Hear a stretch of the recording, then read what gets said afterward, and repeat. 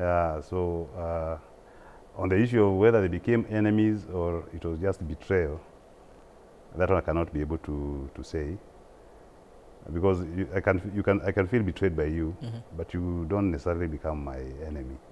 I just become careful with you next time. So I think I'm not in a good position to answer whether he made enemies, but for sure one thing I know, some people felt very betrayed, very betrayed, and maybe they had said next time they'll be wiser. They'll be wiser. Learning from some of the mistakes. Okay. Yeah. Another thing that Raila was able to do, maybe besides that of enemy, he was able to make a lot of friends. A lot of friends. He made a lot of friends in the coast, a lot of friends in the Mount Kenya region, a lot of friends in the western region, even to personal level. He had many friends. What would you say was his strategy to be able to command that large of a constituency, across board? You know, he goes to Wajir, he's celebrated. Yes. He goes to Mombasa and the coastal region, he's celebrated. He goes to Western, Nyanza, Kisii, celebrated. You know, Rift Valley, some parts of it, and even central Kenya. That's very true. No. I think the strategy there and the lesson that I learned from him, you know, having come from a cosmopolitan county, Nakuru is cosmopolitan, just like Kenya it is build bridges with all communities and all people. Don't isolate yourself. That I'm from Nyanza, you know, so I'm going to command, you know, Nyanza. Nyanza alone cannot rule this country.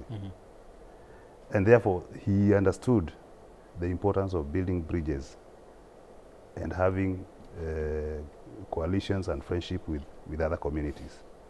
And when he goes to Wajir, for example, he could adorn their cultural attire. You know, it makes these people feel, I am part of you. No. Goes to Turkana, he adorns their attire. He goes to Lamu, he puts on that kashuka.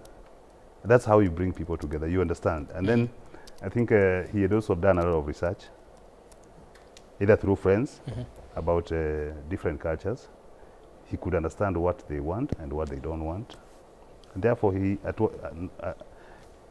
was very careful not to offend any community. Of course, through those friends, they could tell him, this is what we like and this is what we don't like. And therefore, even in his utterances, he was careful not to offend any community. And I believe that's why he had all that that following, that big following, I mean, the countrywide, you know. At one point, you remember during which election? Was it 2013? Where a map of Kenya was drawn and... Yeah, we were talking about secession. Secession. You can actually divide the country in half. Did you see that he had even a bigger region than... Yeah. And there's a conversation on who exactly takes Nairobi. Then it was NASA to take, or was it a Code Coalition back then? Which you would not want anyway. But sometimes it's also good for us to remember. You know, Kenyans, we forget very fast. So when he makes such kind of a decision to now join that government, you could see the danger that was there for this country. Because he said that he cannot oversee you know, the subdivision of this country. Yes. So what was I saying? That's how you could be able to make friends. Okay. Yes.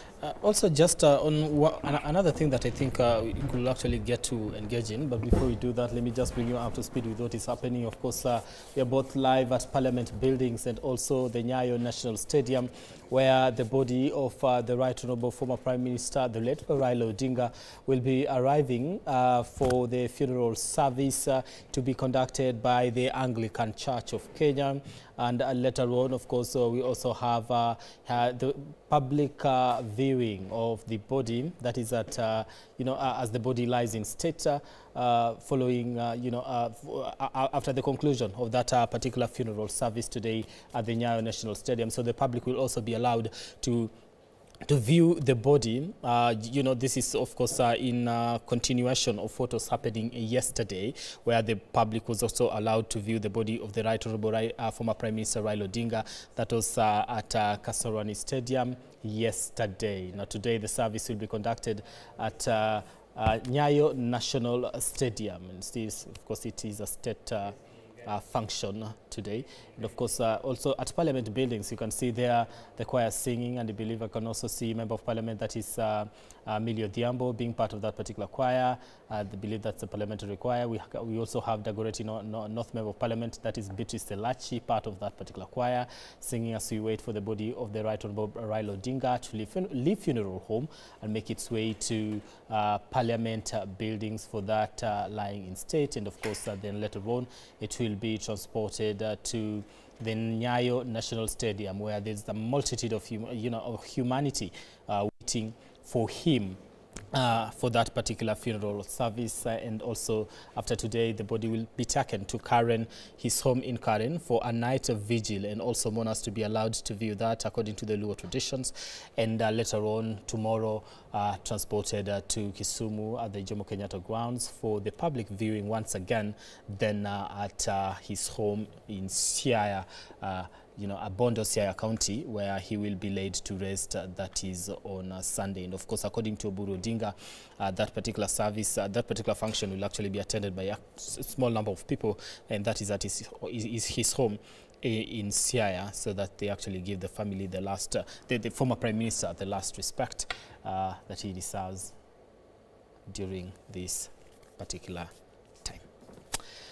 All right, as we continue following on this one, let's continue having this conversation in regards to the fallen legend, the political enigma.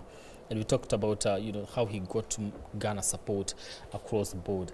Let me talk to you about why he was a political enigma, why people called him an enigma in matters politics in this country. You've had one-on-one interactions with him. Would you say, it was how he thought, or what exactly? Thank you. I'm happy to see that finally he's going to lay in state at the Parliament buildings. Yeah. You remember when we started, I was praying that happens. That happened, yeah, exactly. That's very good. I'm happy that. Now, you talk about political enigma. Yeah, he was. You see, something I've come to observe about him is that he doesn't rush to make a decision. He's a very observant person. He listens a lot. He used to listen a lot. And by the time he makes a decision, which maybe he doesn't even have to tell you or share with you. Like the decisions that we've just talked about here, during Kibaki's time, during Kenyatta's time, as you say, he was listening to all these people. Yeah. And probably most of them were telling him, we shall never join this government. We shall never talk to this person. We shall never do this. So probably that explains why they say they were sidelined. Because behind his back, his mind, he knows the decision he's going to make is good for the country. And therefore, if I continue talking to these people, remember there's a talk at one point during the Kibaki was 2007 election. At one point somebody talked about something, was it Joho, during the last election? He mentioned how somebody decided that it will not go and it will not just go like that. Yeah. And that's how the post-election violence started. Yeah, we can't just lose like that. Yeah. You heard about it. Yeah. I'm not in a position to talk about it because I was not there. Just a moment. Of course, what you're seeing on your screen right now, we do have the family of the Right Honorable, former Prime Minister Raila Odinga, that is at Parliament. We also have, of course, those are the children of Raila Odinga. We have Winnie Odinga. We also have that is Raila Jr. And we also do believe other family members, including his aide, that is was his bodyguard, who was with him in India when he collapsed and died. You're saying? I was saying, probably that explains why he was not consulting. Because if he continue consulting, probably people would dissuade him. So that's why he decided to just go ahead and implement what he thought was right for the country. Yeah. So that was one of his political strategies. Okay. And I believe you don't need to tell everyone everything that you're doing. Yeah. Because that might be used against you. So I think that was his principle and concept. Yeah. Yes. Was it a good one? Was it a good one whereby sometimes you when it calls for very serious matters such as national unity and security, I think it's a good one. That's why even every security matters are secret. We don't get to be told what is being planned. Even in warfare, you don't go to be told what kind of tactic as a country you're going to use, what weapons you're going to use against your enemy, because it will leak to your enemy. And your enemies will use that against you. So, to some extent, it's a good strategy. You don't be so open with everything, especially in politics. Yeah, put your sword behind you. Put your sword. Don't go, brandishing it. Okay. The other one might have a gun, and he'll finish you. Okay. So some people say it's political betrayal and all that. Yes. And, the issues to do with political betrayal to some extent. So is that a tag that we get to shed at the moment? A tag.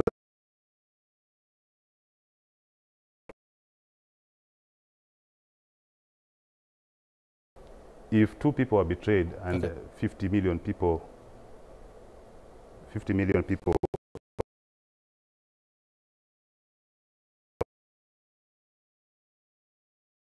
betrayal, so be it. All right. Yeah. Thank you so much, Honorable Joel, of course, for your time and coming here to help us mourn the Right Honorable former Prime Minister, that is Raila Odinga. Right now, I want to cross over to Parliament buildings, where the body of the late is expected to be arriving anytime soon from now.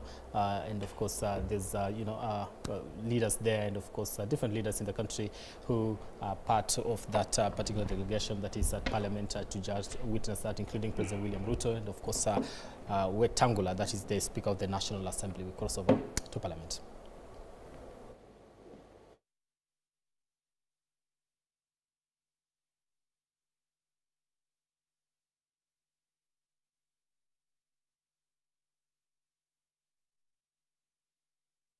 Raila Amolo Odinga, a statesman who touched countless lives, championed the reforms that shaped the democracy, progress and growth of this nation. We Kenyans thank you, Lord, for the gift of your servant. Lord, you alone are the giver of life and every blessing. Grant comfort and strength to his family, relatives, and the entire nation. May your consoling presence to them all bring peace, solace, and hope.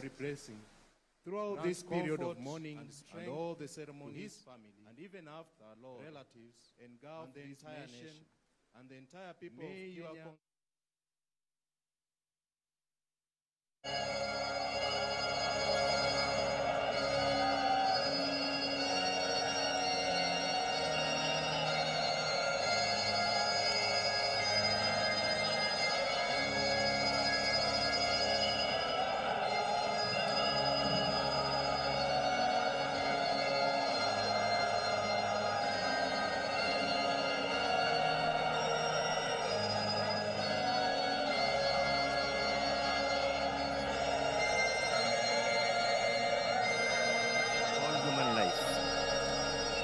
As the nation mourns our beloved leader, a hero, a mentor, a patriot, a statesman, and your faithful servant, the Right Honorable Raila Amolo Odinga, we thank you, O Lord, for the life you granted him to live amongst us, and for his service to this nation and this National Assembly.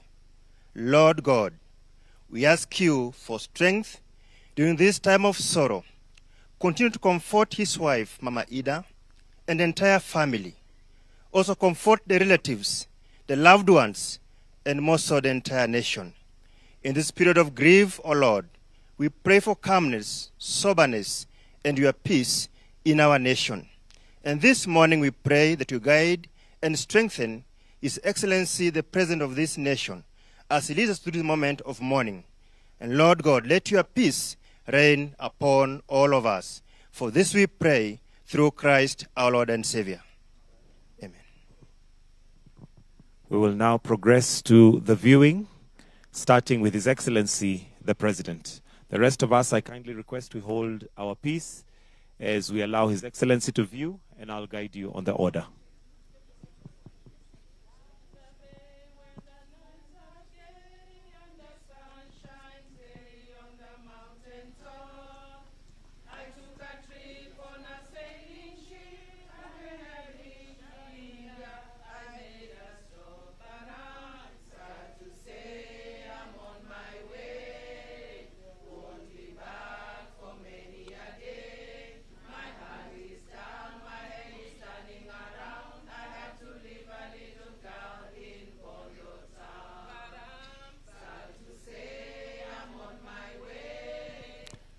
Family, let's have the family.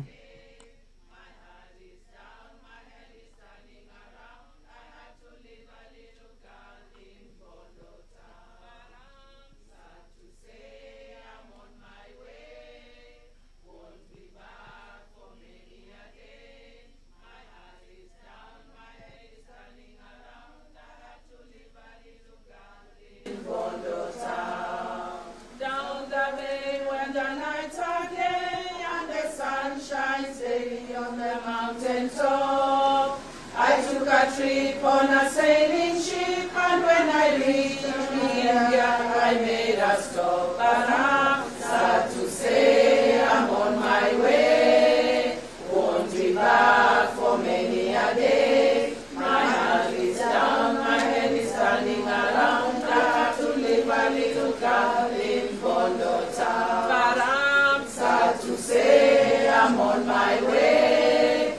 Won't be back for many a day. My heart is down, my head is turning around. I have to leave a little girl in Bondo town. But I'm sad to say I'm on my way. Won't be back for many a day. My heart is down, my head is turning around. His Excellency, the Deputy President. Down the bay where the nights are gay and the sun shines daily on the mountain top. I took a trip on a sailing ship, and when I reached India, I made a stop. But I'm sad to say I'm on my way. Won't be back for many a day. My heart is down, my head is turning around. I had to leave a little girl in Bondo town. But I'm sad to say I'm on my way. Won't be back for many a day. My heart is down, my head is turning around. I had to leave a little girl in Bondo town.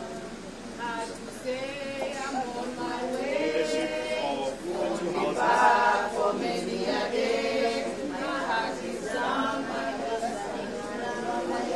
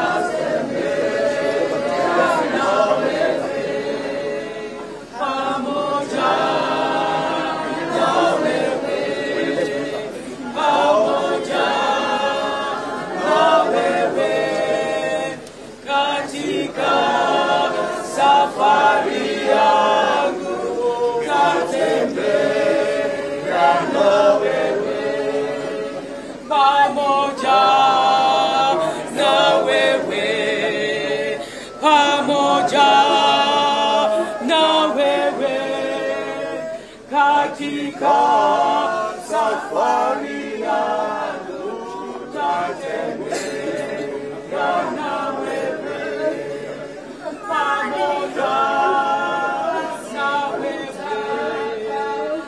ili niheshimiwe na yanikute mashaka sawa sawa na wewe, pamoja na wewe, pamoja na wewe.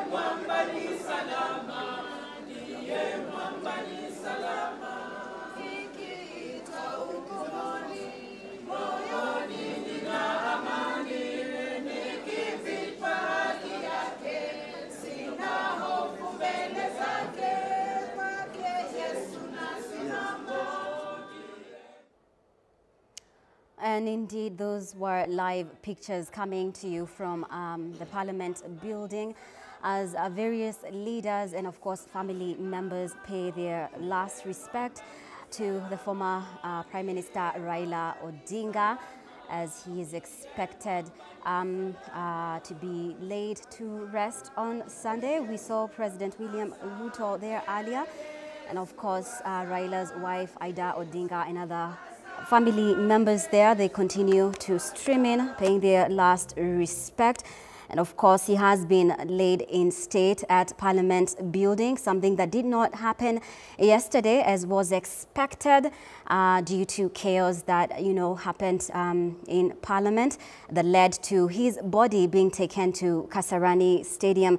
And of course, as I mentioned earlier, we are expecting a state funeral service at Nyayo Stadium. We did see several leaders, as well as from the opposition, Eugene Wamalwa, party leader of DAP Kenya, as well as other leaders. A lot is expected today.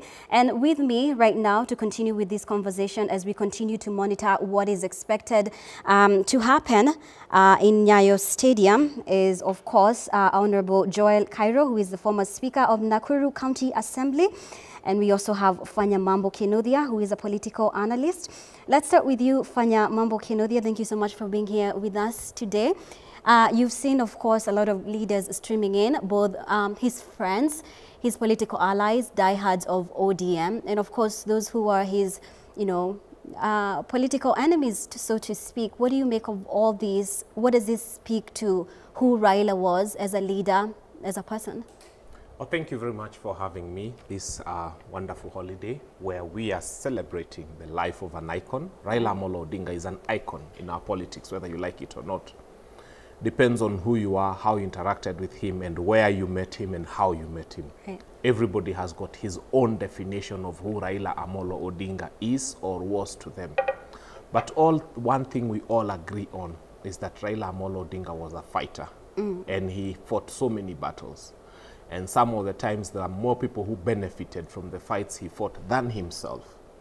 So the fact that his friends are there, the fact that people who were perceived enemies are there, Right. the fact that there are people who they were on different sides of the political divide with together are there, or yeah, you know, shows you that Raila Amolo Odinga was respected and celebrated. He was loved, he was hated also in equal measure, but Raila Amolo Odinga was Raila Amolo Odinga. Yeah. All right, thank you so much. Honorable Joel Cairo, I don't know, you did mention a few things while speaking to Brian Amoy, and of course, we did not, you know, his body was expected to lie in state yesterday. That did not happen, and there's a lot of questions in terms of better coordination by the committee led by Deputy President Professor Kithure Kindiki. Do you see that happening going forward? I mean, we've just seen that the body has been laid in state. That did happen this morning. It is happening. So what should we expect? Are there expectations of better coordination according to you? I think I had expressed some reservations in the morning, and I was a bit sad that the body had not been laid in state at the Parliament. But I'm happy that that has happened. And what I'm seeing, given the very short time that we have, the coordination should be more swifter. For example, I'm expecting right now that all the preparations in Kisumu have already been done. Security has been put in place, and so that they are able to go with the timetable that is there. So yes, I'm happy. You see, already we are behind schedule. The church was supposed to, service was supposed to start at 8, as we had said. So it means we are still lagging behind. They need to use some, I mean, you know, there's something called a theory of, what do you call it? Research. This is a strategic way of doing things, to plan. Late time, earliest time. So it seems that we are doing things the normal way. We don't know that this is it's an extraordinary kind of an event with a very short timeline, and it's like now the committee is doing things right now here, next here. They need to have a clear program, an implementation matrix for the remaining hours before we lay down Baba. Right. I thought they would have brought in some experts when they were doing all this. We have experts who, they can even advise you on how aeroplanes, you know, do fly, which routes to take. These are experts that we have them in Kenya. It's called operations theory. They could employ operations theory so that every step is meticulously calculated. Okay. Otherwise, for now, it's like, oh, let's go to the Parliament. Oh, now let us clear this. From now on, everything should be put in place. And we have all the resources to do that. I think the government has all the resources. We have all the personnel to do that. Moving forward from this church service, we would not want to see anything lag behind. Because moving by these, even getting to Bondo, if going by what happened the other day from airport to Kasarani took 5 hours, right, then it means moving from Kisumu to Bondo might take a day or two, if that is going to happen. Right. And so we need them to plan. Right. And to also advise people on where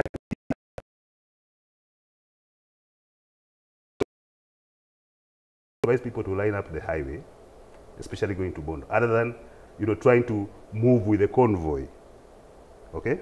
Fanyamamba, what does this say about our intelligence service? And of course, Honorable Cairo has mentioned, you know, the procession to Bondo during the burial on Sunday. And of course, we're expecting various heads of state, including Cyril Ramaphosa from South Africa, from Zimbabwe, and of course, just neighboring country, Samia Suluhu, and of course, Yoweri Museveni from Uganda. I mean, this is something very crucial in terms of security measures that have to be put in place. It's not an easy thing. So what does this say about our intelligence service? Are they going to be able to hack it, given the timelines? And What do you think they could have done better? Two things. I think they prioritized loyalty over professionalism. That whom do we trust in the process? Who are we going to have in the committee? But these people were not professionals in what they were doing. They were the people in government holding government positions. That should have been a committee of experts. For example, the Indian Prime Minister is on record as having offered the Indian jet to come and bring the remains of Raila Amolo Odinga to the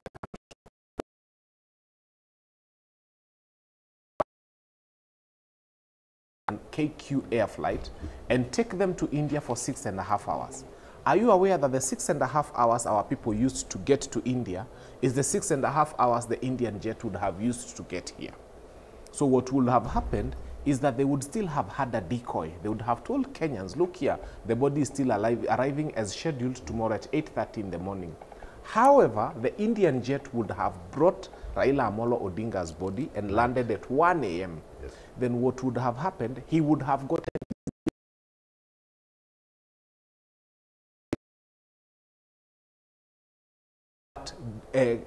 but make sure you air it like an hour or two later.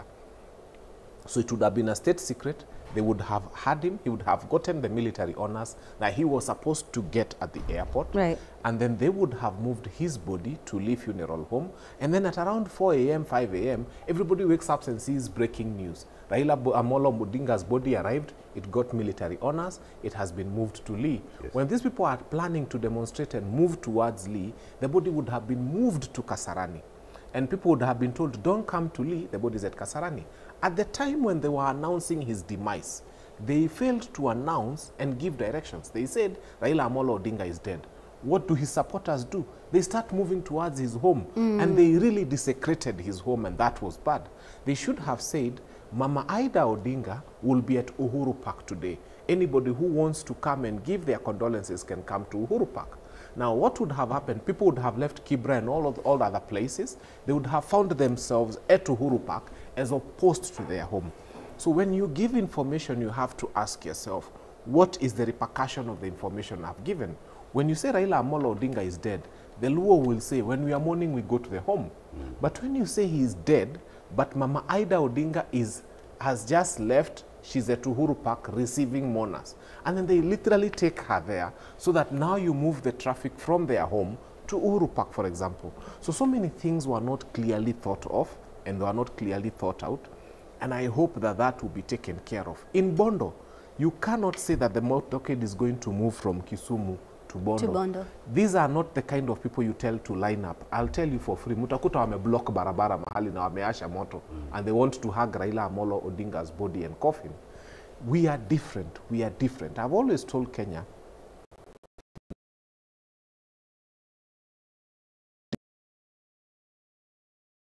is as big as the difference between an American and a Russian, or an American and a German. Those two people cannot live in the same country. But we try, we do our best. Right. That's why when you saw when Mwai Kibaki died, the vehicle that people are seeing on the screen that was carrying his remains was able to move uninterrupted. And they knew a normal Kikuyu person will wave at Mwai Kibaki and let him be and bow, and that's it. But a normal Luo man, a normal Luya man, and we saw when even Kijana Wamala was being buried, is very different from a normal Kikuyu man in terms of how they mourn. So whether we like it or not, we are intrinsically different. We are completely and totally different. And we have to appreciate those differences and plan with those differences in mind. Because you remember when Moi, the late President Moi, died, again, the Kalenjin person does not mourn the same way as the Luo. And that is why the same entourage, given that Moi had led us for 24 years, you'd have expected a violent upheaval. But because the Kalenjin person is a lot more reserved than the Luya person or the Luo person during the burial ceremonies and burial rites, the Kalenjin did not do what was happened. So anticipate, appreciate the cultures. The Luo are not bad. They were just brought up that way. That is their culture. So let us plan with that in mind and say, look here, these are not terrible human beings. They are cultured that way. How do we deal with people who are cultured that way? So they planned for Raila's death with a Kalenjin person in mind or a Kikuyu person in mind. With the Kenyan in mind, with just the Kenyan, any, but yeah. yeah. Right. Honorable Cairo, I don't know what you make of what Fanyamambo is saying. How do we reconcile that the mourners, the supporters of Raila Odinga have the right to mourn him in their own way, you know? We are different ethnically. So how do we reconcile that? We saw what happened yesterday. I believe 3 people, you know, were killed. That's the number we have so far.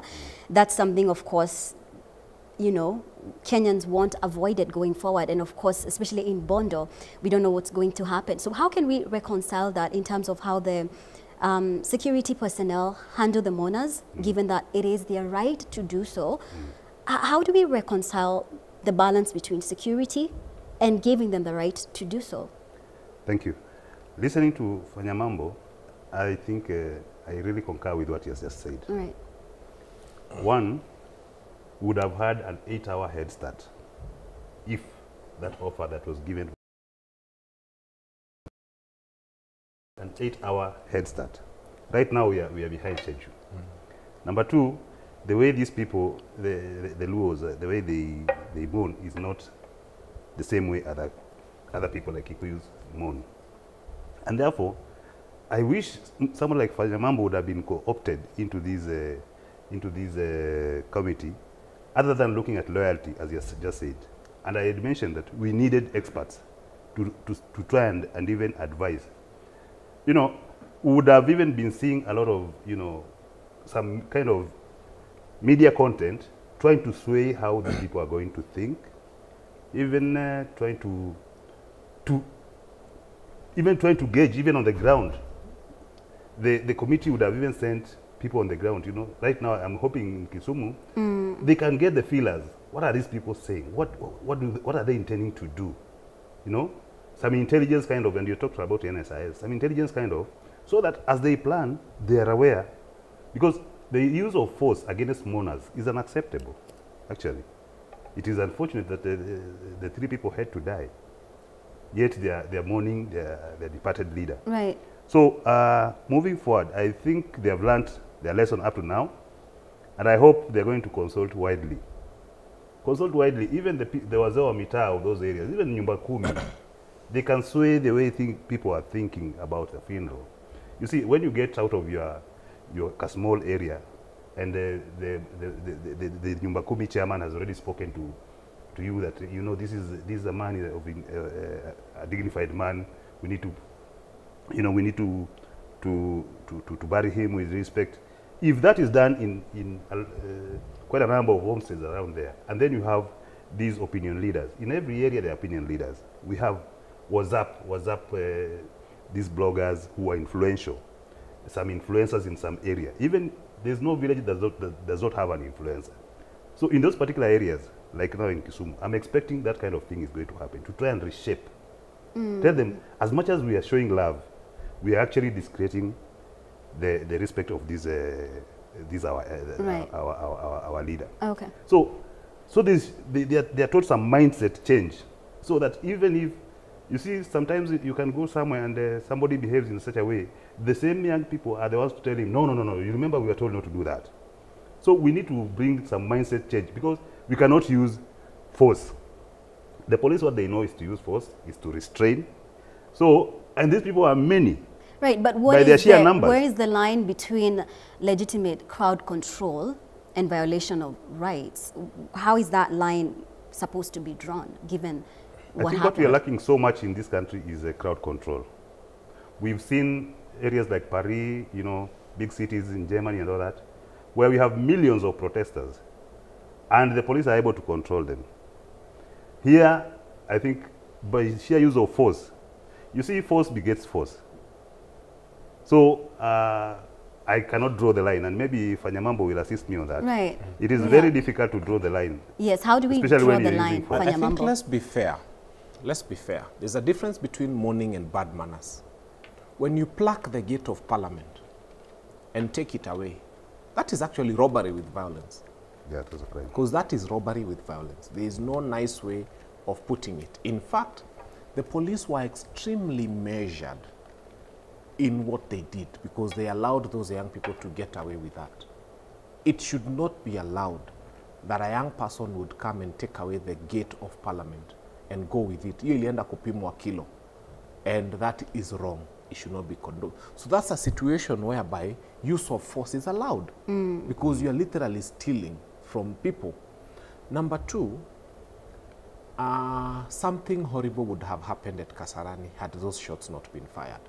The police had really tried to restrain themselves. Can you imagine from the airport the amount of trouble that the police went through? And by the time they got to Kasarani, for them to have opened fire, it was either they opened fire or the casket would have been overrun. Now, can you imagine a situation whereby there would have been a stampede on Raila's body? And remember, some of these young people were on record on their TikTok pages saying that Raila is Ezekiel Sunday. He's a king. And some of them were making it very clear. The idea is to steal the body and hide it and mourn with it for 30 days so that Raila is buried after 30 days. They were saying he cannot control them after he's dead. So I do not justify the use of bullets. But at the point where we feel that his body was going to be desecrated, at the point where we feel that they would have started carrying his coffin and doing all sorts of stupid things, I feel like for the sake of the family, it was important to use a lot of force to protect their beloved's body from desecration. Right. So I think that our people also have to be measured. It cannot be one way that we say that all the time we expect the police to be measured in what they do. Right. We must also tell civilians to be measured, because you cannot come and disrespect somebody's father's body and disrespect somebody, because this is a father, this is a husband, Right. this is a grandfather. Why do you want to touch their body? Why do you want to move around with Are their Kenyans body? too Why entitled do when you it comes want to public figures, Fanya Mambo? Because we understand there is a petition that has been filed wanting to contest, you know, the burial within 72 hours. Where does that audacity For me, come I from? think that's a busybody, to say the least. Who are you? You cannot be more important to Raila than his wife and his children. Right. I think for me, what matters right now first is his wife, his children. That's true. And what the wife and children say is important is what we follow. So this is a family decision. As a state, we come in and pay our respects and support the family in mourning. In as much as he was a leader who touched the lives of all of us, the family comes first. And that is why even when I saw what was happening at Parliament, at first I felt disturbed. Why is President William Ruto viewing the body before the family? Because burial is a family thing. So family should have come first, and then the president, But it being and then a others. state, It him doesn't being accorded matter. a state funeral, don't you think that Before was you warranted? become a state person, you are a family person. And Raila Amolo Odinga is more important to Ida than to the state. Raila Amolo Odinga is more important to his children. Remember? But isn't that the protocol? No, I mean, no. with the previous... Go and look, because we've had presidents Right. who've been buried even in the United States. Their family. But what about Kenya, constitutionally? It doesn't matter. What matters is who has died. To them, he's a father. They'll only have one father. To you as a country, with time, you'll have other big political leaders. Kenya has had 5 presidents so far, and it's going to have more. But but Raila, I mean, Fidel and all his family members and Ida have only had one father and one husband. Right. And he's going to be the only father they are going to have all their life.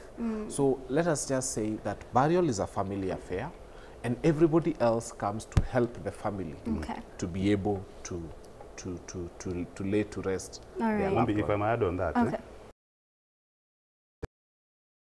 Because, as he says, burial is a family matter. I thought that, you know, there's a tendency to take credit for everything. And sometimes we go too far to try and get this credit, to the extent that we bring some funny protocols, or protocols that are not the right ones. It is the wife who is supposed to have, and the family, to look at the body first, when it's laying in the state, because that respect has been bestowed to their father, and they're the people to receive it as the first. And should that not happen, and even if you go to that big extent or further extent and decided that they are not going to be the first. To me, I thought it should have been even the speaker, given that we have separation of power in this country. We have the executive, we have the legislature, and the judiciary. So, and you are in the parliament. So who is the head of parliament? See, it is the speaker. If that was to go by whatever just happened. Right. So I joined Fanyamambo by saying that that protocol has been breached, and probably the protocol, the culture and protocol department should look at that maybe in future so that we don't have that kind of confusion. Right, and of course we are continuing to monitor everything that is going on in Parliament buildings as well as Nyayo Stadium. And of course the military procession is on standby to take the body of former Prime Minister Raila Odinga to Nyayo Stadium. We have seen that Prime Cabinet Secretary Musalia Mudavadi is already there, and he was heading the delegation that went to Mumbai, India, to get the remains of Raila Odinga and bring them back home yesterday. And we are going to be telling you every detail when the military procession does leave Parliament and makes its way to Nyayo Stadium. Of course, President Ruto has already left Parliament as well as Deputy President Professor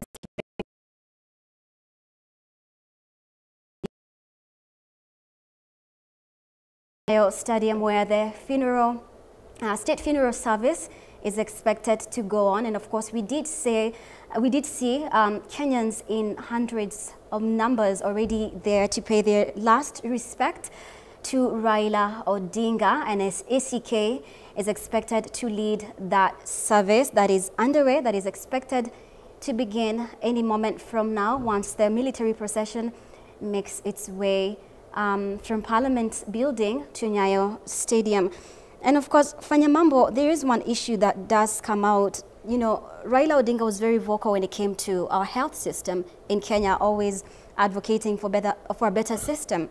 But he went to seek for health services in India. What does that say about our health system? Thank you. I think it's not just Raila Amolo Odinga. Many African leaders have died abroad. And most of the African leaders who die abroad, in hospitals abroad, die in a hospital that the amount of money they die worth would have built 10 or 20 such facilities even better. Right.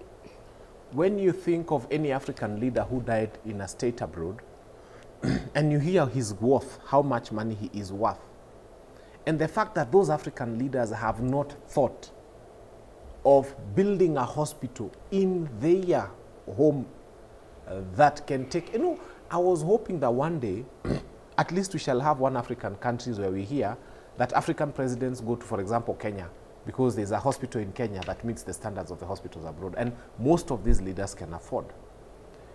They go out there. Remember, Raila Amolo Odinga was not seeking for an affordable option in India. He was not looking for a hospital that is cheaper. That was not the question. Right. He was looking for a hospital that can do what Kenyan hospitals are not able to do. Right. So why we as a country have not invested in having our hospitals get to the standards of those hospitals that we go to seek medical help abroad is a big question. But secondly, I'm looking at the crowd at Nyayo Stadium. I don't know, maybe I'm too critical in my thinking. Have you realized that the caliber of mourners at Nyayo Stadium is very different from what we saw yesterday? Have you realized that they all have a flag and a white handkerchief? Does that tell you something? I know people started being seated as early as 4 a.m. Right. And there was a lot of security screening going on. Are we having the actual genuine mourners? Or are we having selected Kenyans coming in? And who selected them and why? Look, everybody is coming in. They appear to have the colors of the flag. They all have white handkerchiefs. They are not carrying matawi like yesterday. And their demeanor Are you saying that these different. are the genuine mourners as opposed to what we saw yesterday? I'm just saying Kenyans need to open their eyes to what is happening in Nyayo Stadium and ask themselves those questions. Okay. Interesting. What do you make of that, Honorable Cairo? Wow. Talking of mourners. And the reason I said that as he comes in is, There were things that mourners were singing yesterday. Right. All of you have them on record. And there were things that they were saying yesterday. I won't say them here because you watched those clips. Just go see what songs were they singing, what words were they saying. Yes. To prevent that from happening at the National Stadium, we have to select the mourners who come here. And if possible, we have to mobilize the mourners who come to Nyayo National Stadium and to give them handkerchiefs. Yeah. Otherwise, the songs they were singing yesterday will be sung here. Okay. Yeah, Mombi, talking about mourners, allow me to convey condolences from the young people of Bahati, led by Kemani. He just sent me a message here. In Nakuru. Say they condole with the family of Raila Odinga for the loss of Raila. Coming to the crowds here, as you just said, we know we are politicians, and we can be able to tell you what kind of a crowd this is. We can be able to tell you this is a generic crowd. It has just erupted. No one has mobilized that crowd. And most of the time, you will not find them with a common item. The only common item you'll find them with are twigs, like you could see, because everyone can get a twig from anywhere. But the moment you see handkerchiefs, flags, somebody has purchased them from somewhere and have given these people. And as my brother here has just said, the chants that were there, we saw chants in Siaya, we saw chants around here. Because of fear of that thing happening in the biggest crowd that is going to be in Nyayo Stadium, then there's a likelihood that politicians have mobilized the mourners that are here. And therefore, some of the mourners that walked from JKI to Kasarani are conspicuously missing in this crowd. Are you saying they've deliberately been locked out? I can't say. Maybe some of them have also been mobilized within here, but now there's some motivation, kind of. So, and there's a way they've been told to behave and even chant and sing. You see? Because yesterday they might be singing that. You know the economic times. And today, some, I'm not saying everyone, today, if you're mobilized, you're told to do this. Some. So we can tell you that this crowd is a generic crowd doing this, whatever they are doing naturally without anybody telling them to do. And we can also be able to tell you this one has been mobilized for a specific purpose. All right, let's assume that's the case, Fanyamambo. How do they control that in a place like Bondo? The truth is, you know, sometimes when you have a flu and you try to block the nose so that the makamasi stops coming out, or you have a running stomach and then you try to block the exit, instead of dealing with the fact that you have a running stomach, what you are doing is wasting your time. So this is a situation of a country having a running stomach and trying to stitch the exit with super glue or a sellotape and saying, haitatoka. This is where we are. The truth is, there's a lot of disaffection towards this administration amongst Kenyans. And it's going to be manifest in Bondo. It's going to be manifest in the whole of the Nyanza region. There you cannot be able to decide who goes to the stadium and who does not go to the stadium. Once the remains of Raila Amolo Odinga arrive in Nyanza, it's going to be a very different story. The ball game you are seeing here is different from what you're going to see on that other side. Right. And that's why you are seeing the state function is happening here. I strongly doubt that our leaders will be present at the Bondo event. That might just be a church affair and a family affair with the state providing security. That's why they're doing it in Nairobi. Okay. And there it will be raw emotions. There people will tell one another the truth. Unasikianga kuambiana ukweli. There it will be said as it is. And he'll be laid to rest, and we wish that everything goes smoothly and goes well. Okay. And all I can say is this idea of trying to manage situations is as old as politics itself. And we are watching, and Kenyans are clever, and Kenyans are observant, and they have a third eye they can see. Right. And for the first time, we are seeing people who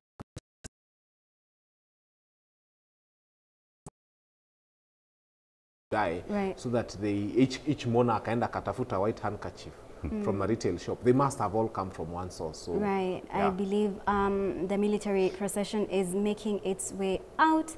According to the pictures we are seeing from Parliament. I'm not sure if he's about to make a statement or what's the clergy. We can see the clergy there from ACK. That is a military procession that is expected to head with the body of Raila Odinga to Nyayo Stadium. You can see those live pictures, and this is just right after the family members, as well as leaders, members of parliament, President Ruto, paid their last respects and viewed the body in Parliament building. Where he was laying in state. That did happen. That is something that did not happen yesterday. We are seeing Speaker for National Assembly, Moses Wetangula, there. So we believe the process is now going to take place in a few minutes, where the procession will take the body to Nyayo Stadium, where various leaders are already there, as well as Kenyans, many Kenyans from various regions who are there to pay their last respects for Raila Odinga. Fanyamambo, we've not seen, we've spoken about who's present, who's not present. We've not seen DCP party leader Rigathi Gachagua anywhere. We saw him, he made a post when the reports came out, and of course he has been making messages on his social media platforms, but we've not seen him anywhere, not in Karen, not yesterday in Kasarani. Is he going to show up? I'll say this, I wouldn't hold brief for him, and I wouldn't say whether he's going to show up or he's not going to show up. He has sent his condolence messages, and he has communicated what he thinks about his whole thing. I guess everybody, as I said, everybody has had their own relationship, and a stage at which, when Raila Amolo Odinga died, Raila Amolo Odinga had died at that this government. Would it have been possible for William Ruto to appear? You see, and sometimes life can be cut short at a stage where you and I have not reconciled. I'll give you a good example. The Gen Zs of this country are yet to feature here, because this death, and I've actually read their posts on social media, they're not very kind. At a point in time when the Gen Zs and Raila Amolo Odinga had not reconciled. The Gen Zs had not believed was a betrayal from Raila Amolo Odinga. So all I can say is the absence of Rigi G is probably an opportunity to live longer for reconciliation to happen. Remember, there was a time when Raila Amolo Odinga and Uhuru Kenyatta had exchanged jabs. In fact, had it not been for that prayer breakfast where they came and said, "You called me Kimundu Kiguruki," and then they forgave each other and they hugged each other and became friends, maybe Uhuru would not have been here because he had called him Kemodo Kiguruki. I think the two had not had an opportunity to reconcile. I don't think they hate each other. I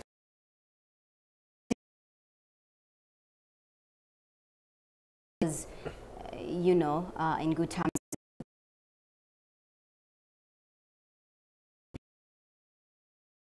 The government, would he have been accorded a state funeral, what we're seeing right now, if he was still in opposition, critiquing the government? First, I don't think, because we know the kind of this administration that is in place right now. It's a very revengeful administration. It does not forgive. And therefore, actually saying that if Raila was still in the opposition, he would have been given a state funeral, that would not happen. I don't think it would have happened because, I mean, he's getting all this because of what he has brought to the government. And the status quo, the government wants to maintain the status quo. And how does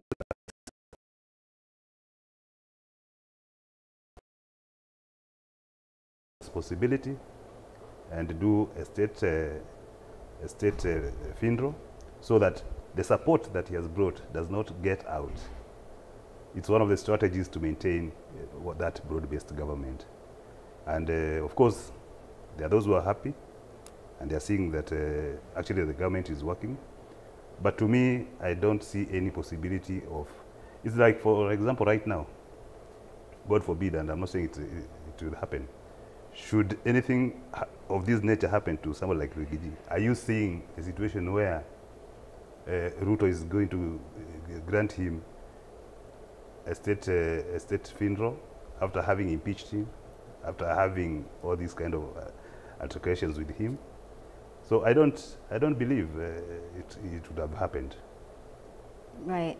And of course, Kenyans continue to ask themselves a lot of questions, whether this government is using this, whole thing as a political event, Fanya Mambo. Do you think that there are some using it for their own personal gain or for their own political gain?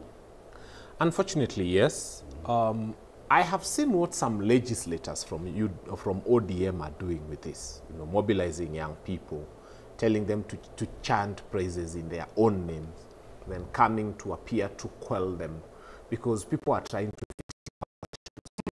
to ask themselves, hata sahi kwa mazishi, unfortunately when you die, there are people who celebrate, but they'll never tell you.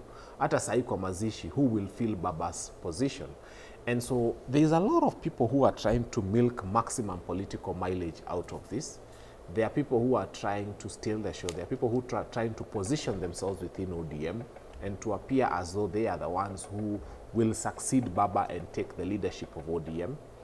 But whatever the situation and whatever the circumstances, I mean, ODM is going to be different, whether we like it or not. Right. The ODM before Baba's departure and the ODM after Baba's departure are two different ODMs, completely, totally, and 100%.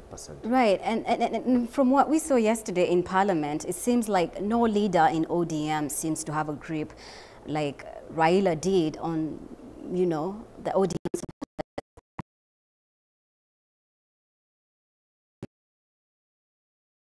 Trying to calm down the crowds who are the crowd that was trying to gain entry into Parliament.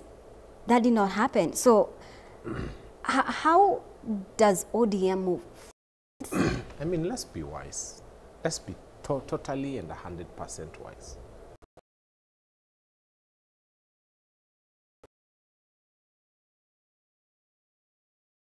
Technically, there, we maybe even.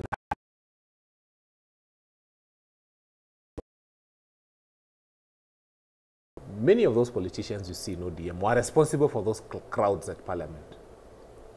And many of them were trying to quell them for their own political mileage, had got nothing to do with trying to bring order. So anybody would be naive to think that a politician, atifanya mambo amekuja, amekutana na macrowds wa DCP, Uhuru Park anajaribu kuambia, oh, nyamazeni, tulieni. You think they'll listen to me? I'll first bring my own 1,000 young people, and then I'll make them to yell and cause disorder, and then I will come and tell them, hey, and then people will see Fanyamambo has got control of these young people, and they believe in him and they follow him. This is a country where I talk of something called the magic of the 500 bob. There is something that 500 shillings does that nothing else can do.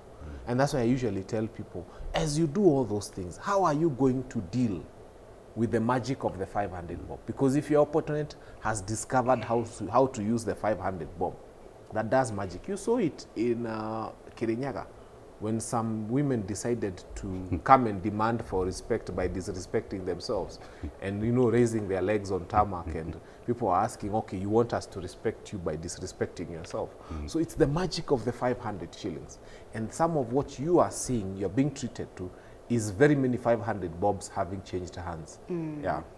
Right. Yeah, Mombi, just to add on that, I would want you to look at those clips, the one you're just talking about, and you compare it with the Gen Z protest, which was generic. Just look at it. It's a reenactment of what happened. It's a choreographed reenactment. How comes you are the only one who can climb every time? The first time he climbed, that was genuine. But this other one is a reenactment. Then you also go to Kasarani, and you look at a member, the same member, calming those people, and even showing them a thumbs signal, relax. So it means the same people.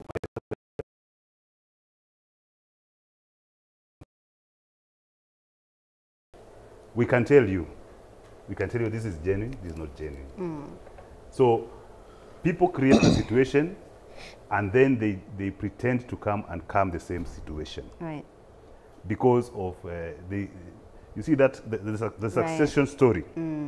Somebody wants to fit into the shoes of Baba. And just to cut you short, Honorable, we are seeing pictures of former President Uhuru Kenyatta has made his way, just arrived at Nyayo Stadium. They're being received by Prime Cabinet Secretary Musalia Mudavadi.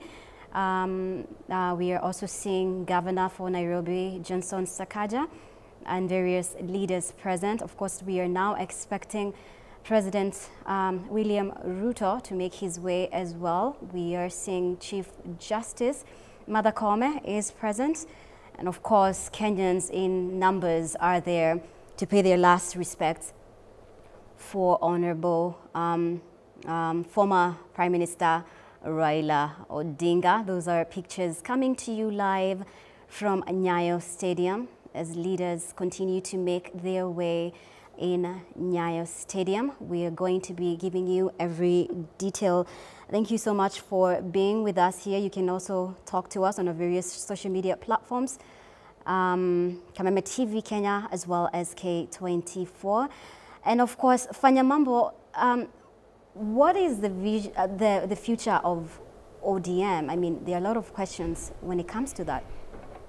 Thank you. I think before I even speak about the future of ODM, I want to speak about the gentleman who's just walked into the stadium. Right. The stadium has come alive You with the can walking see in them. of former President Right. Uhuru Muigai Kenyatta.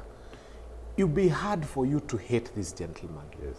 He just carries such an amiable personality that he's creating an ecstatic feeling in the stadium, and everybody is excited about Uhuru Muigai Kenyatta. So we must say he's a statesman and he's loved greatly. And Fanyamambo, before we finish, and why is it so charismatic that when he enters the whole stadium, you know, bursts up?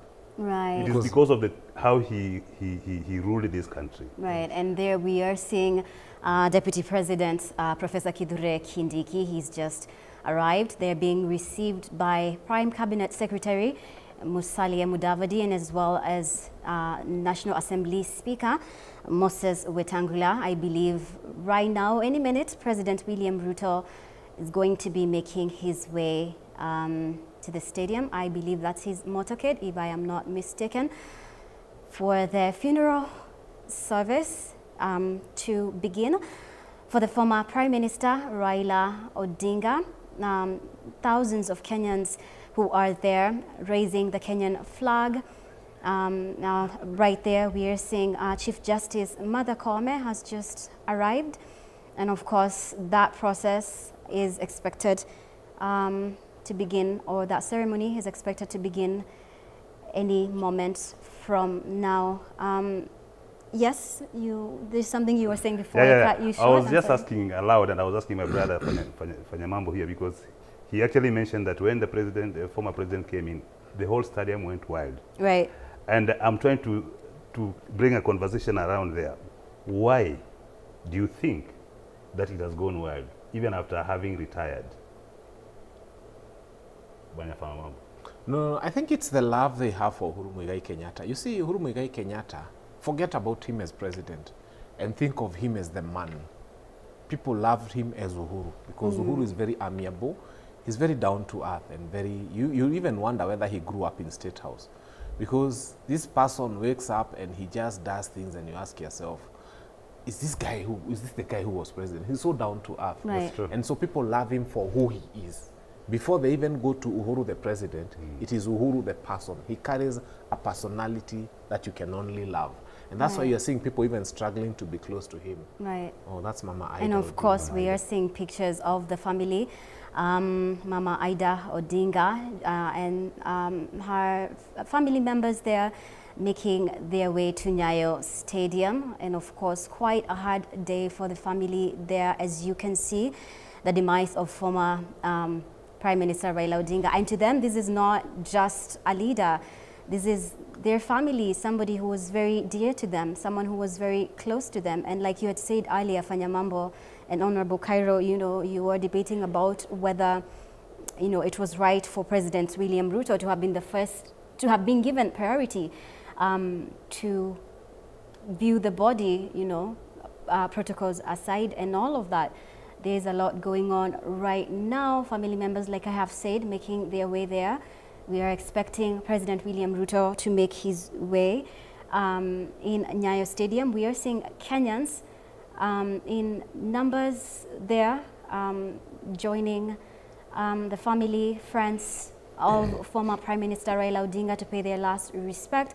And of course, the military procession, I believe, has already left Parliament buildings, expected to make its way to Nyayo Stadium. And as we continue to just monitor who's making his or her way in Nyayo Stadium, Fanyamambo, a lot of people... Mumbi, there's something I wanted to add for what he has just said. Okay. Remember, Uhuru Kenyatta is the one who supported Raila Odinga in the last presidential election. Election, right. And many Kenyans remember his words that the more leader, you will regret. Because, you know, that is the time we had this narrative of dynasty and hustlers and all that. And he even endeared to the people and urged the people to vote for Raila Odinga. But today, people now, when they see him, they remember he had warned them about the tough times that are going to be ahead of them. And I think that's why one of the reasons, when people see him, they remember the words that he spoke. Actually, at one forum, I remember when we were at NDC, people were saying, tell us the direction this time round. We shall not go against you. Thank you. Yeah. Fanyamambo, a lot of people were talking about, we did mention about, you know, some leaders in Parliament trying to calm the crowd down yesterday. And some people did mention, if you monitored on social media, somebody needs to come out and calm them down. Do you think maybe if former President Uhuru Kenyatta had come out and spoken to them, do you think they would have listened? Oh, definitely. You see, first, it's no doubt that Uhuru Muigai Kenyatta voted for Raila Amolo Odinga. It's also no doubt that he availed resources, he availed his time, and he really campaigned for Raila Amolo Odinga. So he meant well. And even after President Ruto was sworn in, Uhuru would still go ahead and say he's still in Azimio and his leader is Raila Amolo Odinga. Those are words that are remembered. So people from the entire Nyanza region who form the bulk of the mourners here strongly believe that Uhuru Muigai Kenyatta meant well for their son. He did what he could, but of course, he also did something that is respectable. He respected the will of the people.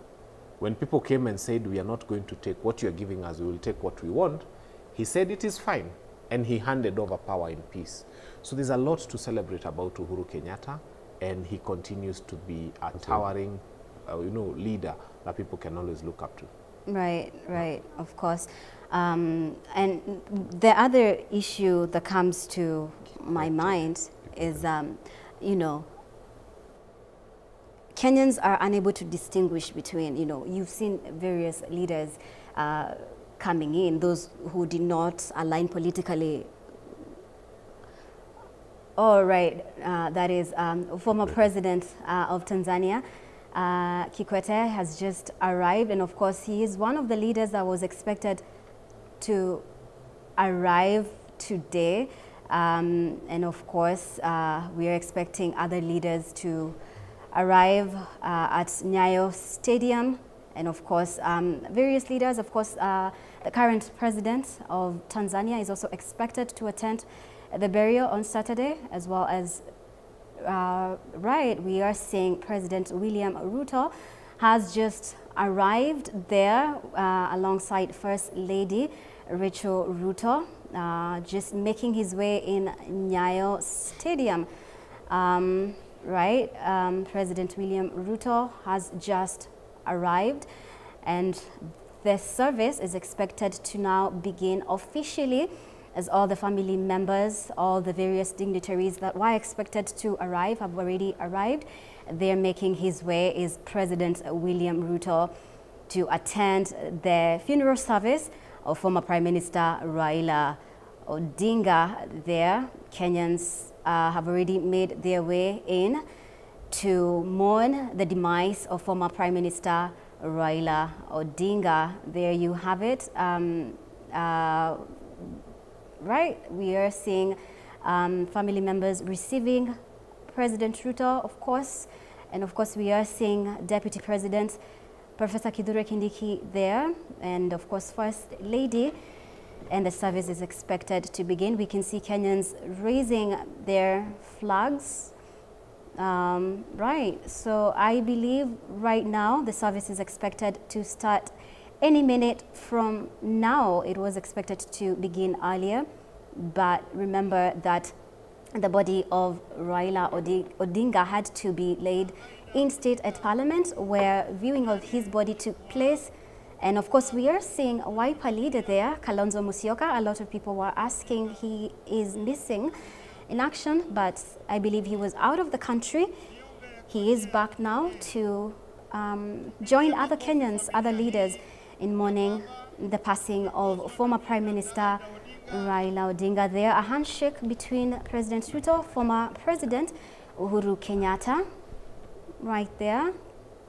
Right, and of course, there's a lot happening, a lot of leaders coming in. I was talking about Kenyans needing to distinguish between politics and not taking politics so much into heart. I mean, given that the leaders who are present right now, the handshakes, it's like, you know, no hard feelings kind of mood. That's very true, Madam Mumbi. Politics, the governor of Wasingishu, Honorable Mandago, said that where Kasiasa Komapaf, put the politics in your lungs. You breathe it in, you breathe it out. Don't take very radical stance, because as Kenyans, everyone has his own political leanings, but we are all Kenyans, okay, one way or another. The same way my brother here talked about communities and all that. It's like this community and this community is like Russia and UK and all that. All we are all Kenyans. At the end of the day, we are one. Right. And that's why I wanted to connect that with also the issue between why I think the leader of DCP should actually come out and mourn with his family, because whatever he spoke was not related to the event of now, because somebody tried to insinuate that the rumors that were there about the health of Raila Odinga was being peddled by Rigathi Gachagua. Okay. And he had to come out and deny and say, no, I'm not the one. So that to me did not even cause this death. So I would really urge him also, because there's still other opportunities, to show solidarity with the family, and maybe he has even shown it, only that maybe it has not been brought to light. Right. But as Kenyans, let's put politics aside. So when you see, or when he intends to go and visit the family, let him be given an opportunity to do that. Thank you. Right, that is the military procession making its way to Nyayo Stadium. Final remarks, Fanya Mambo, as we finalize? I think for me is to tell Kenyans, let us be united in mourning, and also let us be united in showing respect. Let us follow procedure. Let us follow what you're told. As you can see, the supporters, as I told you, now they're already out there. Right. They are about to do the unthinkable. We hope they will not join in this particular procession, because the only thing they're interested is in the body, as you can see. So we are telling them, exercise restraint, let Baba get his respect. Right. Honorable Cairo, final remarks?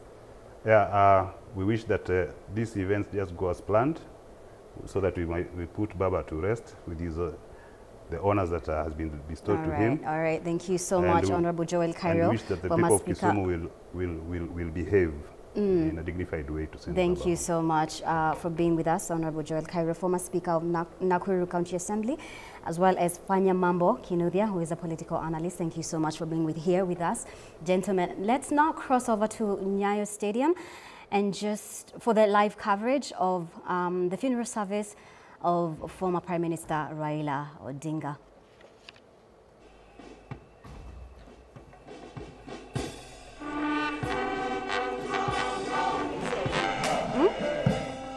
Sikuweng, it's my natural accent. Yeah, don't weng.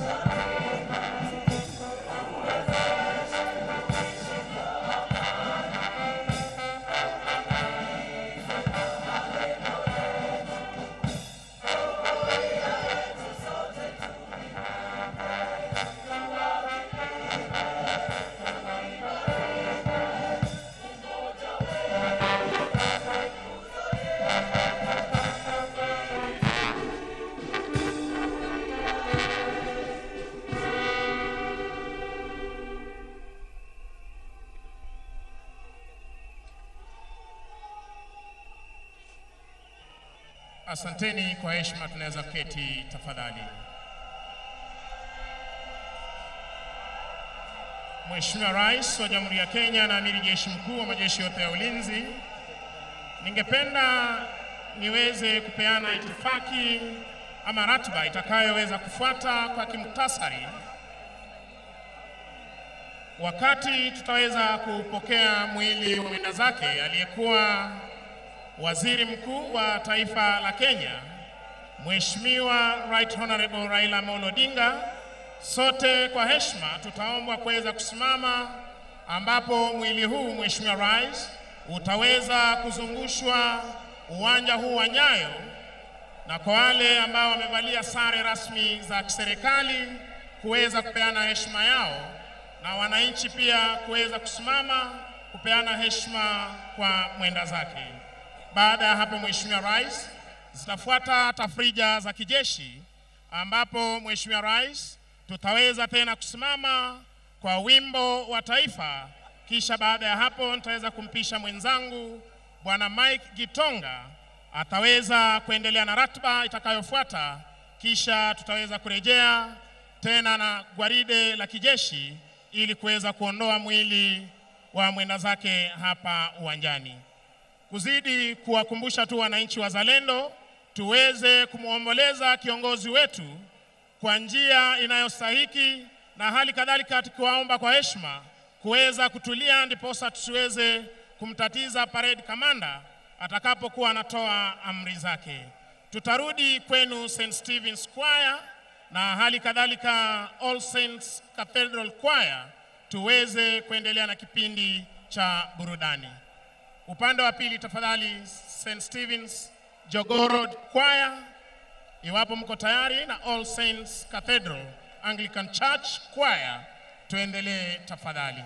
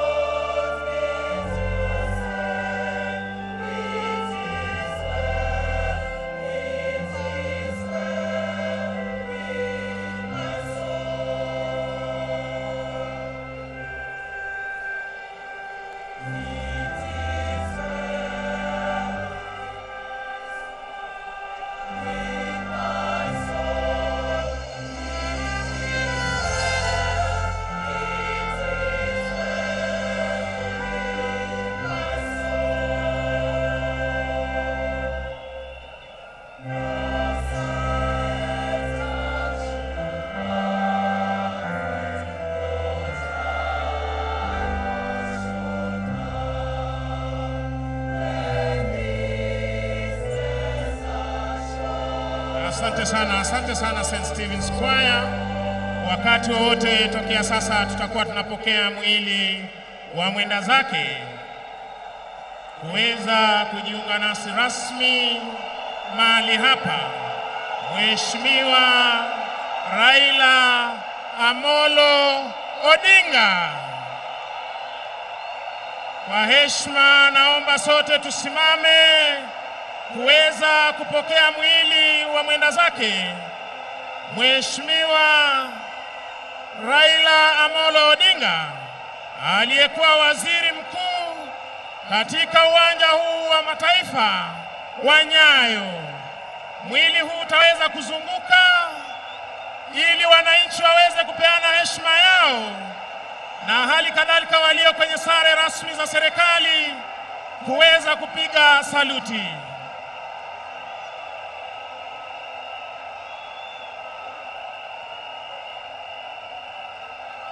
Bendi ya majeshi ya ulinzi mtupe him tunapozunguka na mwili huu tafadhali. Bendi tunaomba mtupe him mwili huu unapozungushwa tafadhali.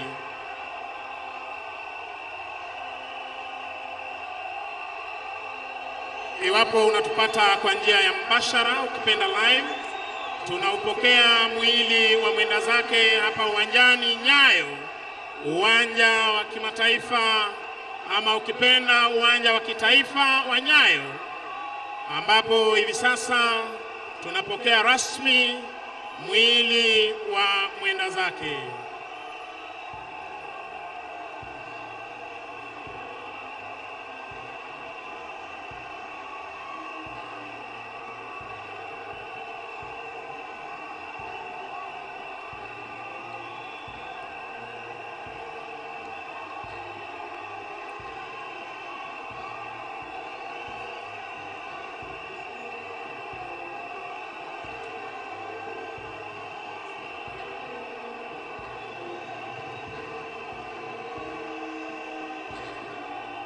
Hakika wema nazo fadhili zitanifuata siku zote za maisha yangu. Nitakaa nyumbani mwa Bwana.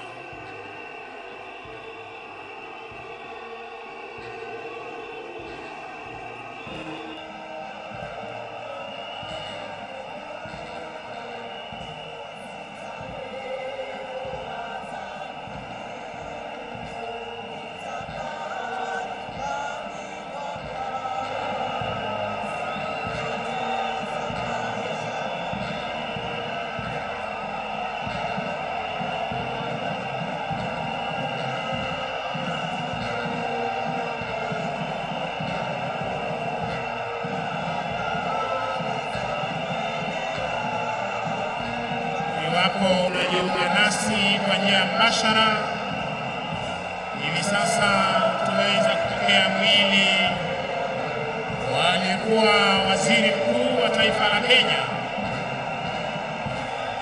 Right Honorable Raila Amolo Odinga, ukiwezwa hivi sasa kuonyeshwa kwenye umma ukiwa umevikwa bendera ya taifa letu la Kenya, ikiwa ni heshima ya hali ya juu ambayo ameweza kupewa na taifa lake kwa majukumu aliyoweza kutekeleza akiwa hapa duniani. Na ni vyema Mwenyezi Mungu ameona tangulie mbele za haki. Tunazidi kushukuru Maulana kwa miaka 80 aliyoweza kutupa tukaweza kuishi na kiongozi wetu Raila Amolo Odinga, na hali kadhalika tukishukuru yale yote aliyoweza kuchangia kwa miundo misingi ya taifa letu la Kenya. Wananchi wakiweza kupeperusha bendera hivi sasa, wakiweza kumpa buriani kwa heri Mheshimiwa Raila Amolo Odinga, hii leo ikiwa ni misa ibada, na inshallah siku ya Jumapili tutaweza kumpumzisha.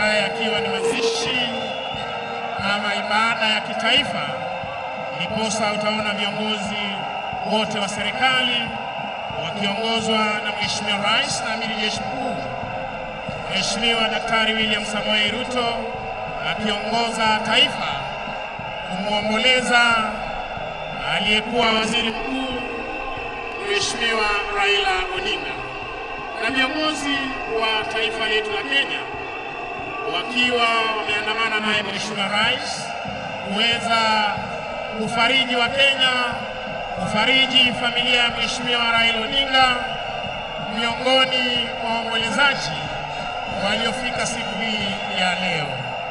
Asante sana bendi za majeshi ya ulinzi, tuwe standby kwa wimbo wa taifa. Bendi za majeshi ya ulinzi, tuwe standby kwa wimbo wa taifa.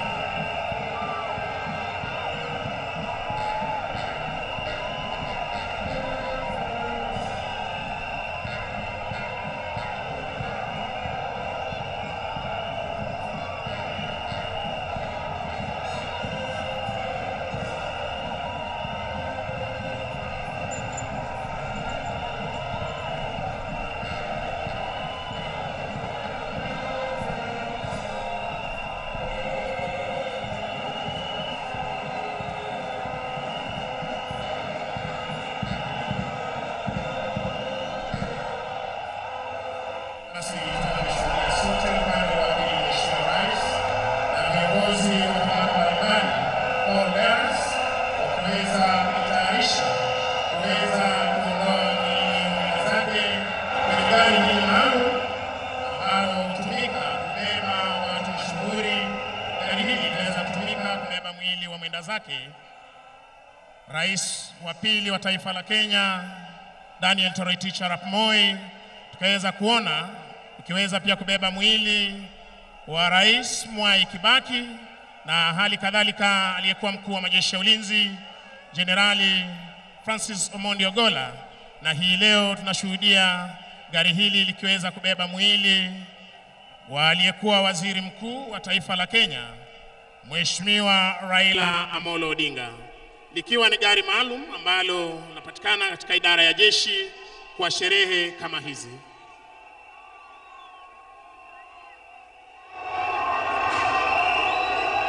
Maafisa watakaobeba mwili wa mwenda zake hivi sasa wakiweza kujitayarisha ili wakabebe mwili huu hadi mahali tutakapoweza kupokea wimbo wa taifa, kisha tutaweza kuketi na nitaweza kumpisha mwenzangu aweze kuendelea na itifaki na ratiba itakayofuata ya misa ibada ya mwenda zake.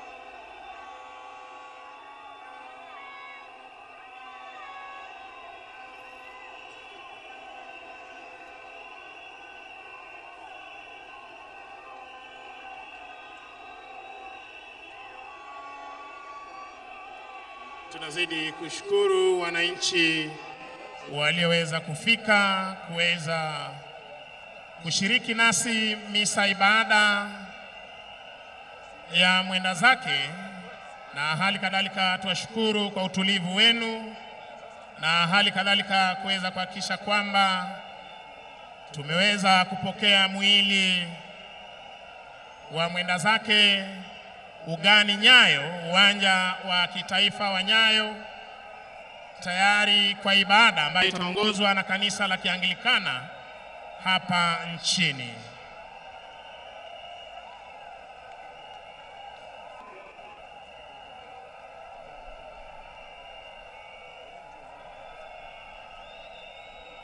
Haya ikiwa ni ibada ya kitaifa ya mwenda zake aliyekuwa waziri mkuu Mheshimiwa Raila Odinga, mwili wake hivi sasa ukiweza kutayarishwa na pall bearers ili tuweze kupokea mahali hapa rasmi. Tutakapopokea mwili huu, gwaride litaweza kuendelea, kisha tupate wimbo wa taifa, na baada ya hapo tutaweza kuwajuza ratiba itakayofuata.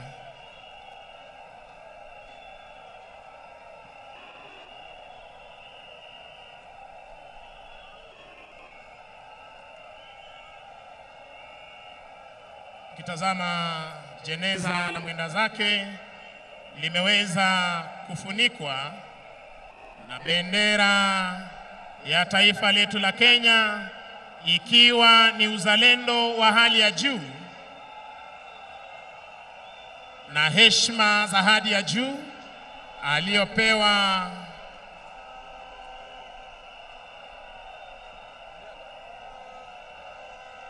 mwenda zake.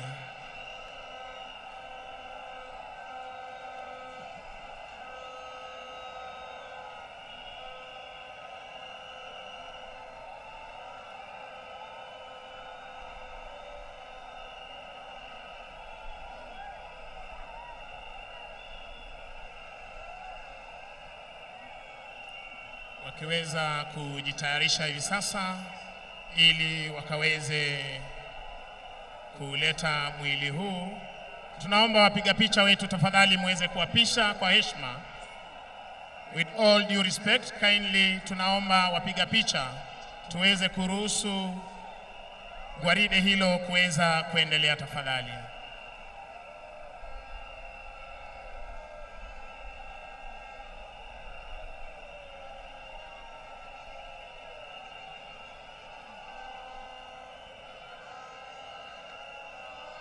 Viongozi wetu wa kidini kutoka idara ya jeshi wakiwa mahali pale, kiongozi wa kanisa la Kianglikana, dini ya Kiislamu na hali kadhalika kanisa la Kikatoliki wakiwa tayari kuweza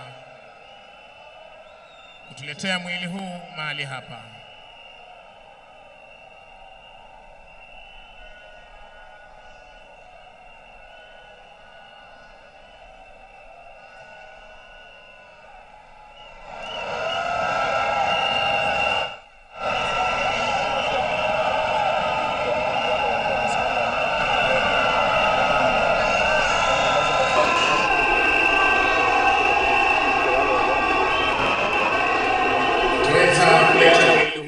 Gwaride mwendo wa kinyonga ama ukipenda slow march, ili tuweze kupokea mwili huu rasmi kwenye jukwaa maalum.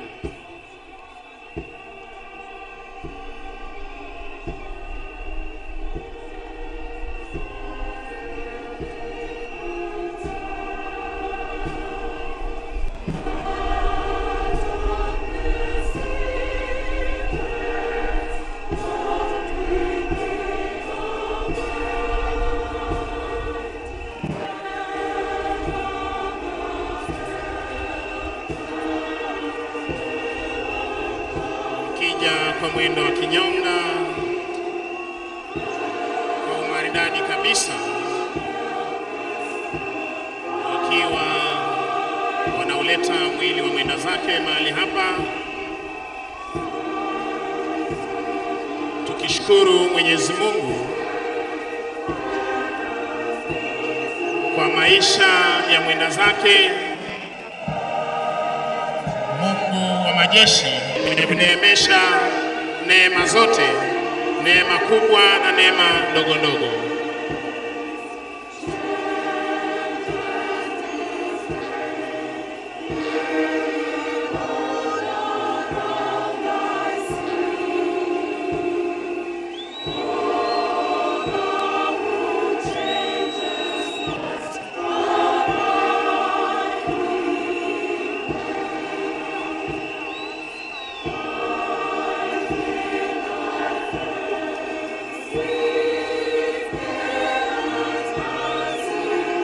Taomba wananchi tubaki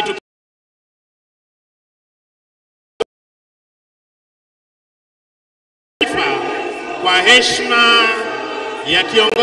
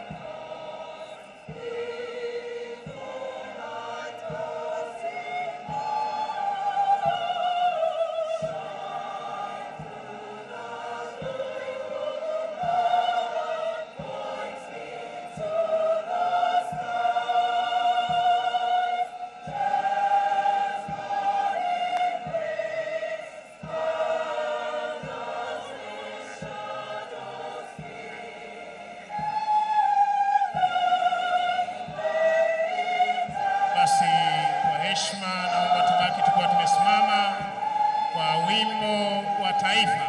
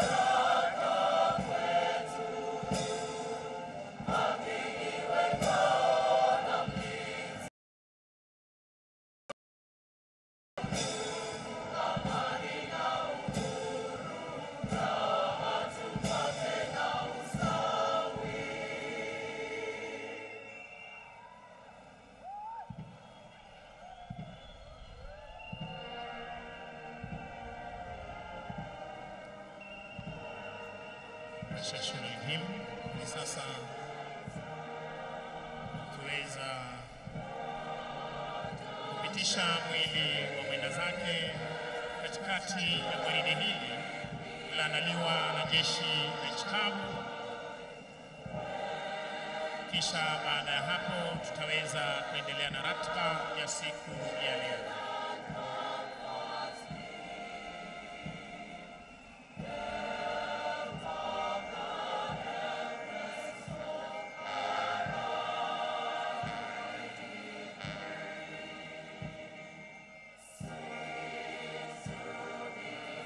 Heshima hizi za kitaifa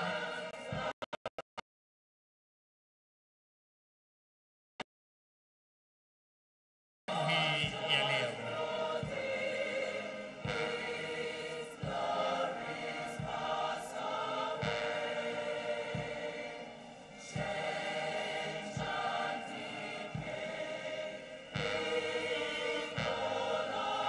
Asanteni kwa heshima, tunaweza kuketi tafadhali.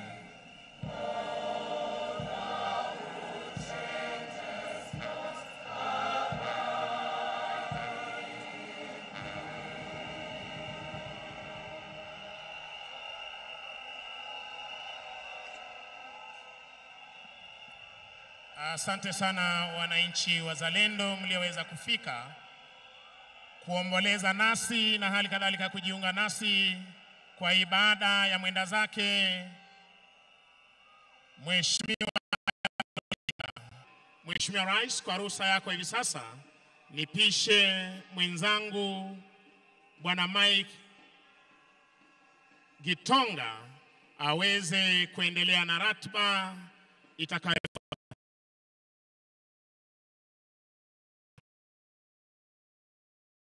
Your Excellency Dr. William Samoei Ruto, President and Commander-in-Chief of the Kenya Defense Forces, Your Excellency Rachel Ruto, First Lady of the Republic of Kenya, Your Excellency Raila Odinga and family, Your Excellency Taye Selassie, President of the Federal Democratic Republic of Ethiopia, Your Excellency Dr. Kithure Kindiki, Deputy President of the Republic of Kenya, Your Excellency Dr. Philip Isdor Mpango, Vice President of the United Republic of Tanzania, Your Excellency Rebecca Nyandeng, Vice President of the Republic of South Sudan and Chairperson of the Youth and Gender Cluster, Your Excellency Dr.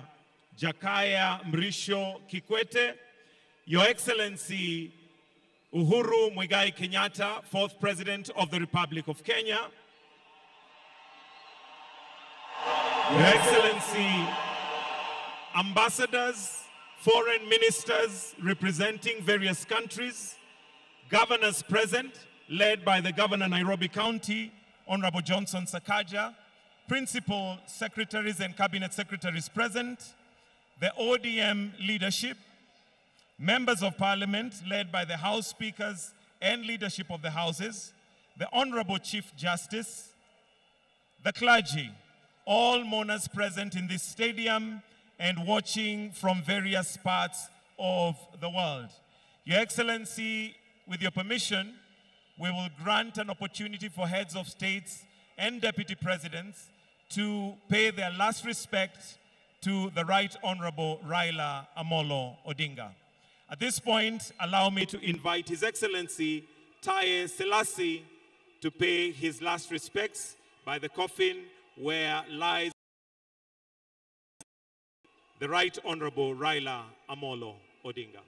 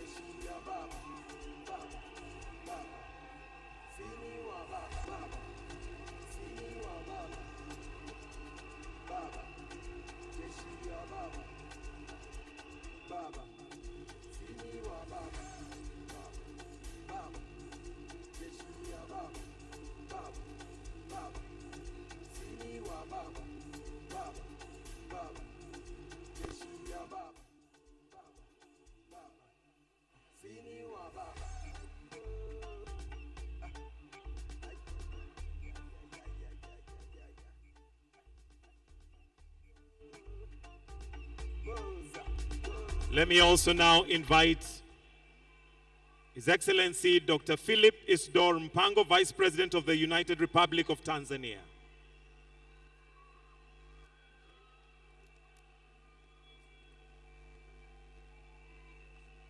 Followed by Her Excellency Rebecca Nyandeng Ngarang,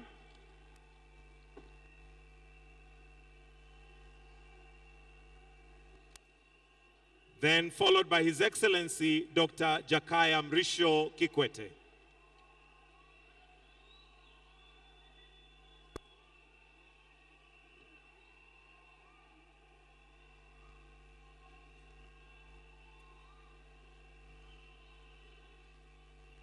After last respects have been paid, we shall then hand over to the church to lead us in the sermon. But first of all, let's allow the distinguished guests who have proceeded to first of all view.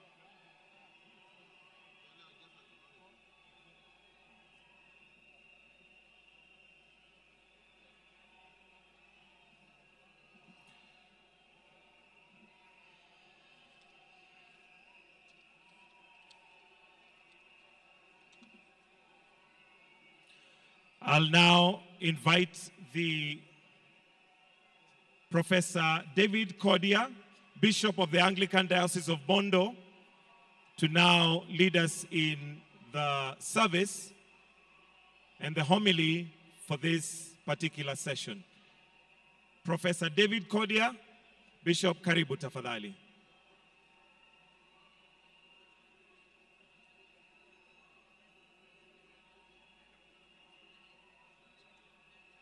Also to recognize His Excellency Hassan Sheikh Mohamud, President of the Federal Republic of Somalia.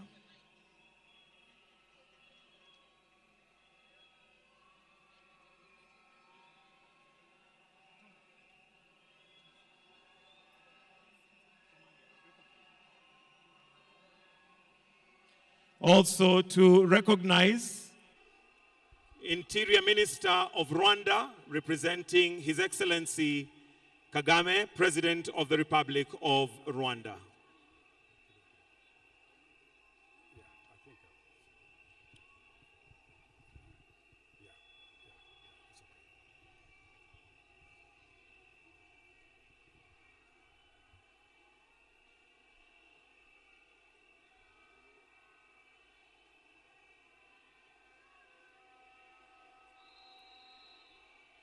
So currently we have His Excellency Hassan Sheikh Mohamud, President of the Federal Republic of Somalia, paying his last respects. Then I will invite Professor David Kodia, Bishop of the Anglican Diocese of Bondo, to take over the service.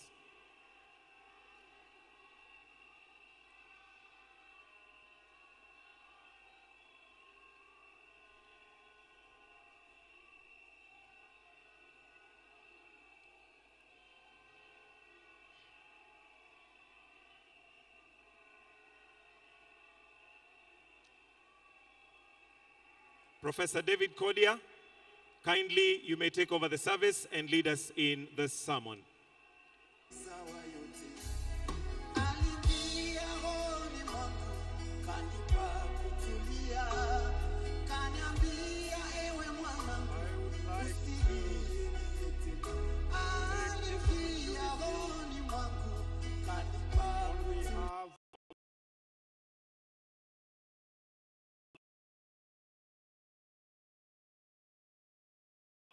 and the entire Christian fraternity, and all of us here present,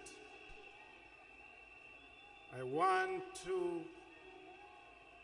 say thank you for all those who have come and ask for silence as we begin this service. So by the divine calling to our episcopacy, I wish to declare this service, state funeral service, for the Right Honorable Raila Amolo Odinga officially opened. In the name of God the Father, the Son, and the Holy Spirit. Amen. And I would like to ask Bishop Jonathan Kabiru of Nairobi to come and open the word.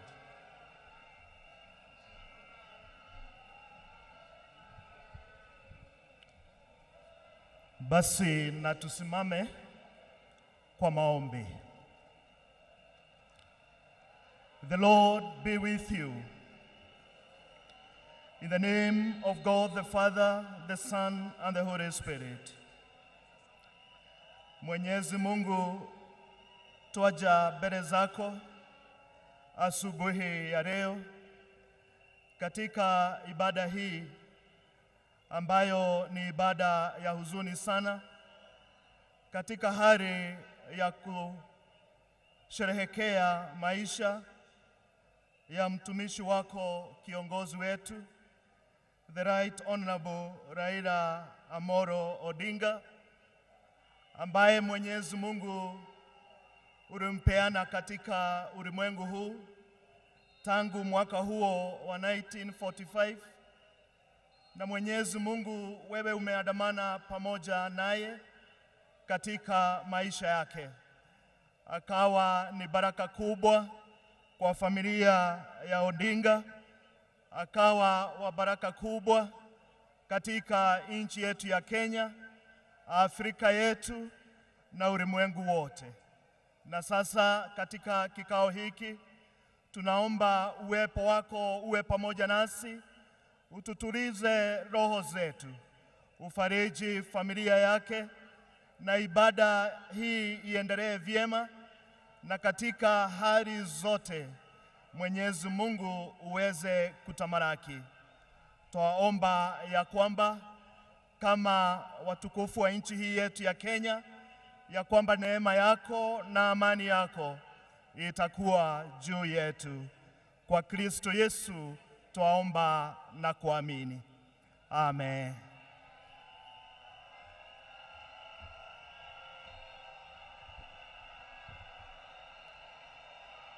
As we stand, Your Excellency, the President of the Republic of Kenya, Dr. William Samoei Ruto, and the Deputy President of the Republic of Kenya, Honorable Kindiki, Mama Canon Ida Odinga and her family, on behalf of our bishops, as the Anglican Church, we are delighted to lead the family, the nation, and the world in honoring a great son of Africa.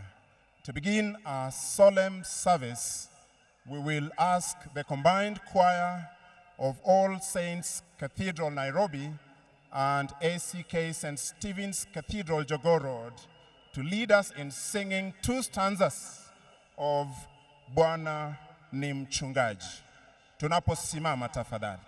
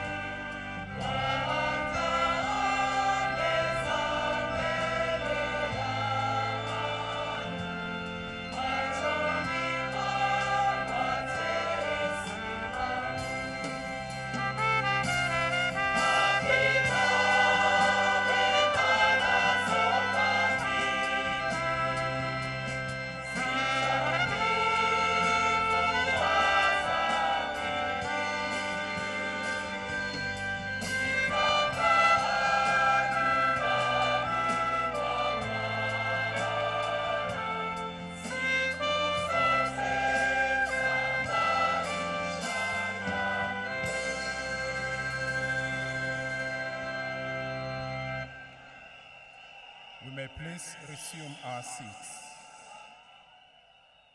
Jesus says, I am the resurrection and the life.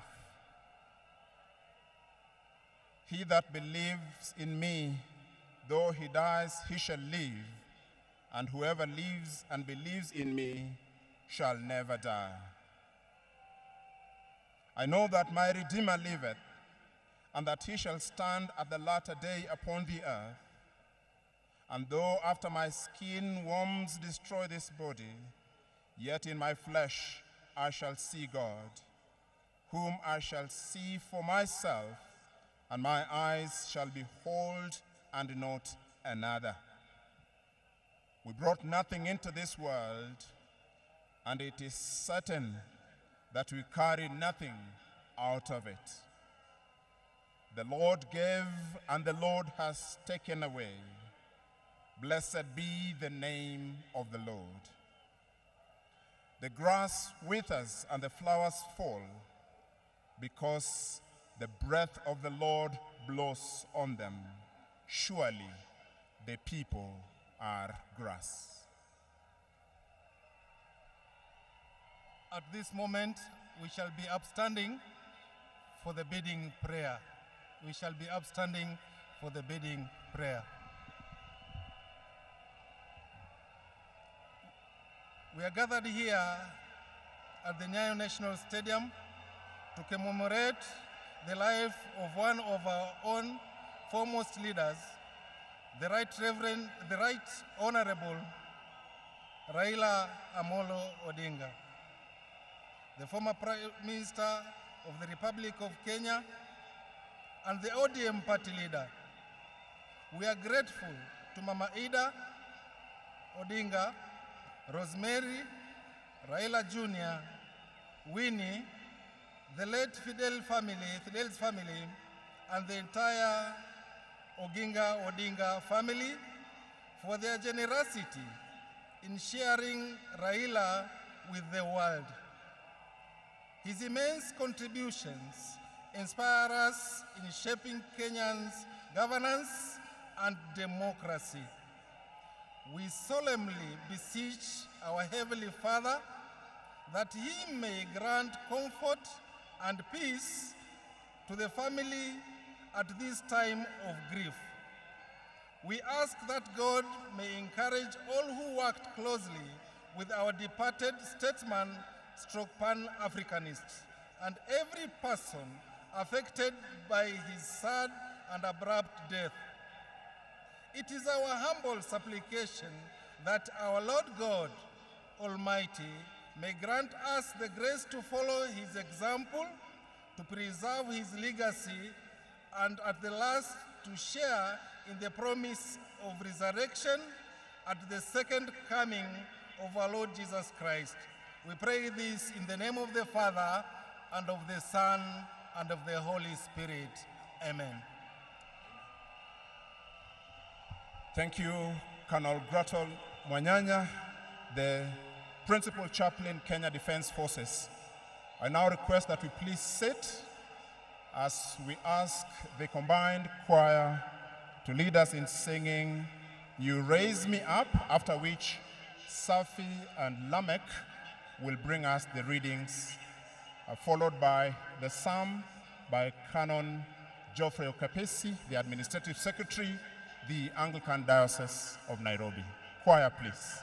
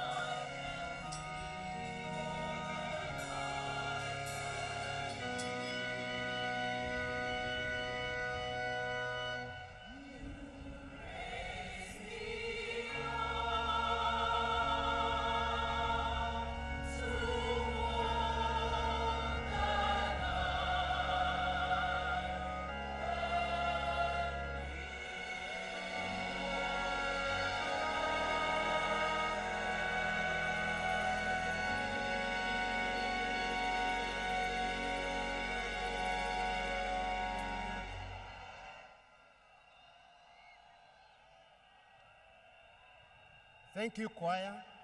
Kindly let us all stand for the psalm reading. Kindly let us all stand up for the psalm reading. The psalm reading appointed for today is taken from Psalm chapter 90, beginning to read at verse 1. Psalm chapter 90, beginning to read at verse 1. Lord, you have been our dwelling place throughout generations. Before the mountains were born or brought forth the whole world, from everlasting to everlasting, you are a God. You turn people back to dust, saying, return to dust, you mortals. 1,000 years in your sight are like a day that has just gone by, or like a watch in the night. Yet you sweep people away in the sleep of death. They are like the new grass of the morning. In the morning it springs up new, up by ever, evening it is dry and withered. We are consumed by your anger and terrified by your indignation. You have set our iniquities before you, our secret sins in the light of your presence. In all our days pass away under your wrath. We finish our years with a mourn. Our days may come to 70 years or 80 if our strength endures. Yet the best of them are but trouble and sorrow, for they quickly pass and we fly away. If only we knew the power of your anger. The wrath is as great as the fear that is your due. Teach us to number our days, that we may gain a heart of wisdom. Glory to the Father, to the Son, and to the Holy Spirit, as it was written in the beginning, so is now, and ever shall be. Amen. Kindly let us take our seats for the first reading.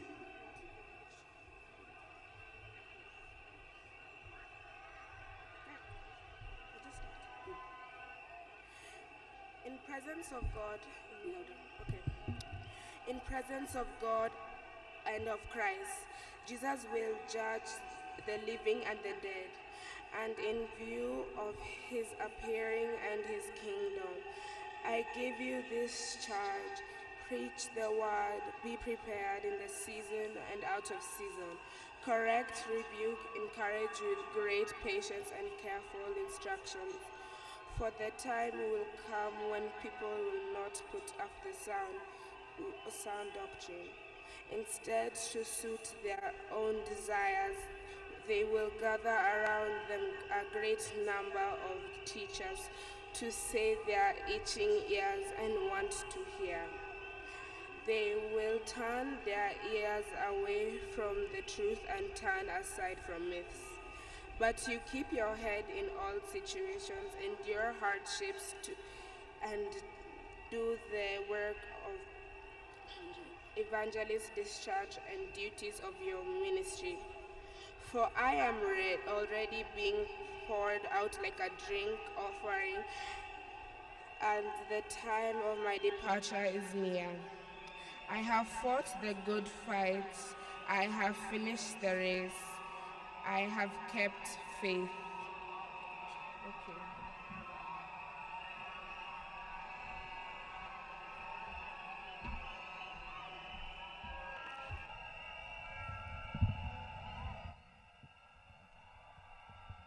The second reading is John 5:25-29.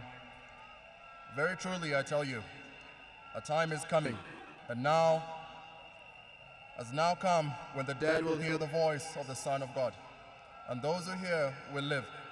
For the Father has life in himself, so he has granted the Son also to have life in himself.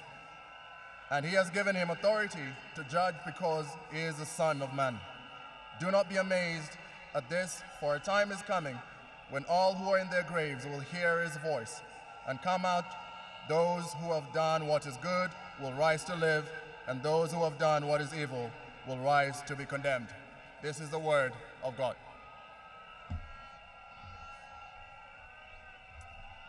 Amen. We now welcome the All Saints Cathedral 7 a.m. choir to do a special Goodness of God. After which, the Right Reverend Jonathan Kabiru, the Bishop of the Anglican Diocese of Nairobi, will come on stage to lead us in the litany through to intercessory prayers.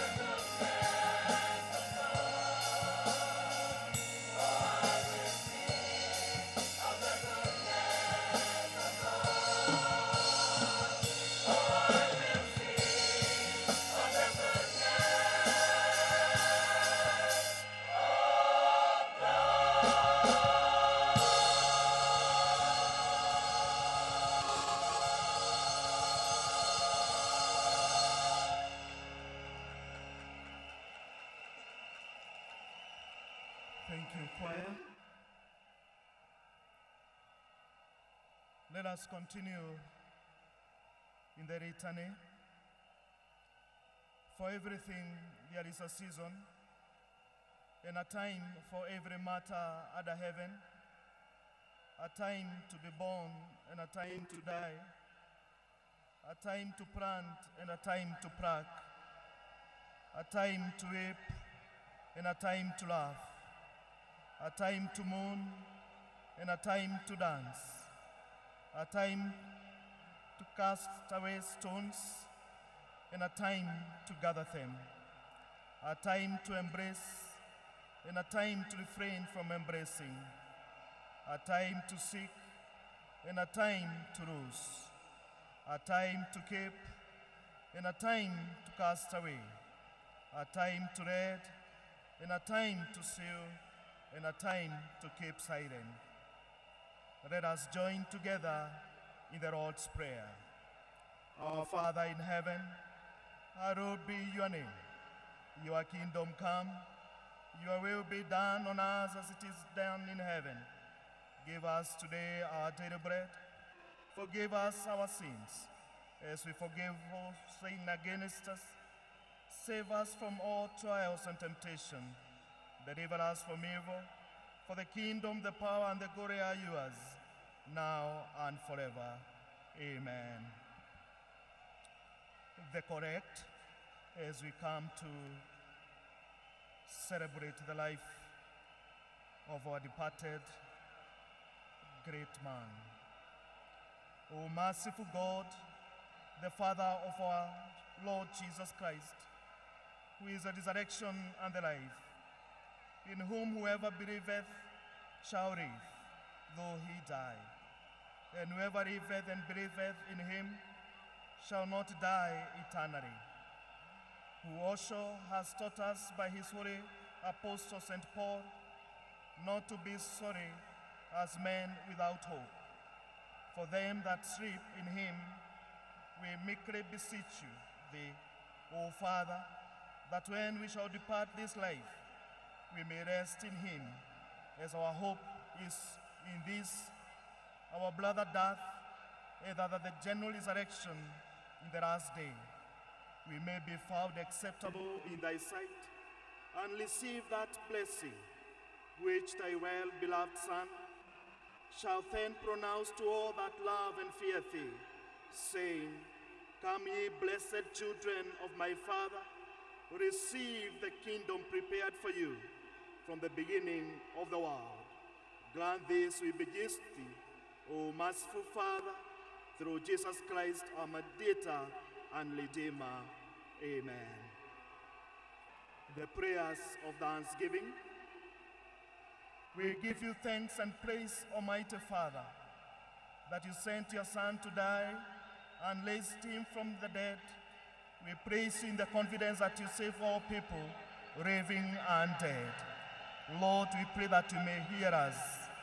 We thank you for Raila Amolo Odinga, who in baptism was given the pledge of eternal life and is now admitted to the company of the saints. Lord, hear us. We thank you for our brother who shared the bread of life, or for a taste of eternal banquet of heaven. Lord, hear us. We thank you for our relatives and friends, and for all who have helped us, who enjoy the reward of their goodness. Lord, hear us. We pray that the family and friends of our brother, Raila Amolo Odinga, may be consoled in their grief by the Lord. We wept at death of Lazarus, his friend. Lord, hear us. We pray for all of us assembled here to worship in faith, that we may be granted, be gathered together again in God's kingdom. Lord, hear us. Almighty God, in your great love, you crafted us by your hand and breathe life into us by your Spirit. Although we become rebellious people, you did not abandon us to our sin. In your tender mercy, you sent your Son to restore in us in your image. In obedience to your will, he gave up his life for us, bearing in his body our sins on the cross. By your mighty power, you raised him from the grave and exalted him to the throne of glory, rejoicing in his victory and trusting in your promise to make alive all who turn to Christ. We commit Raila Amolo Odinga to your mercy, and we join with all your faithful people and the whole company of heaven in the one and unending song of praise. Glory and wisdom and honor be to our God forever and ever. Amen. We are so grateful to God for this far that we have come in celebrating the life of the late Right Honorable Raila Amolo Odinga. We have with us the Bishop of the Diocese of Bondo, where the family of Odinga come from. And I take this opportunity, Your Excellency, to welcome Bishop Professor Cordia, who will bring to us a homily at this particular time. We are going to stand and we are going to be read in a hymn so that we can be able to welcome the preacher of the day. Kindly let us stand as the Provost announced the hymn. When the roll is called up yonder. And as Bishop comes, please we request the marshals in the stadium, if you could kindly help calm our fellow Kenyans who indeed are joyous, but are expressing themselves in a manner that probably makes it difficult for Mama Canon Ida and our family, His Excellency the President and distinguished guests, not to quite follow what's going on. We kindly respect our pain and how we are expressing our grief. We graciously request fellow Kenyans in the stadium, could we maintain some level of calm? Baba Raila Amolo Odinga loved peace. Could we celebrate him in peace so that we hear the Bishop speak to us? We stand to sing When the Roll is Called Up Yonder.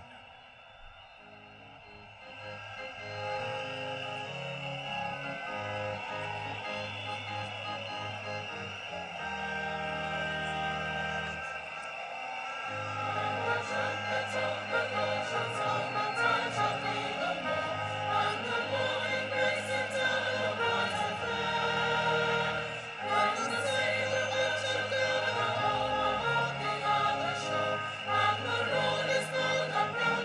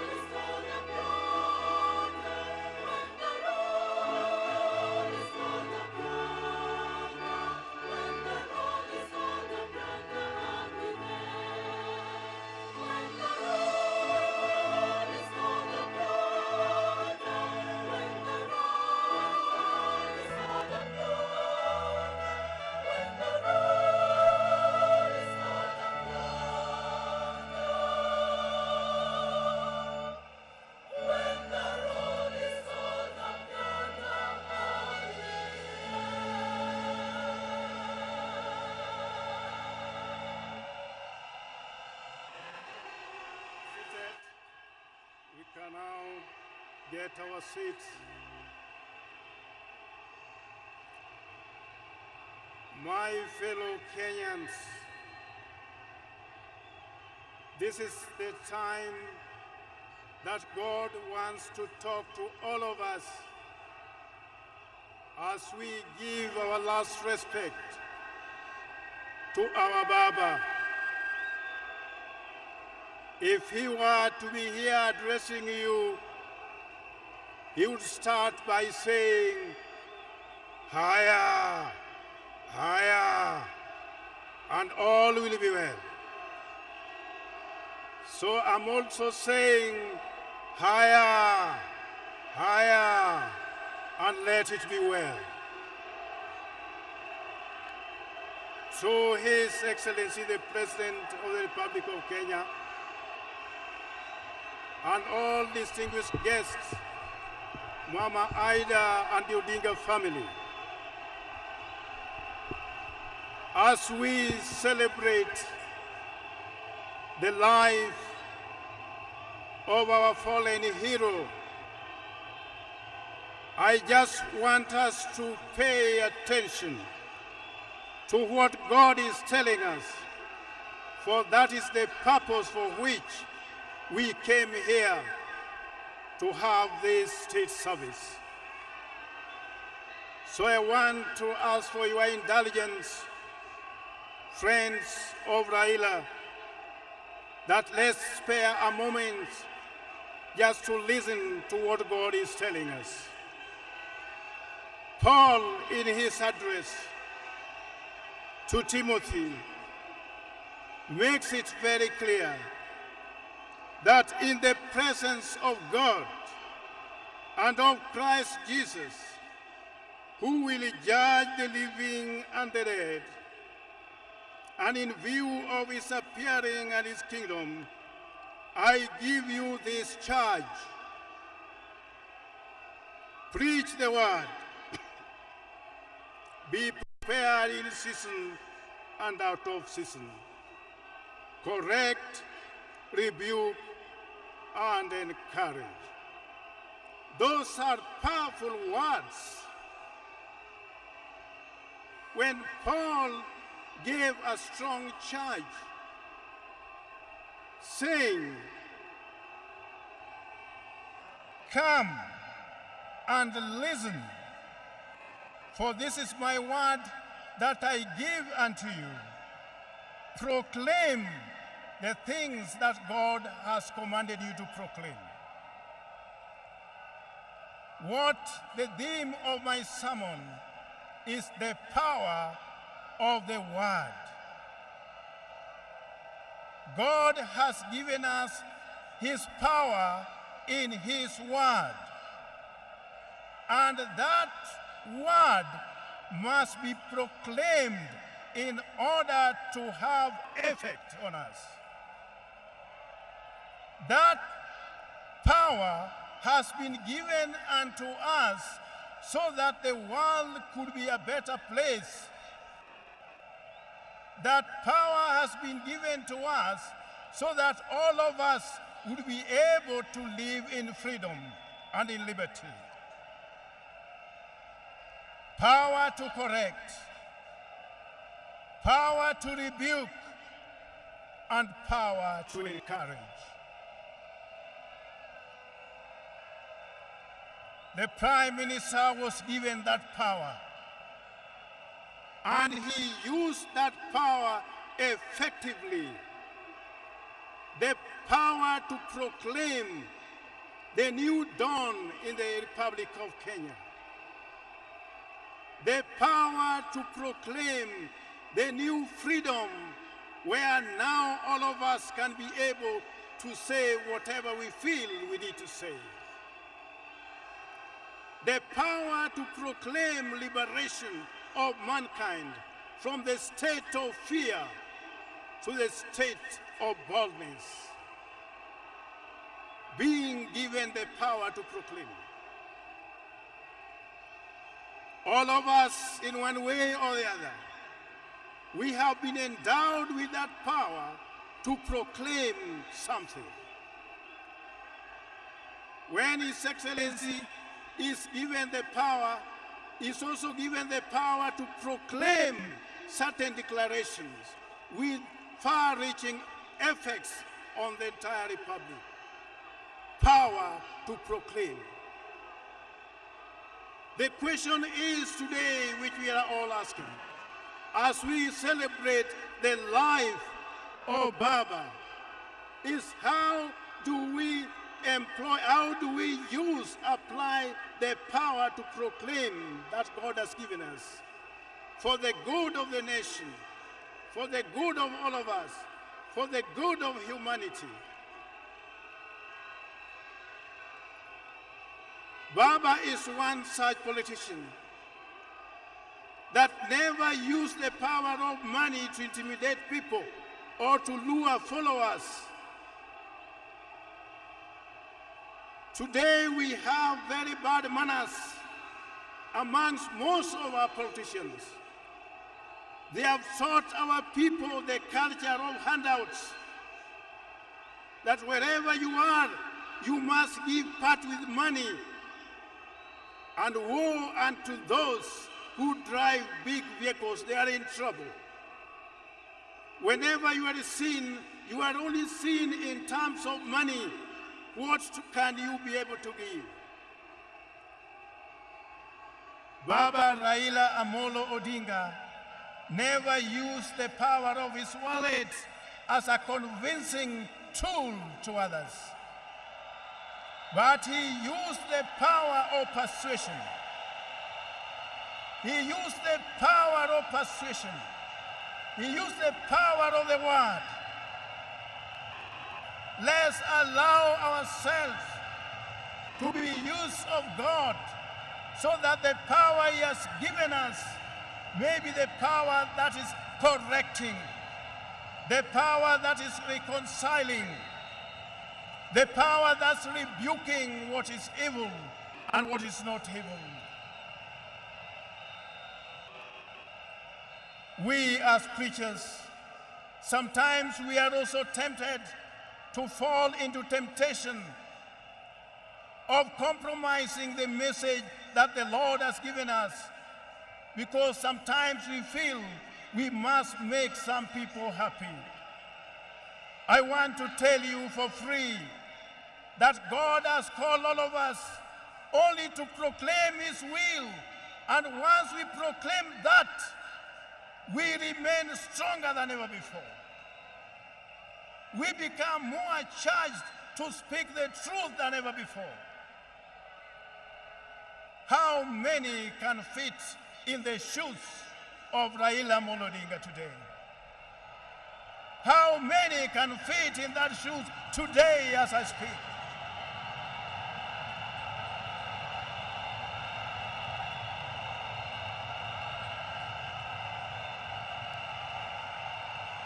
I am addressing you when I'm in the Spirit of God to proclaim that God wants us to do things right all the time, everywhere, so that Kenya could be free and all of us could be free to live in a united nation of our republic.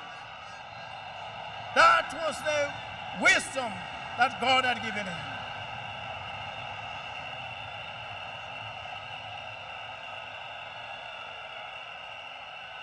And I want to charge you in the name of God that from today, please, as we honor the Right Honorable Raila Odinga, let's see ourselves as Kenya First, not from the point of view of our tribes, of our classes, of regions where we come from.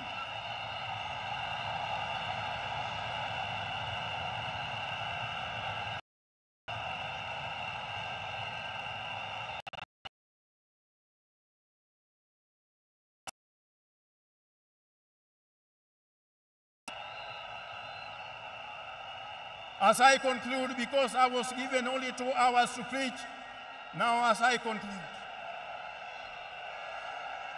it is hardly a month ago when I had breakfast with Baba. We were with Mama Ida, and we talked about things touching on the church. And one thing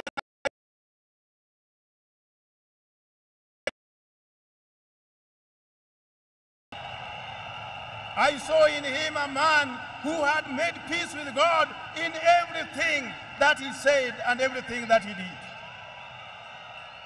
I saw in him a man who was ready to walk the journey with the Lord at whatever level. A humble servant that many people never listened to. A man who believed in God that many people did not know. I tell you, as his bishop, he is a person that we have lost. He is a person who was at the heart of our diocese. Some people think that for you to be a good churchman, people must see how you give. Sometimes you give by the right hand, the left hand may not have to know what you have given. A person who knew how to work for his Lord. That is the person whose life we are celebrating today.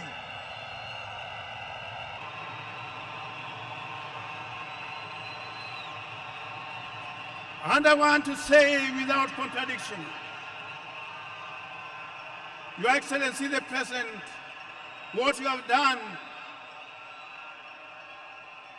this service and this state honor, there is no one who would have deserved this other than the Right Honorable Raila Amolo Odinga.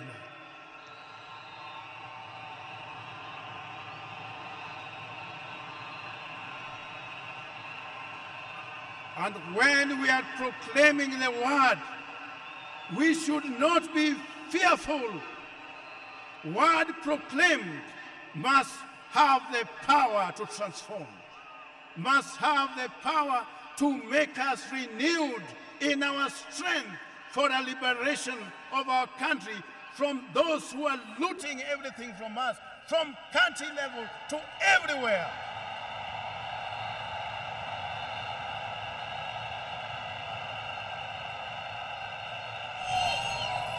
If there is anyone here, I want us to make a testament. I want us to make a testament with the people of Kenya. If there is anyone here, at whatever level, be you a governor, be you an MCA, be you whoever it is who has looted this country, you know you stand the chance of being condemned.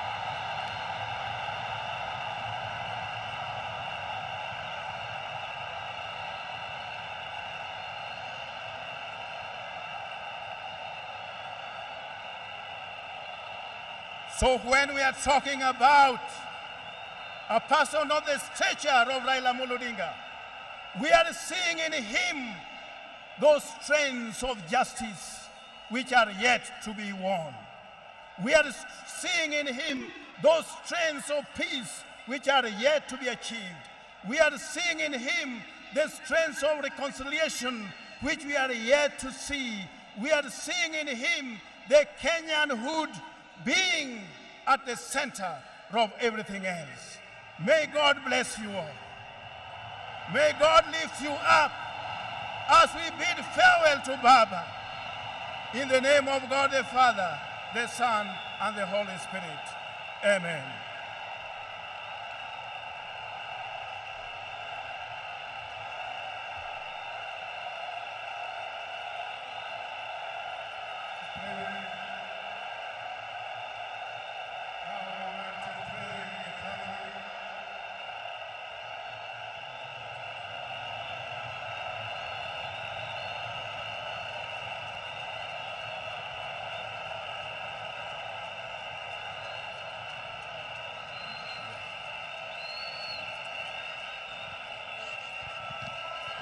Yes, I want us now to pray for the family.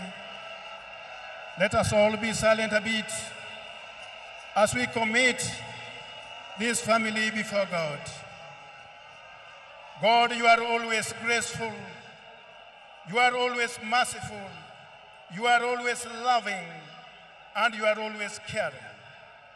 This is the family that you had made for us in this Republic of Kenya, to be the champion of democracy, of freedom, of love, of the unity of our nation. You have left Mama Ida remaining to be the mother of all of us. You have left Baba Dr. Buru also to be the father of all of us. You have left this family. They will never lack when we are still there to be with them. We want to commit them all unto you, O Lord, for your special favor, that you touch each and every one of them. You grant them the favor to remain strong even at this time of mourning. Let their celebration be our celebration. Let their grief be our grief. Let their joy be our joy. And let their strength be our strength. May you comfort them all, and may you heal their wounded hearts, O Lord. For all this we ask in the name of God the Father, the Son, and the Holy Spirit. Amen.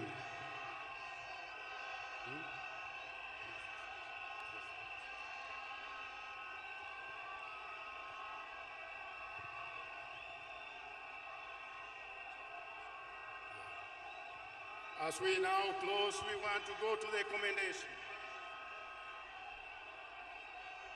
Our brother, Raila Amolo Odinga, may you go into the hands of God, O merciful Savior. We commend your servant, Raila Amolo Odinga, unto you, O Lord. Eternal rest grant unto him, O Lord, and let the perpetual light shine upon him. May his soul and the souls of all the faithful departed through the mercy of God rest in peace, rest in peace, rest in peace. Amen.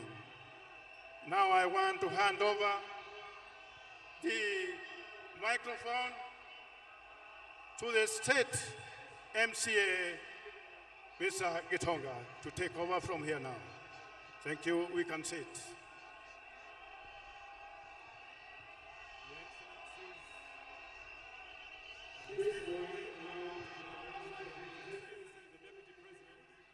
Professor Kithure Kindiki, who will now run the program as from here. Welcome, Your Excellency, the Deputy President of the Republic of Kenya, Professor Abraham Kithure Kindiki.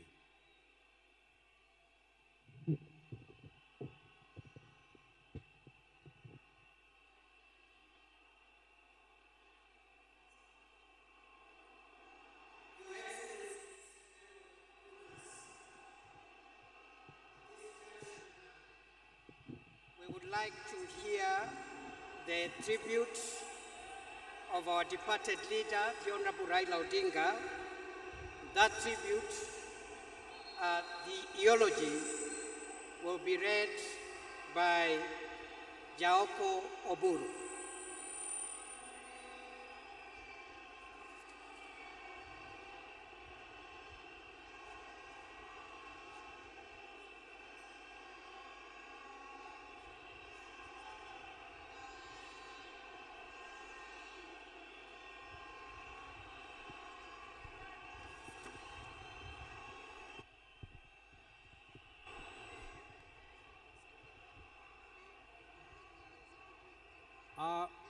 I am honored, Baba, to read your eulogy. May the Lord give me peace and give peace that transcends all understanding to us, your orphans. Raila Amolo Odinga is truly a once-in-a-generation leader, a man whose ideals transcended politics and whose legacy will shape Kenya's destiny for generations to come. President William Ruto announced the demise of former Premier on 15th October 2025. On the 15th October 2025, the mortal journey of the Right Honorable Raila Amolo Odinga came to an end. But his spirit is immortalized in the story of a life that began on the 7th of January, 1945. For 80 years, he embodied resilience, boundless optimism, a will to test limits, ventured into new frontiers and imagined new horizons, all in a steadfast love for country. He was a leader who never wavered in his belief in the good of his people. Raila Odinga lived a life of purpose. He chose to fly high, urged the nation to dare, and challenged Africa to fight for its place in the world and retrace the dreams of the continent's founders. Over the past 3 years, we have witnessed an outpouring of emotions of a nation gripped in grief. Africa has grieved for him. Indeed, the world has grieved for him. Our nation and the world struggling with the question, did we really know him in his fighting to find hope in his enduring legacy? Raila Odinga may not have been there to fight the country's war for independence, but he bows out as an undisputed leader of the national rebirth of the Kenyan nation. He easily became the bridge between our generation and that of our grandfather, the late Jaramogi Oginga Odinga, who fought for our country's independence from colonialism. He learned at the feet of Kenyans and Africa's most revered leaders. He witnessed the liberation ideals and struggles of Pan-African heroes, including our grandfather Jaramogi, Jomo Kenyatta, Julius Nyerere, Kwame Nkrumah, Gamal Abdel Nasser, and Kenneth Kaunda, among others. He followed and internalized Nelson Mandela's struggles and agreed with his philosophy that courage was not the absence of fear, but the triumph over it. That the brave man is not he who does not feel afraid, but he who conquers that fear. Raila conquered fear and mastered courage. Possibility of death in pursuit of an ideal was not a reason for Raila to retreat, for he also internalized William Shakespeare's words that cowards may die many times before their deaths. The valiant never taste of death but once. It is from that perch that Raila began his own long walk for freedom and liberation, applying himself to the cause as a debt owed to past and due to the present generations.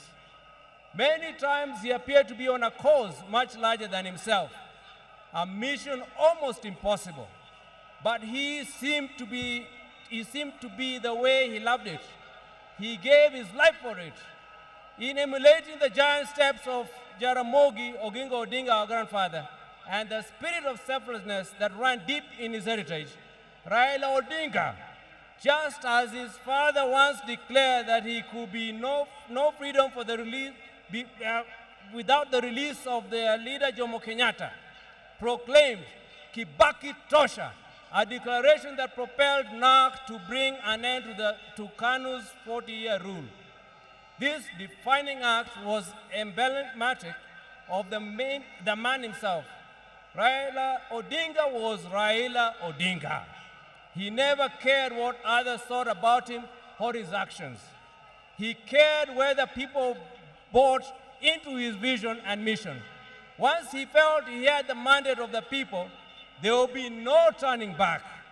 In the process, he became Kenya's ultimate political prisoner and one of Africa's best-known freedom fighters, a dedicated and down-to-earth servant of the people of Kenya, a headache to the corrupt elite, and a beacon of hope for those struggling for freedom, not only in Kenya, but across Africa and beyond. Generations to come will honor him and offer gratitude. Raila Odinga cared deeply about Africa and worried eternally about its decline. For that, he applied himself to peace and reconciliation missions across the continent whenever called upon.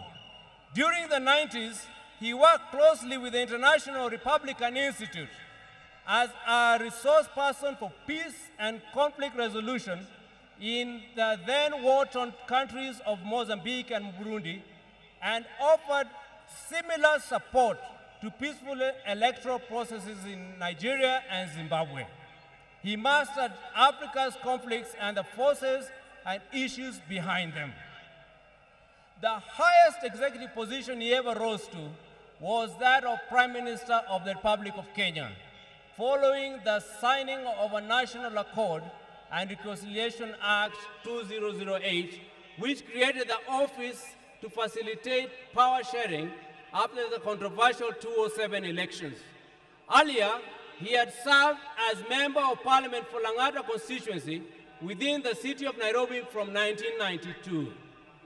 However, the hallmark of Raila's life and career was not in executive mansions and offices. It was in the struggle for freedom and democracy in Kenya and across Africa, many times telling the continent's dictators to set their people free. It earned him outright enemies, cynical friends, and admirers in Africa and beyond. It is this record that saw him appointed Special Peace Envoy of the African Union in February 2011, following the post-election crisis in Cote d'Ivoire. He juggled politics, entrepreneurship, scholarship with ease. Besides his career in politics, Mr. Odinga is also a successful businessman and entrepreneur, having founded the flagship family business, East Africa Spectre, a manufacturer of gas cylinders for Kenya and the East African region. Subsequently, he founded Spectre International, also known as the popularly known as the molasses plant. Before that, he had taught at the University of Nairobi's Department of Mechanical Engineering between 1970 and 1974, and served at the Kenya Bureau of Standards, which he was instrumental in establishing. Even as he pursued all these careers, Raila understood that social, political, and economic changes in a country came through politics, and that although all politics is local, politics is also substantially international. So even as he appeared to be rabble-rousing in the trenches of Kibra and Kondele, he understood that an hour comes when he needed to dust himself off and sit in boardrooms or take a plane to global capitals to negotiate politics and policies. He did that effortlessly, moving from dusty Kamkunji grounds to a meeting in diplomatic circuits of the country within the hour. It was normal for Raila to be tear-gassed, water-hosed, and even shot at, only for him to show up at the boardroom for meetings with his tormentors as if torture at the field did not happen. He understood the place of man-to-man negotiations in the quest to influence policy and power. Raila disagreed fundamentally with many politicians about the state of the Kenyan nation and how to transform it. But those disagreements never stopped him from sitting down with those he disagreed with or sympathizing with the views of fellow politicians. Raila believed in political parties as vehicles for advancing democracy and good governance. It is upon this belief that he was founder member of the Forum for Restoration of Democracy, FORD, later FORD Kenya in 1991, the National Democratic Party, NDP, in 1996, and the Liberal Democratic Party, LDP, in 1997. And in 2005, his present political vehicle, the Orange Democratic Party of Kenya, ODM.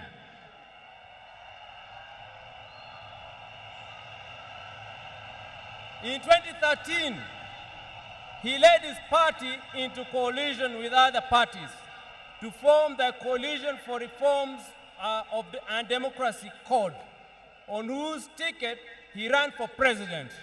He challenged the election results at the Supreme Court, which ruled in favor of his opponent, he accepted the verdict and took up the leadership of the opposition. He contested the 2017 presidential election on the ticket of the National Super Alliance, NASA, which election ended up being nullified by the Supreme Court, but he stayed out of the subsequent contest. Mr. Odinga was again picked by his coalition, Azimio la Umoja One Kenya Coalition Party, for the presidency in 2022, whose results were confirmed against him by the Supreme Court. He accepted the verdict and has led the opposition coalition. Raila's early life prepared him to be a consummate African and citizen of the world, with early education in Kisumu and Siaya before leaving for Germany, where he began his high school education at the Herder Institute of Leipzig. He later transitioned to the Otto von Gutenberg University in Magdeburg, in the then East Germany, where he obtained a Master of Science in Mechanical Engineering, specializing in production technology.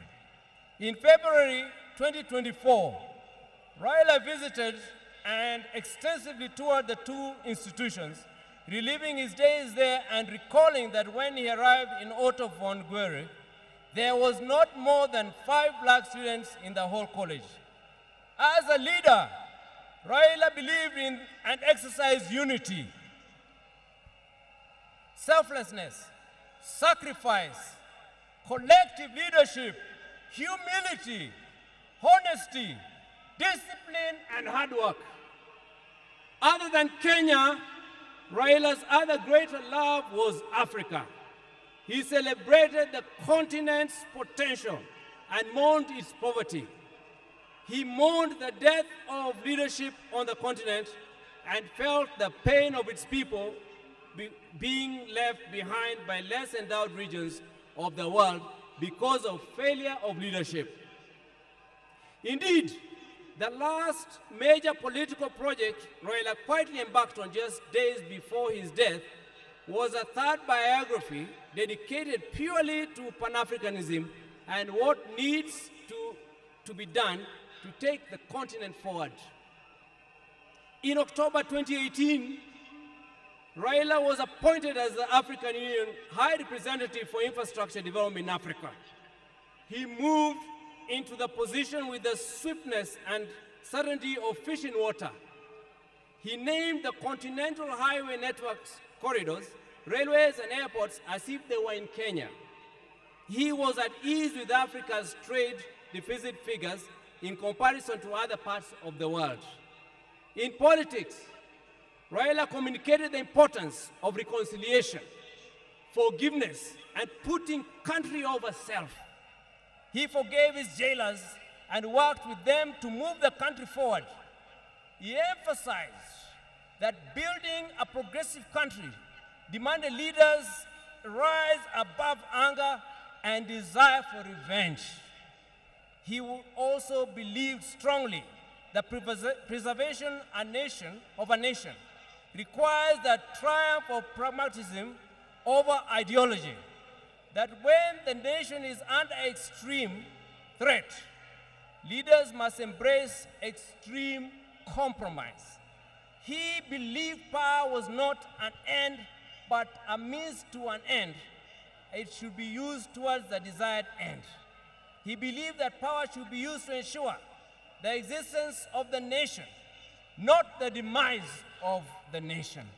He wanted power to be used to ensure progress, prosperity, and peace of and among nations, and not for any causes that would yield contrary outcomes.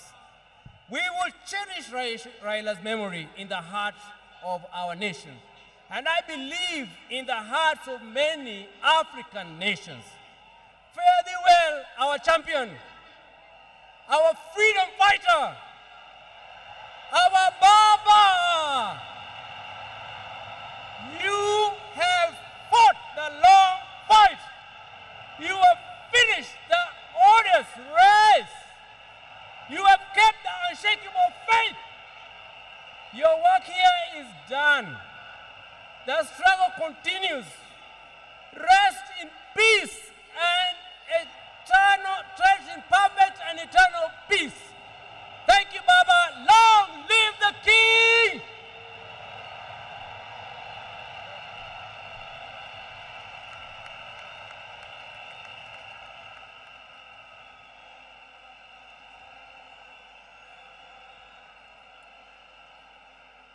Thank you.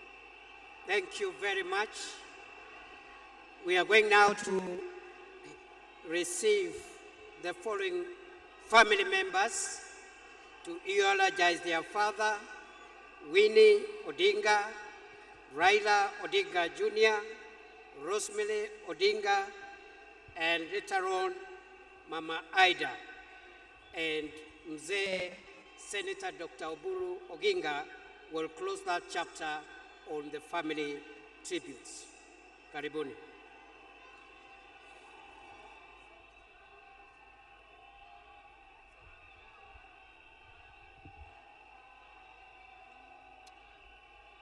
Hello?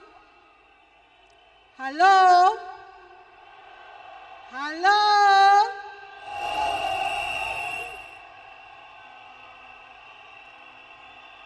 Mimi leo sina mengi ya kusema. Niko hapa na watoto wangu. Huyu ni mtoto wangu wa kwanza, anaitwa Safi. Na huyu ni wangu wa pili, anaitwa Senai. Niko na mandugu zangu huko nyuma, Junior na Winnie. Na my cousins pia wako hapa. Leo ni siku wa uchungu mwingi sana kwangu mimi. Najua nyinyi pia mnasikia uchungu mwingi sana.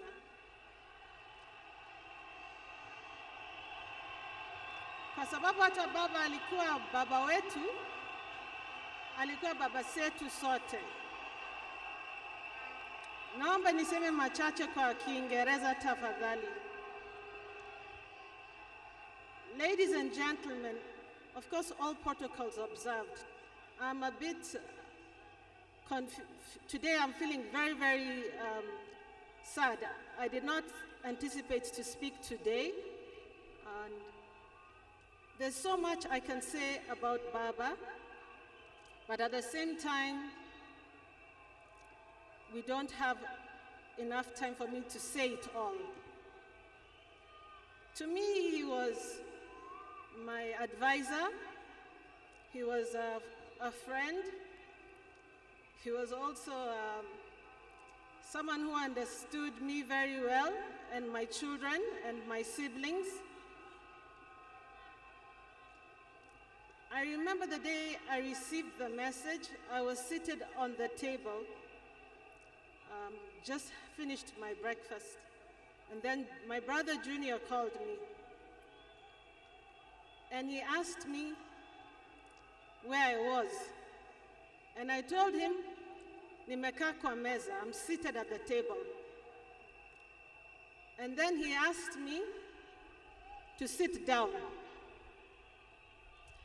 And I asked myself, now do I sit on the floor, or sitting on the table, or the seat at the table is good enough?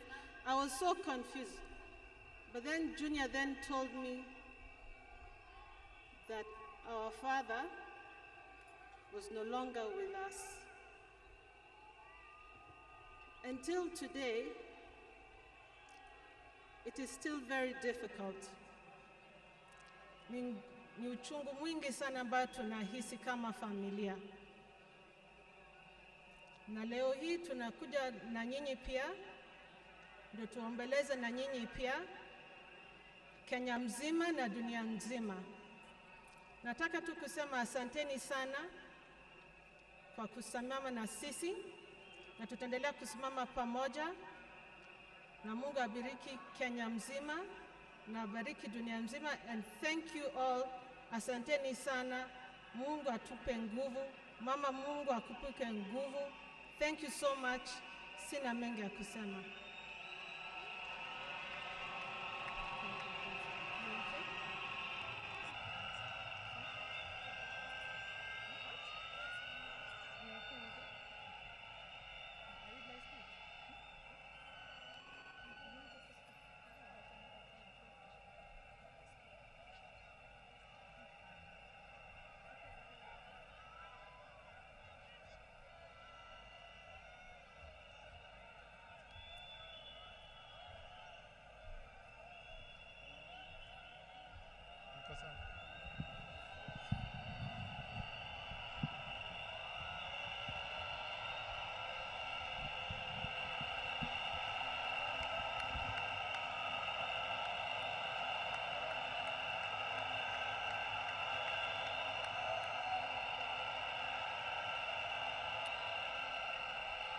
Sawa. Haya. Haya. Okay. Tulia, wacha nisome. A tribute from Raila Junior Odinga. My beloved mom, my sister Rosie and Winnie, my extended family, excellencies, distinguished guests, my fellow Kenyans. Since I learned of my dad's demise, I have organized over how to best mourn him. My father was many things to me, to many people, but to my siblings and I, he was simply Dad. Dad embodied resilience, courage, and unwavering commitment to the ideals of freedom and justice. He always stood for what he believed was right, sometimes at great family cost and personal cost as well. He was my hero.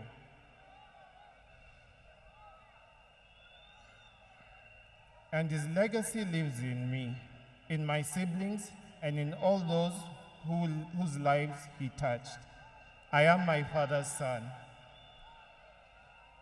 And that is why I will continue to fight for values he believed in: justice, fairness, and service to others. I am very alive to the fact that my brother Fidel is gone. I remain the gentleman of the family. Dad, I want you to assure you that I will take care of our family, Mom, Rosie, Winnie, and your larger political family too. Erokamano.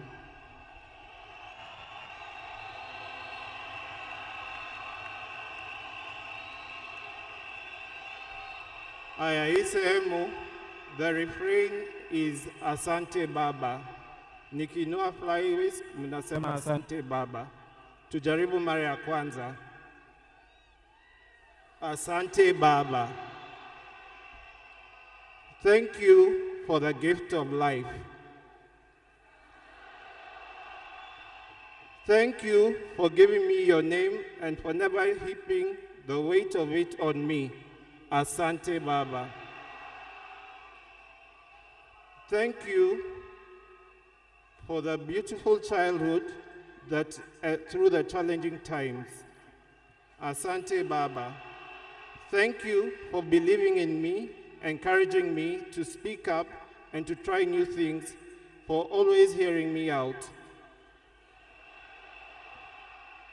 Thank you for standing by me even when I fell short or outright failed, and for always showing me grace.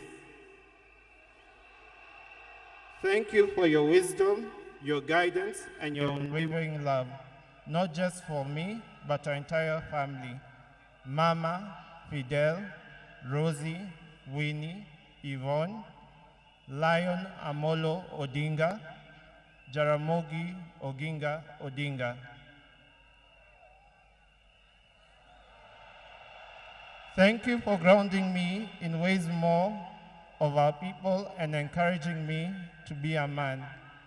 I will deeply miss our family moments, our laughter, our conversation. I will miss watching Arsenali with you. I miss make Arsenali.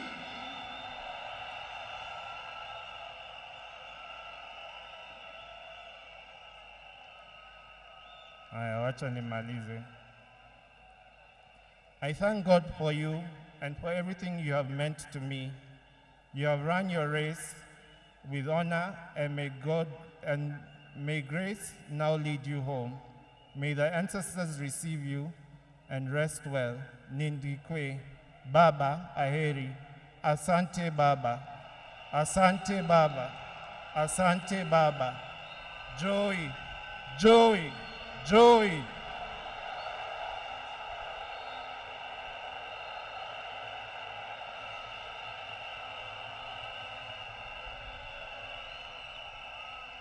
Wacha nimkaribishe dadangu Honorable Winnie Odinga. Karibu Winnie.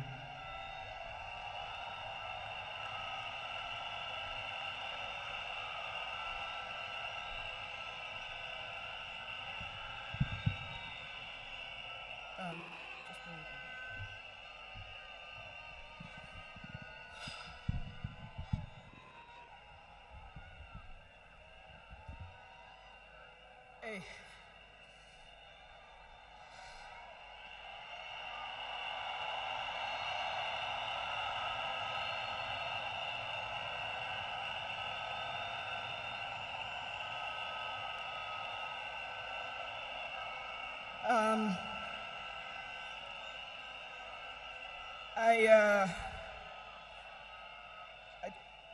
to fellow mourners and all protocols observed, I don't know who I'll miss more,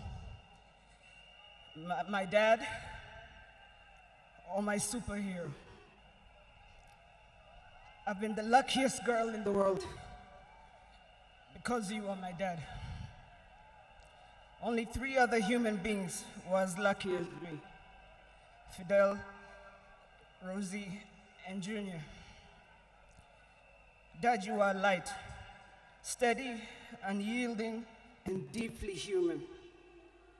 To the world, you are known by many names. When you were growing up, they used to call you Aluo. And then when you started work, they started calling you Jaramogi's son. And at some point, they started to call you Tinga.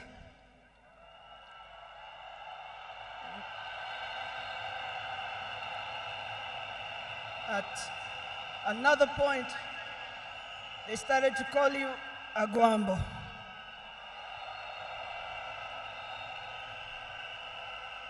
Briefly there, they called you Nyundo. They called you Jacom. They called you Baba Fidel. But in the end, they called you Baba.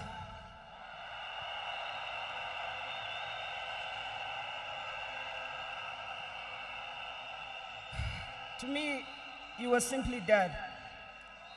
A man whose presence froze rooms around the world. Our home was the Vitendawili testing ground, filled with trivia, quizzes that challenged the 4 of us, in a good way sometimes. When I learned that you willed to be buried in 72 hours, I laughed. Good old Dad, testing and planning for all of us, even beyond the grave. I can see you now laughing in your heaving manner. I can see you laughing at all of us, knowing that your wish will be done. To my fellow mourners, I learned from him that love for country is not just in words, but in sacrifice. That justice must be pursued even when the path is lonely. The true leadership is service and not power. Millions of you are in despair, but take heart, because he left a plan for you too. He led all of us, he taught us, he carried us. We know what he expects from us, and we shall rise together in his honor. I watched him at his best. I watched him fall and rise again, each time with grace, forgiveness, and hope. At home, he was gentle and humorous. He loved storytelling, music. I think you know the favorite song. Down the bay, the mountain top, where the sun shines on a mountain top. I took a trip on a sailing ship, and when I reached India, I made a stop. But I'm sad to say I'm on my way. Won't be back for many a day. My heart is down, my world is turning around. I had to leave a little girl in Bondo town.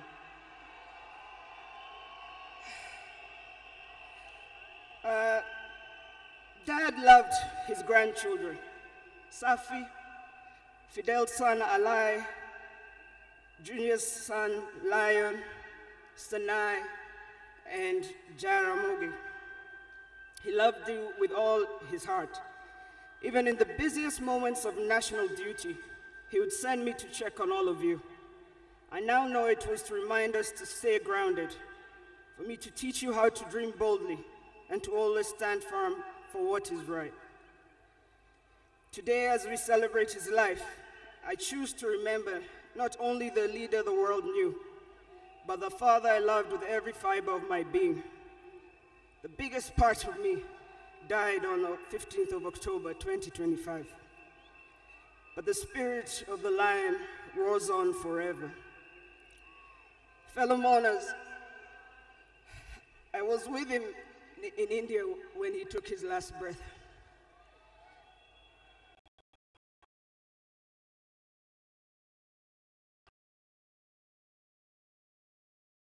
I've been saying on social media. Every day he was waking up and walking. And every day he would do 1 round. The next day he would push 2 rounds. That morning he pushed to 5 rounds. He died strong, when with dignity and with pride.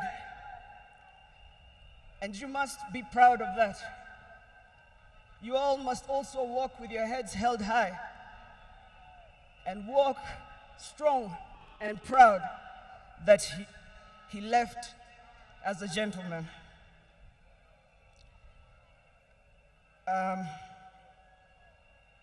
As a family, we want to thank all of you, from Turkana to Lamu, from Isiolo, Mandera,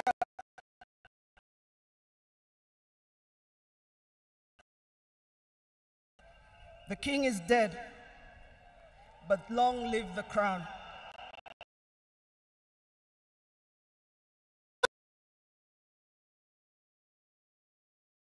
Joey! Rest in peace, Dad. Asante.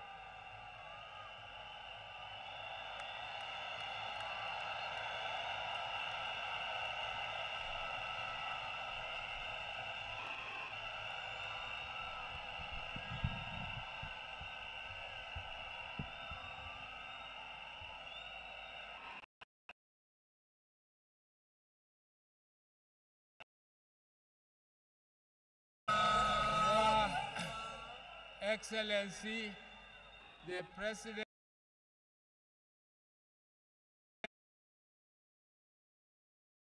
and our First Lady Mama Rachel, and all protocols observed. I have a very heavy heart to say farewell to my dear brother. Raila was more than a brother to me. He was my friend, he was my age mate, he was my advisor, and he was my confidant, and he was everything, including business partnership. We grew up together more or less as twins, because the difference between me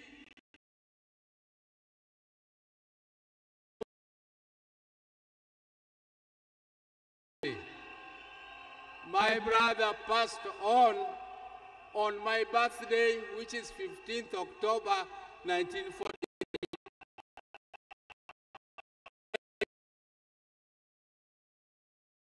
With my brother, we were in Bondo in Sakwa, though we were born in Maseno. But during that time, we were only 3 boys. And our mother was a disciplinarian more than our father. But my brother Raila knew how to cook. Our mother told us that you, my boys, you are also my girls. You must learn to fetch firewood. You must learn to cook. You must learn to prepare everything, including washing clothes and ironing and so on. Raila was best at all those things. The other thing Raila was best at was in class. Me, I was average. I could be number 5, number 4, number 3 sometimes if I did well.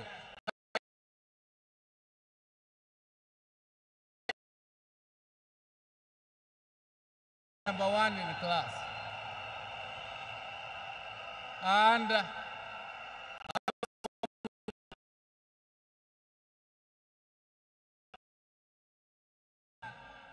he was a sportsman. He used to do what we were calling triple jump. He used to play football, and he used to do pole vault. But I was better than him in jumping and in pole vault. I want to tell you that my brother loved justice from the beginning. He loved to hear news. And one day he was late in school, and when the teacher asked him what he was doing, he said he was still listening to the radio. He wanted to hear news. And he was only at standard 3, standard 4.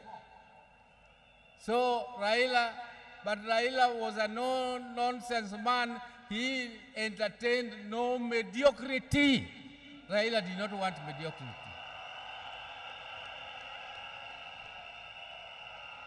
If you came across him with lies or something mediocre, his left hand was very fast. He could give you something to teach you a lesson that you must always be truthful.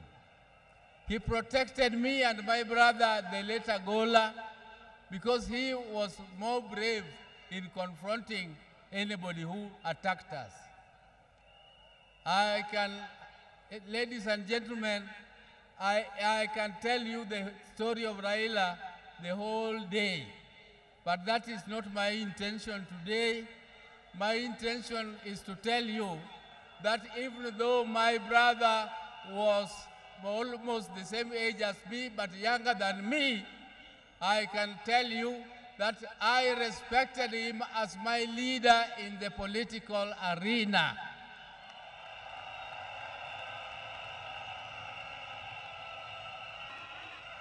And I want to thank my party, ODM, for making me the acting party leader of ODM, the oldest and the largest party in East and Central Africa. I will take that mantle with vigor, and I must assure you, my colleagues, that I will not disappoint. Even though the shoes of Raila are too big to be filled. But I just want to try my best. I want to try my best. But now I would like to inform you that I'm also with my wife. My wives, I'm a general. I have 2 of them. If I don't introduce them to you, they might feel jealous and refuse to give me food. Yes, my elder wife, Dr. Ann Ayo Oburu, is here. And come. This is the lady who took me out of boyhood. She is a doctor. She is a pediatrician, and she is the one with whom we grew together. But I thought that now, at my age, I don't want her to scratch me. I don't want her to massage me. So I brought her helper, Judith Oburu. Judith Oburu.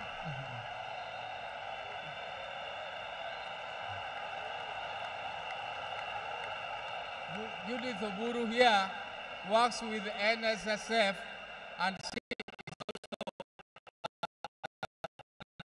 a profession. So thank you very much. Your Excellencies, we have come here. Tomorrow we are moving home, and we shall talk to you again. when you come to Bondo. And I thank you all for listening to me and giving me this opportunity.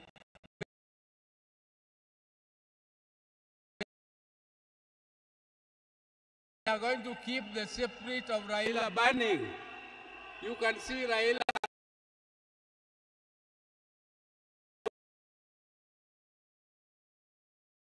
burning. You can see Rosemary is there burning. And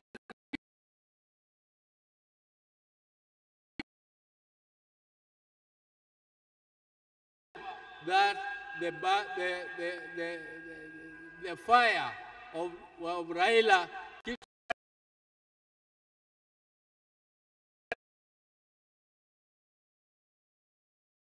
to me. Oh, let me leave it. Asante, my brother, rest in peace.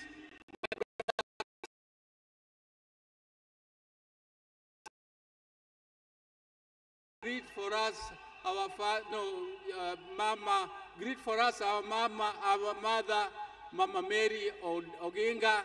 Greet for us our father, Jaramogi Oginga Odinga. Greet for us all our brothers, Agola, Osewe, and Odima, who left before us. And greet for us all of them. And I'm sure God the Almighty is going to welcome you with his hand. Done your best. Rest, my brother. Rest in peace. Rest in peace, my brother. Thank you.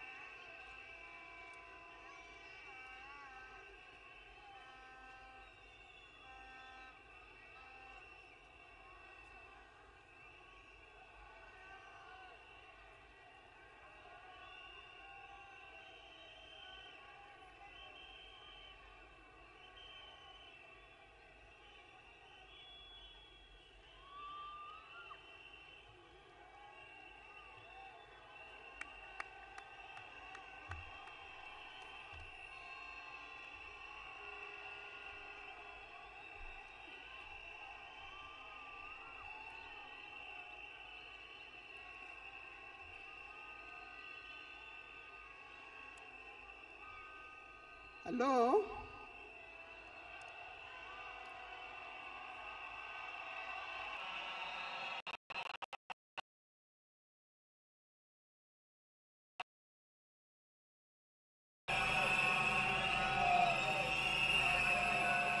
Thank you. Thank you. Thank you. To His Excellency, the President of the Republic of Kenya, His Excellency William Samoei Ruto, and Her Excellency Lady Rachel Ruto, the former President, President Uhuru Kenyatta,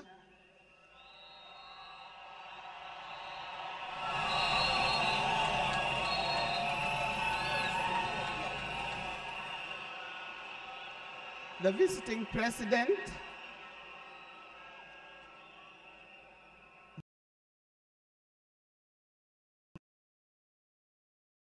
presidents, all distinguished guests, ladies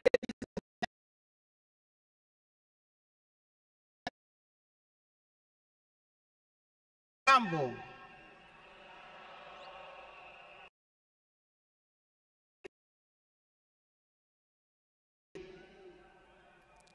it is not every day that I would be standing here to say something to the nation and to the world about my dear husband, Raila Amolo Odinga.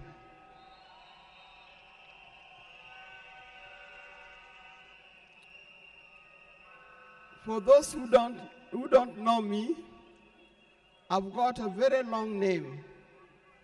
They call me Canon Dr. Ida Betty Odinga, E-S-T. Now, these names don't just come like that, but they are names that are given. I cannot forget the name that the public has given me called Min Pin.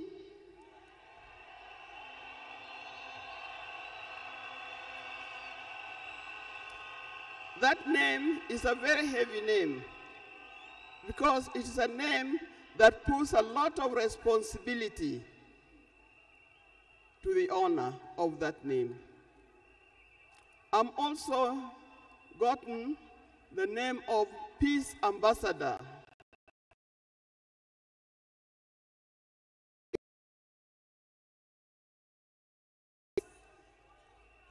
One thing that I know that Raila stood for, and he keep on repeating, is that we need peace in our nation, we need peace in our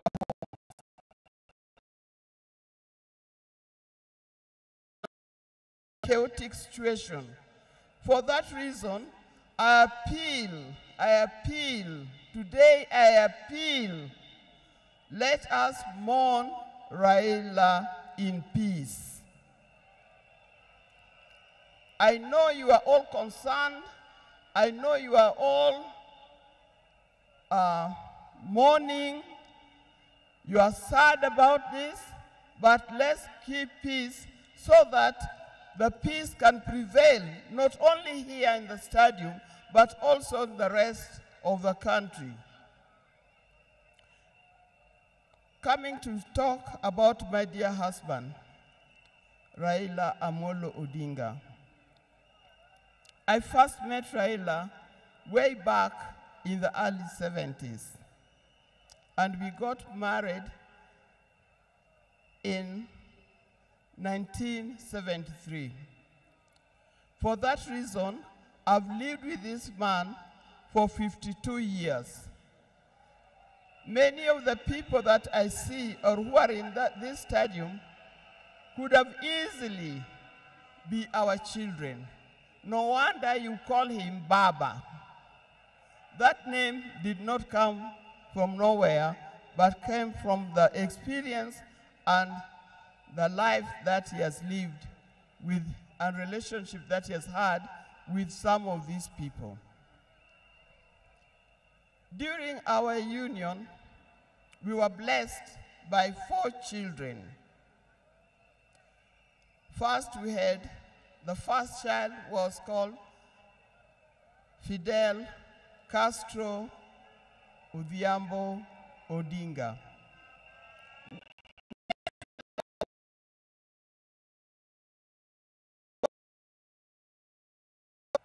The way he gives the name.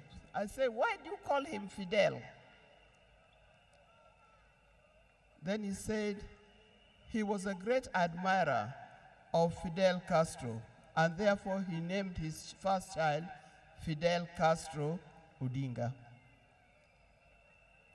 Later,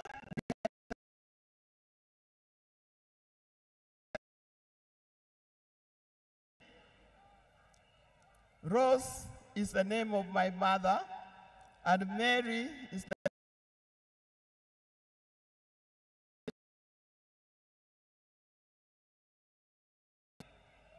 it also has a meaning to us.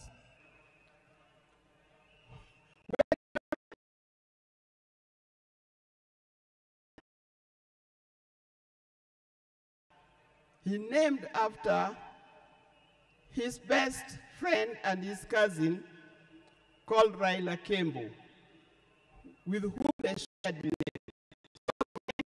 So Raila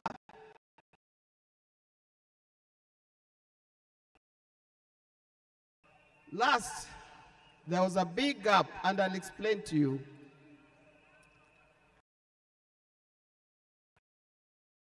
Fourth child. The fourth child, when I went to the hospital, and you know those mothers, well, you know,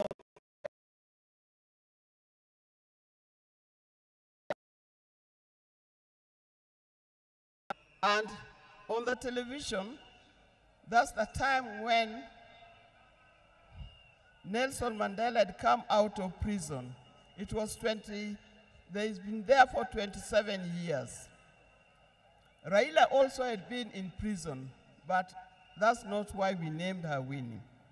And I was watching the television, I could see Nelson Mandela and Winnie Mandela holding hands as Mandela walked out of the gates of the prison. By then, I didn't know what kind of child I was going to get. But then I said, if it's a boy, we'll name him Wilson Mandela. But if it's a girl, will be Winnie Mandela. And therefore, Winnie Mandela arrived. And that's the fourth child. I see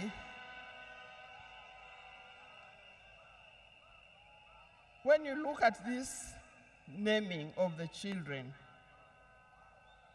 I know these days you can name your child anything that you want, but I'll appeal to those who are still having babies. Give your child a meaningful name, because you name them people you never saw, you never heard of, simply because it saw the name written somewhere. There's nothing wrong with giving our children the names of the people who in our lives we think are the heroes. Our life was not smooth life. Just like any other family, there's been ups and downs. But as we continue living together, we've learned how to cope, because we all have weaknesses and strengths. We learned to talk straight to one another. We learned to speak the truth, and we learned to forgive and move on. Now, that forgiving spirit was not only in the home, but is something that he has spread to the Kenyan. You've seen how many times he has tried in the elections, but that forgiveness is paramount. So please don't carry grudges from one generation to another and from one group to another. We are all Kenyans. We are all Kenyans. We are sisters and brothers. We must learn to forgive easily and build together Kenya.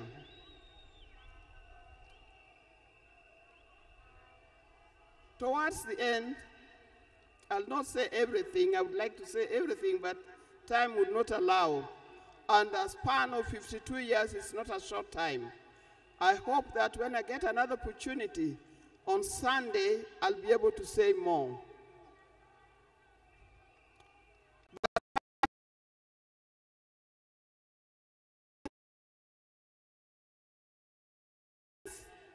We must urge Kenyans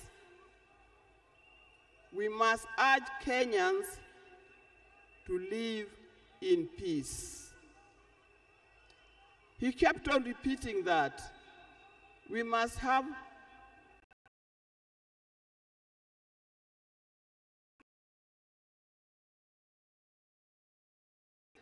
dishonesty. He hated dishonesty. He hated greed.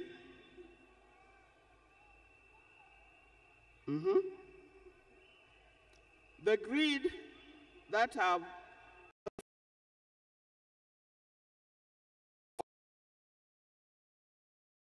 leads to stealing from the public coffers, that leads to corruptions. That's the kind of thing that Raila would not have liked to see.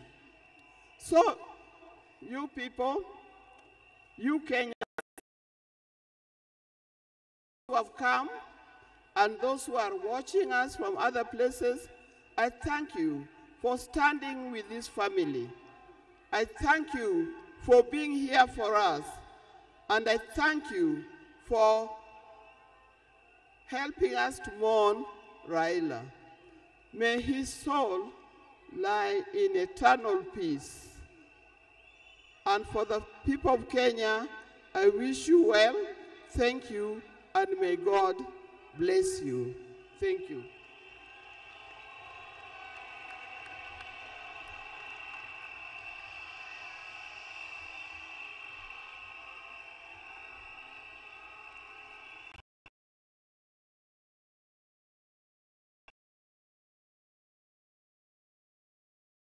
Was the end of this occasion, the first part, so that we can allow a second part that is going to take place in the afternoon. On behalf of Senator Dr.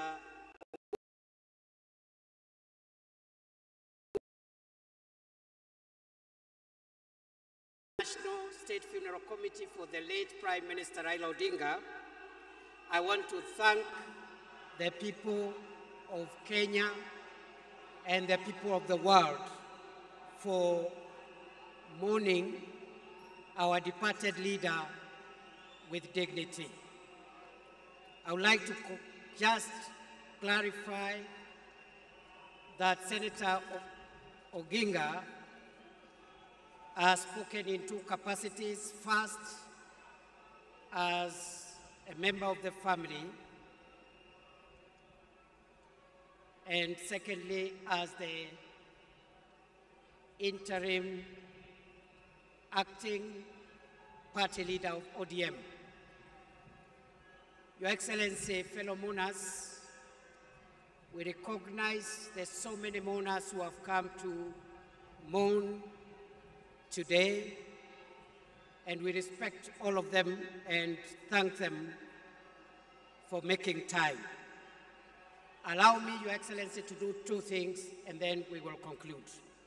The first is to acknowledge that the leader that we have lost in our country was not just a leader in Kenya.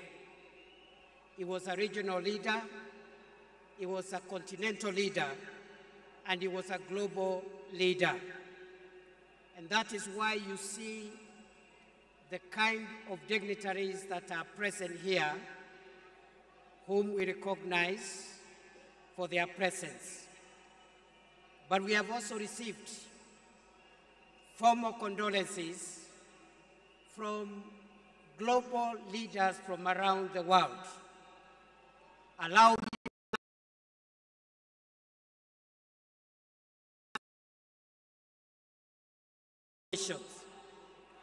we have the condolences of the President of Tanzania, Samia Suluhu Hassan, who has sent formal condolences and has sent her Vice President, who is present, the Foreign Minister of Tanzania, who is present, but we acknowledge the formal condolences from President Samia Suluhu Hassan from Tanzania.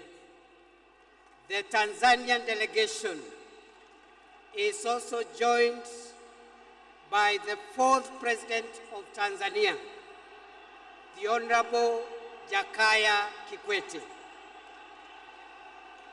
We also have condolences from President Yoweri Kaguta Museveni, the President of Uganda. We have the condolences of President Paul Kagame of Rwanda, and President Kagame, in addition to the condolences, has sent the Interior Minister of Rwanda, who is present here to represent President Kagame. The President of Somalia, President of the Federal Republic of Somalia, I think has arrived after we had received his condolences, and maybe the President will acknowledge him. The Prime Minister of Ethiopia also sent his condolences. The President of Djibouti The President of Djibouti, Ismail Omar Gele, has also sent his condolences. The President of the Republic of Zambia, His Excellency Hakainde Hichilema, has also sent his condolences. The President of the Federal Republic of Nigeria, His Excellency Bola Ahmed Tinubu. The President of the Republic of Ghana, His Excellency John Mahama. The President of the Republic of Burundi, His Excellency Evariste Ndayishimiye. The President of the Republic of Sierra Leone, His Excellency Julius Maada Wonie Bio. The President of the Republic of Zimbabwe, His Excellency Emerson Mnangagwa.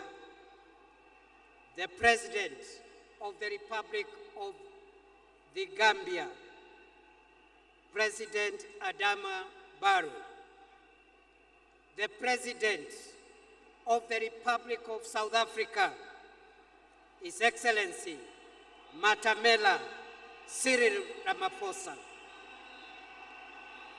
The Prime Minister of India, His Excellency Narendra Modi.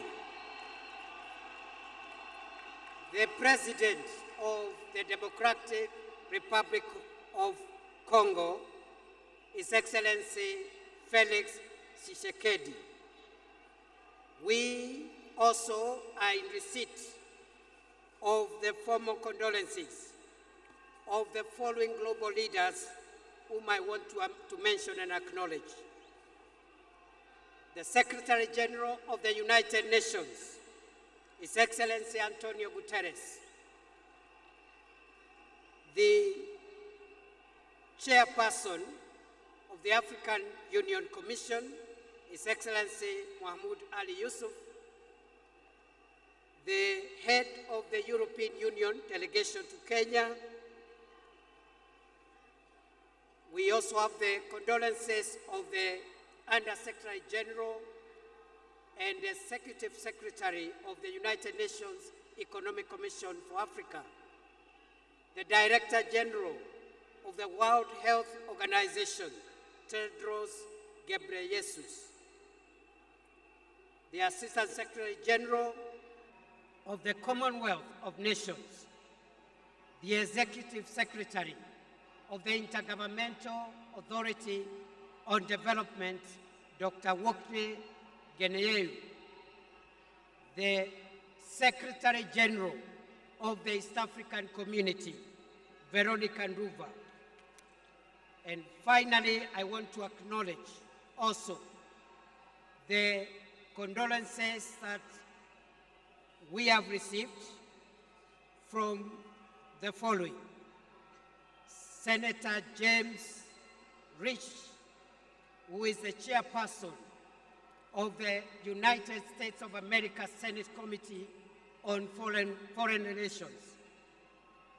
From the United Kingdom of Great Britain and Northern Ireland, we have the apologies of the Minister for International Development and Africa, Jane Chapman.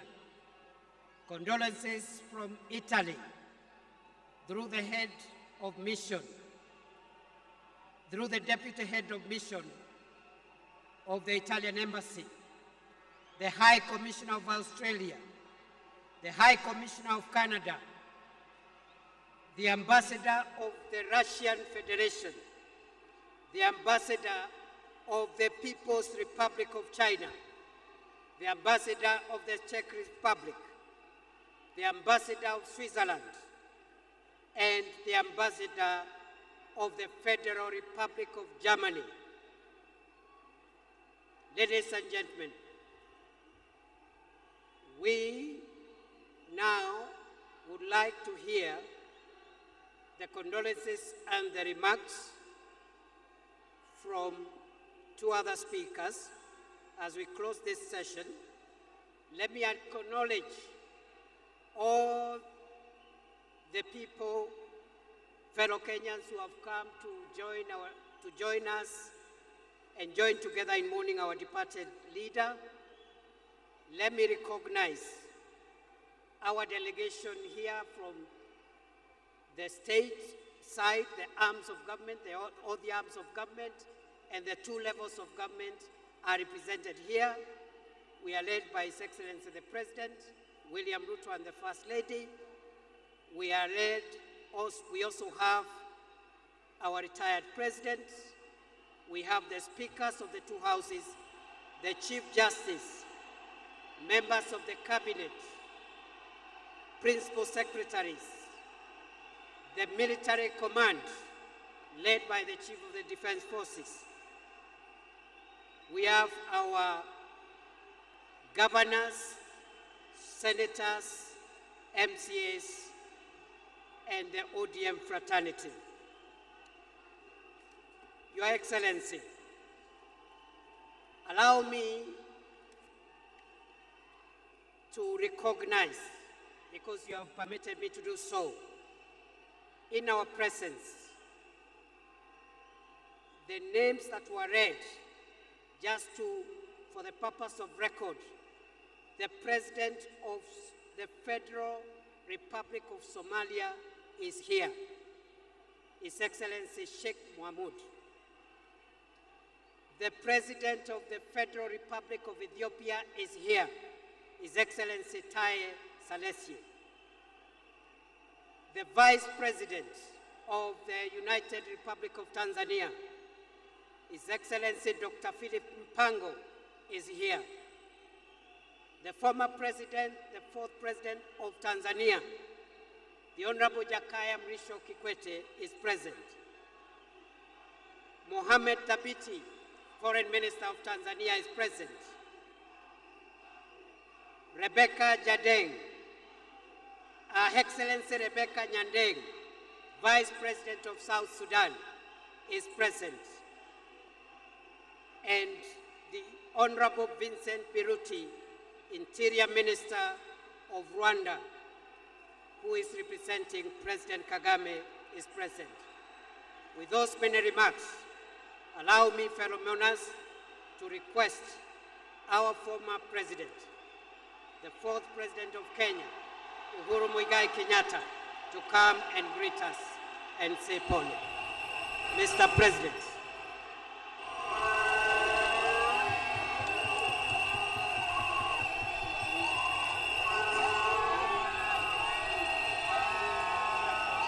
Asanteni sana.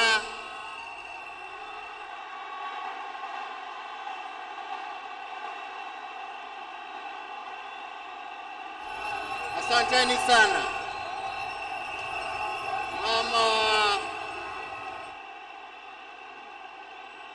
Mama Aida Odinga, Rosemary,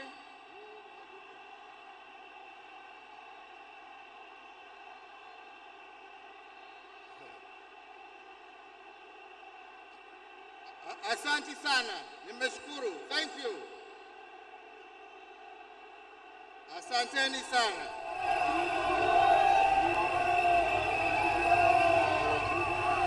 Asanteni.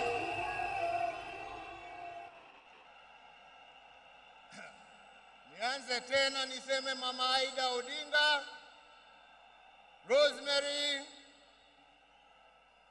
Junior, Winnie na familia yote ya mwenda zetu, rafiki wetu, Mheshimiwa Raila Amolo Odinga.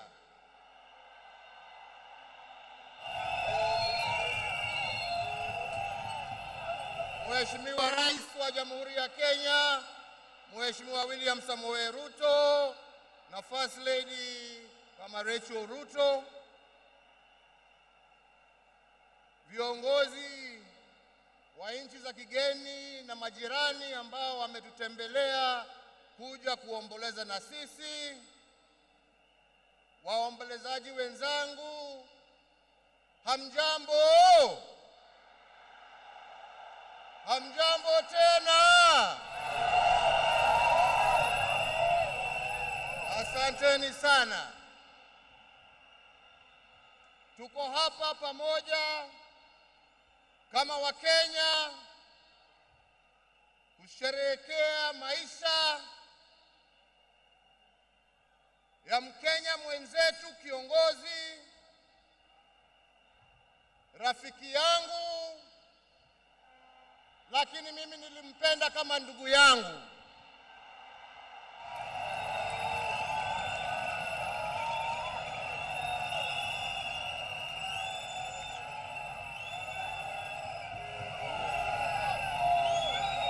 Mheshimiwa Raila Amolo Odinga,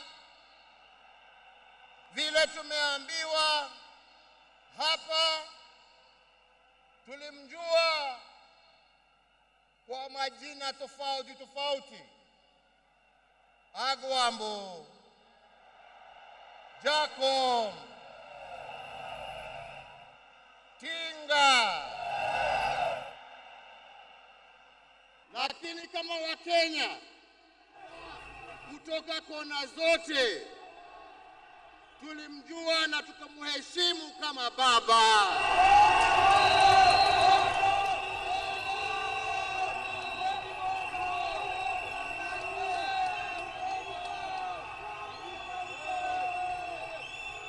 Na tulimuita baba kwa sababu Mheshimiwa Raila Amolo Odinga alipenda nchi yake Kenya kuliko kitu kingine chochote.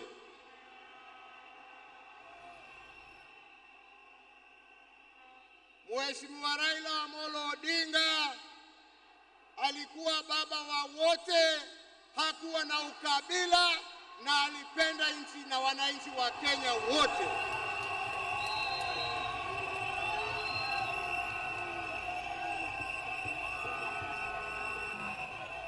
Na testimony hiyo yaoneshwa na marafiki tofauti tofauti ambao ukienda kumtembelea kwake nyumbani ulikuwa unawakuta huko.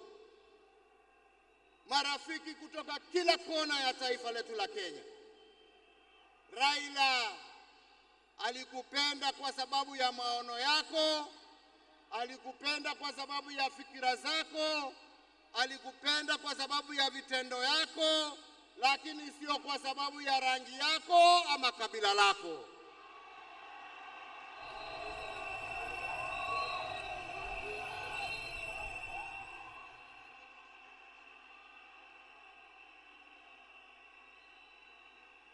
Leo hii Kenya imepoteza kiongozi ambaye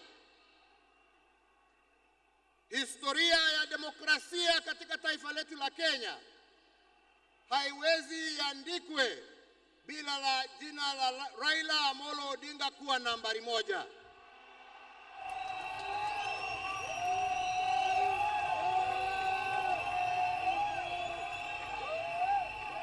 Historia ya Kenya ya kutetea haki za kibinadamu na haki za wananchi wote haiwezi iandikwe bila jina ya Raila Amolo Odinga kuwa nambari moja.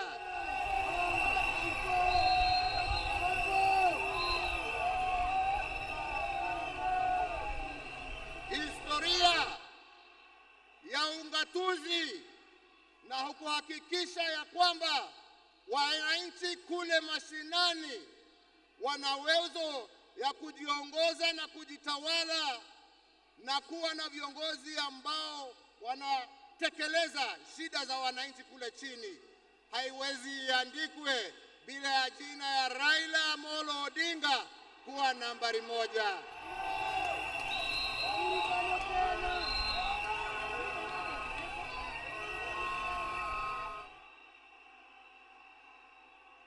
In short, nasema vipi?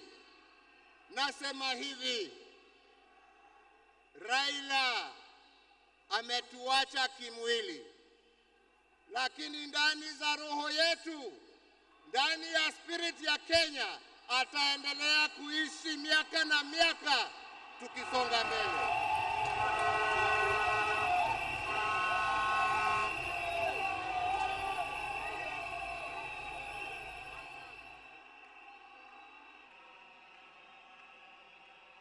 Wenzetu, Raila alipenda amani. Raila alipenda umoja wa taifa letu. Raila alifurahia akiona Wakenya wakiungana, wakishirikiana, wakijenga taifa lao pamoja. Raila alikuwa mtetezi wa haki ya kila mtu. Pahali ambapo alikuwa anaona hakuna haki, Raila ndio alikuwa wa mbele hapo kuhakikisha ya kwamba haki zimepatikana. Na wenzangu, nawaambia hivi, tunawakumbuka wakina Mzee Jomo Kenyatta na Jaramogi Odinga kwa kutetea uhuru wa nchi yetu.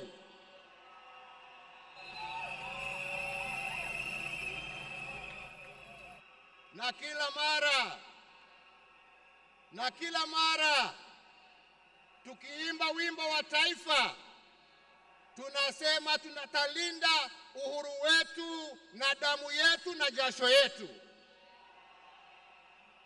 Leo hii tukiwa tunaaga baba yetu Raila Amolo Odinga, nataka pia tujiape ya kwamba hatutakubali kama Wakenya haki za kibinadamu, demokrasia na mambo yale yote ambayo Raila alitetea, hatutakubali yarudi nyuma.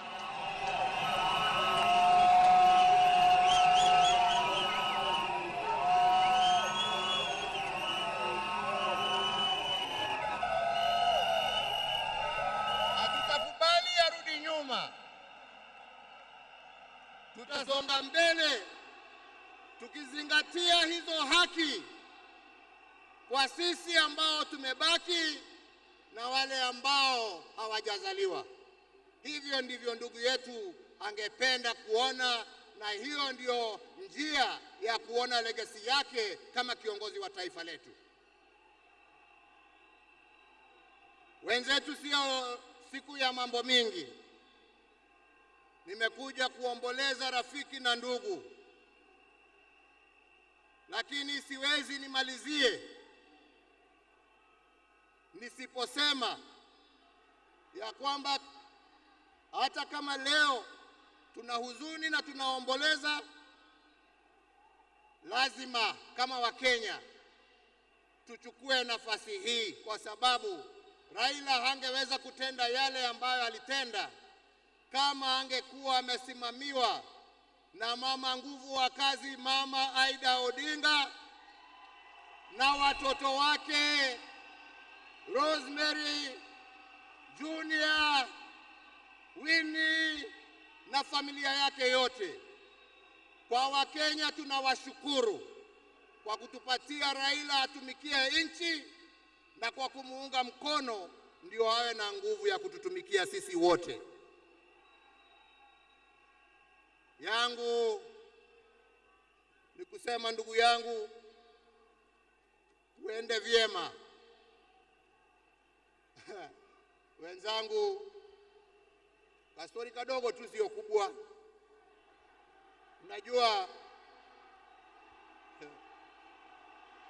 Unajua saa ingine baada ya kazi tukiwa tulia kidogo hapo nini, tunapewa kakitu kidogo hapo. Kwani mnacheka? Mimi kakitu kidogo nasema uji na chai.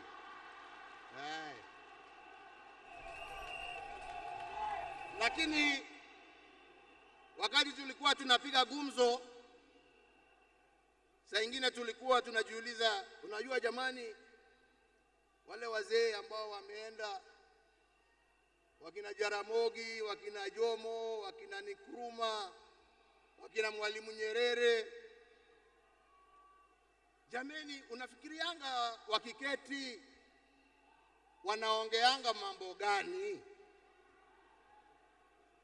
Mimi nilikuwa nasema unajua wanaongea siasa kama sisi, wanatuangalia tu na mambo hii yetu ya upuzi hapa. Wanatuchekelea. Anasema lakini unajua I'm very keen kujua. Sasa ndugu yangu, umeenda mbele yangu. Sasa tayari najua mnajiongeleshana huko. Na sio ati niko na haraka ya kuja kuwafikia, lakini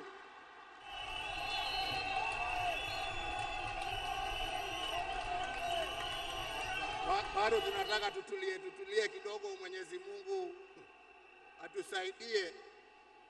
Lakini najua wakati wetu tukifika utakuwa hapo kutuambia njia ya kutembea hizo mabarabara za huko. Kwa hivyo yangu, ndugu yangu, ni kuombee kwa Mwenyezi Mungu akurehemu, akulaze na amani na wenzako, ukijua ya kwamba twakumbuka wewe na yale ambao umebakisha tutaendelea nayo, na familia yako sasa imekuwa yetu, na tutaendelea kuwalinda na kuwachunga na kusimama pamoja nao kwa wakati wote. Nasema lala salama ndugu. Mungu awabariki familia yako na awafariji na awapatie nguvu, na Mungu aendelee kuibariki Kenya hii yetu, Afrika Mashariki na Afrika kwa jumla. Asanteni sana, Mungu awabariki.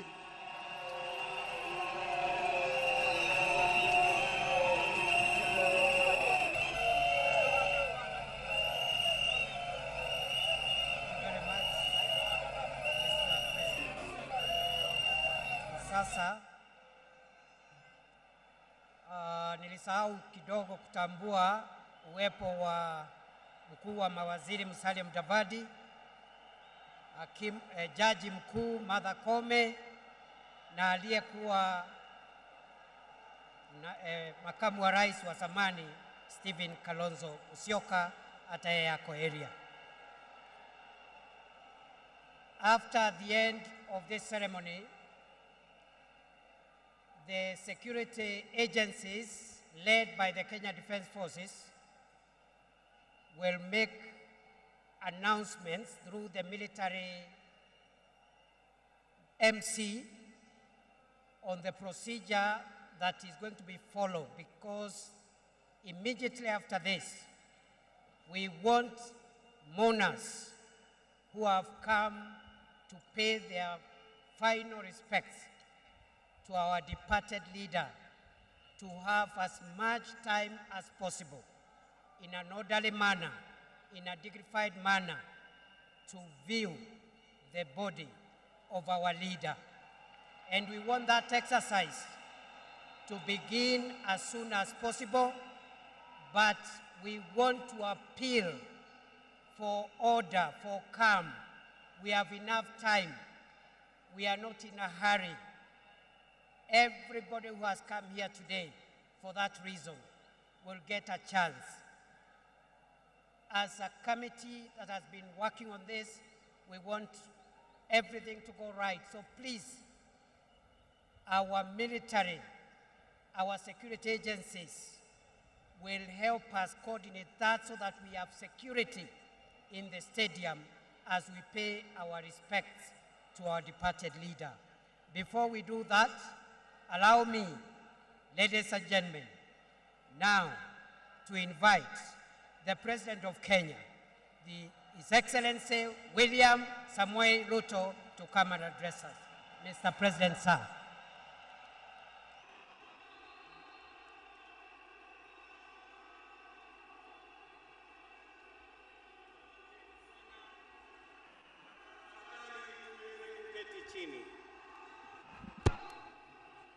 Fellow citizens, friends of Kenya from across the world, distinguished guests, ladies and gentlemen, Every once in a generation, there comes a leader whose impact transcends their moment, whose courage inspires change, and whose vision shapes destinies. My brother, Raila Amolo Odinga, was one such leader. Across space and time, there are few exceptional persons who, when summoned by the call of history, rise to meet the challenges and opportunities of their time with indomitable vigor, with absolute conviction, and with unwavering valor. The Right Honorable Raila Amolo Odinga, Ward Mary, Ward Nyar Alego, Aguambo, Tinga, Jacom, Enigma, Ward Ping, Baba, the man in whose honor we gather here today belongs to that rare, irreplaceable breed of human beings. My dear brother Raila Amolo Odinga, as we bid you farewell, we do so with the deepest gratitude as a nation and as a people. We grieve your loss. We celebrate your 80 years of presence and also salute you for the great statesman and patriot that you were. To Mama Ida and your children, Rosemary, Raila Jr., and Winnie, as well as the larger Odinga family, led by our elder brother, Senator Dr. Oburu Odinga, please accept the nation's most heartfelt condolences on this immense loss. Kenya stands with you in this moment of sorrow. We share in your inexpressible grief, but we also share in your pride for your husband, your father, your brother, and your kin, who belonged not only to you, but also to us. Thank you for sharing him so generously with us as families and as a nation. Amolo may no longer walk with us, but his spirit lives within every Kenyan and every African. Such was the depth of his influence and impact that even in his absence, his presence endures. Fellow citizens, we gather here today not just to mourn the passing on of Baba, but celebrate his purpose, his vision, and his ideals. He walked among us as a man, but he also charged among us as a movement for change, a movement for justice, and a movement for inclusivity, and a movement for a greater and better Kenya.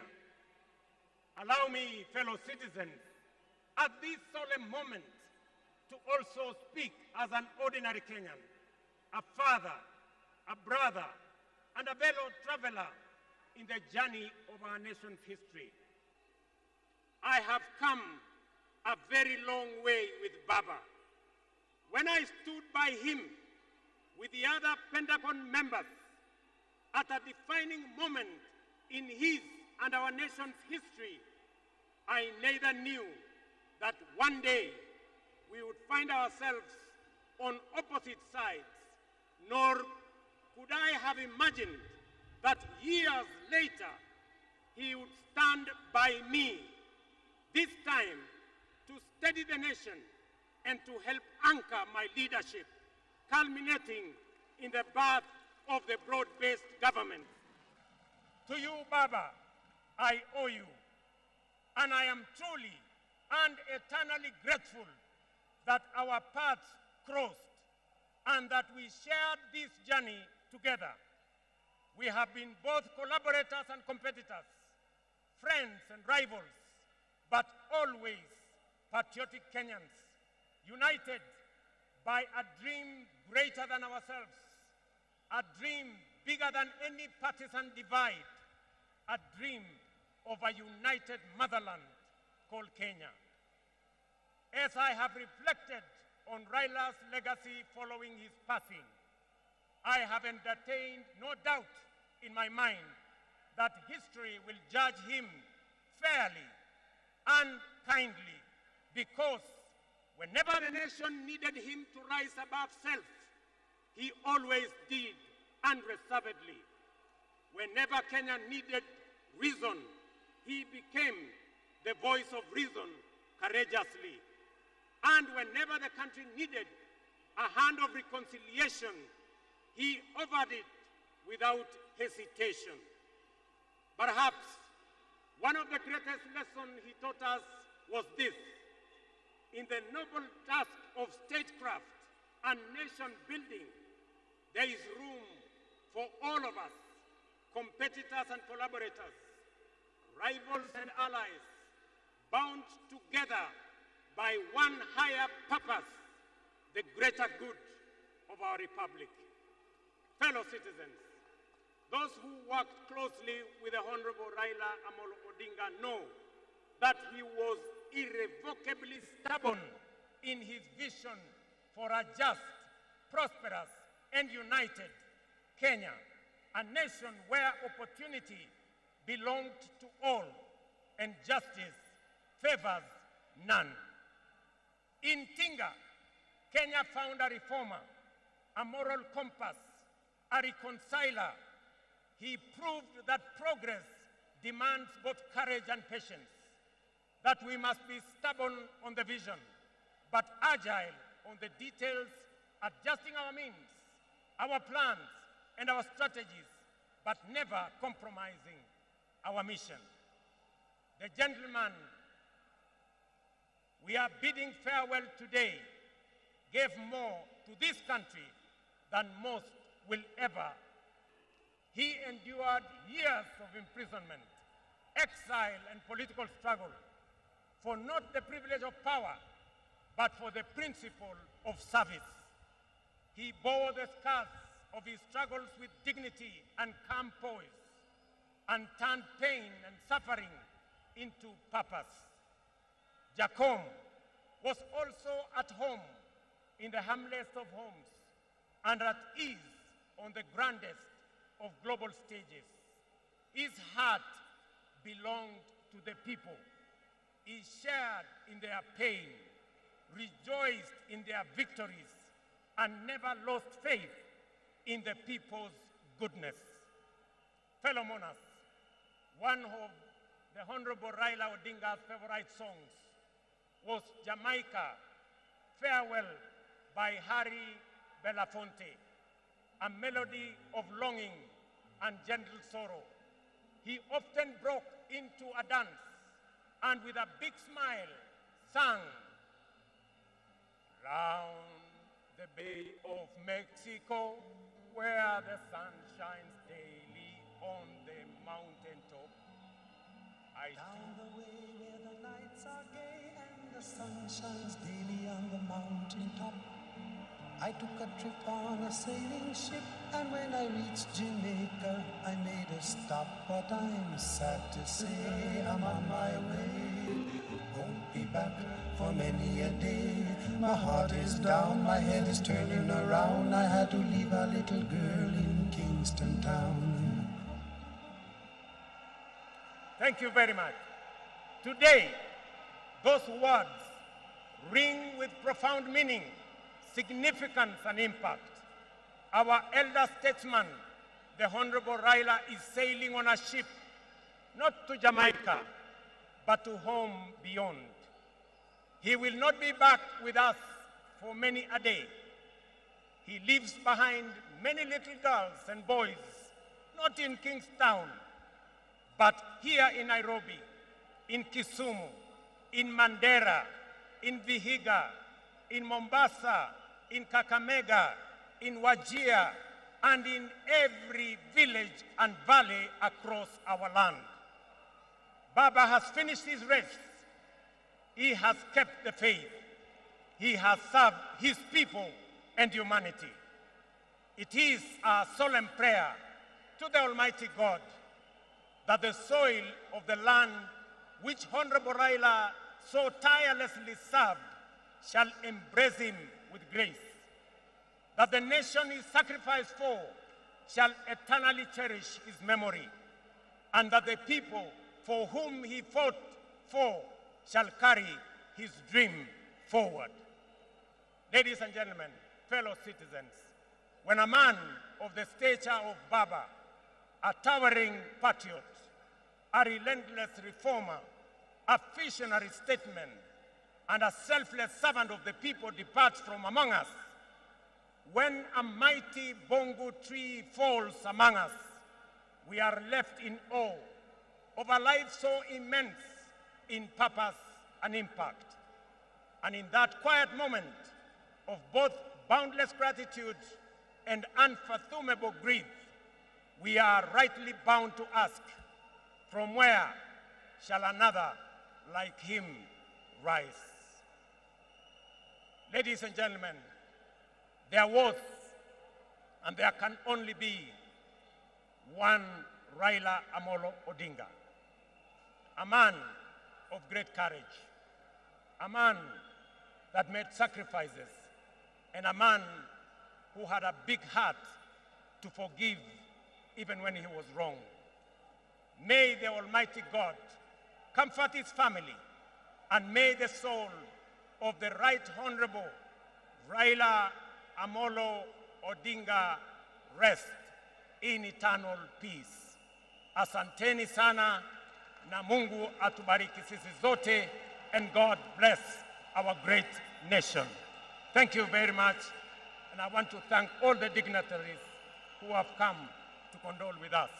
Asanteni sana, tutawaona mbele katika safari ya kumpumzisha huyu shujaa kiongozi wetu Raila Amolo Odinga. Asanteni.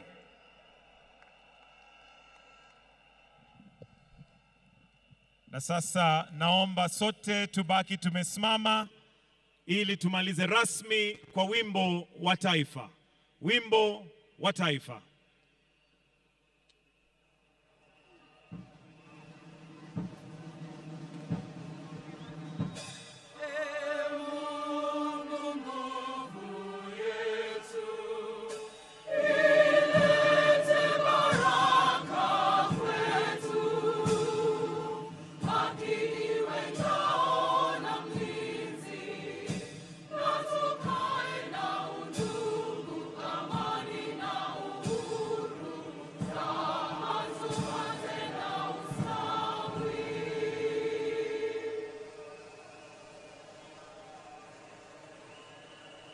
Na kwa sasa naomba tafadhali tuweze kuketi na kutulia ili tuelekezwe vile tutakavyoona mwili. Lakini kwa sasa, for the exit protocol, we'll have His Excellency the President Dr. William Samoei Ruto together with Her Excellency the First Lady to progress and leave.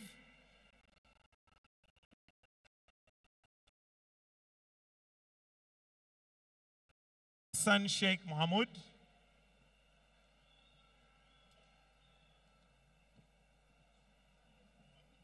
Basi alivyosema mwenzangu ni kwamba wananchi wazalendo tutaweza kupewa fursa ya kutazama mwili wa mwenda zake.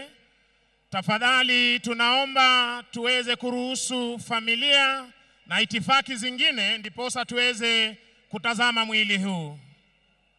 We'll also have His Excellency President Uhuru Kenyatta to exit, followed by His Excellency the Deputy President. The rest, we are kindly requested to relax kidogo ili tuelekezwe vile tutakavyotoka. Na sasa nitamkaribisha mwenzangu Misango ili aweze kutuelekeza, especially for those of us who want to view the body, how we are going to do that so that it's orderly. Misango, karibu.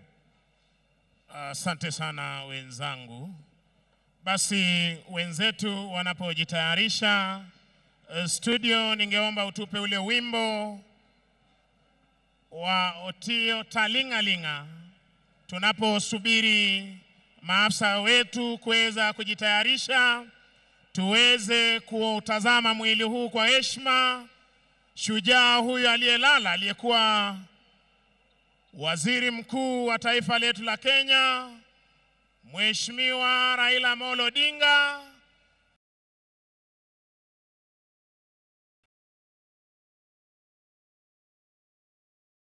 Ikifika saa ngapi mtaweza kutazama? Tunaomba tu taratibu wa kutazama mwili huu tafadhali. Basi viongozi wetu wa kidini tutaomba muweze kuongoza familia waweze kuondoka ili sherehe zingine zitakazoongozwa na jeshi letu za kutazama mwili ziweze kuendelea.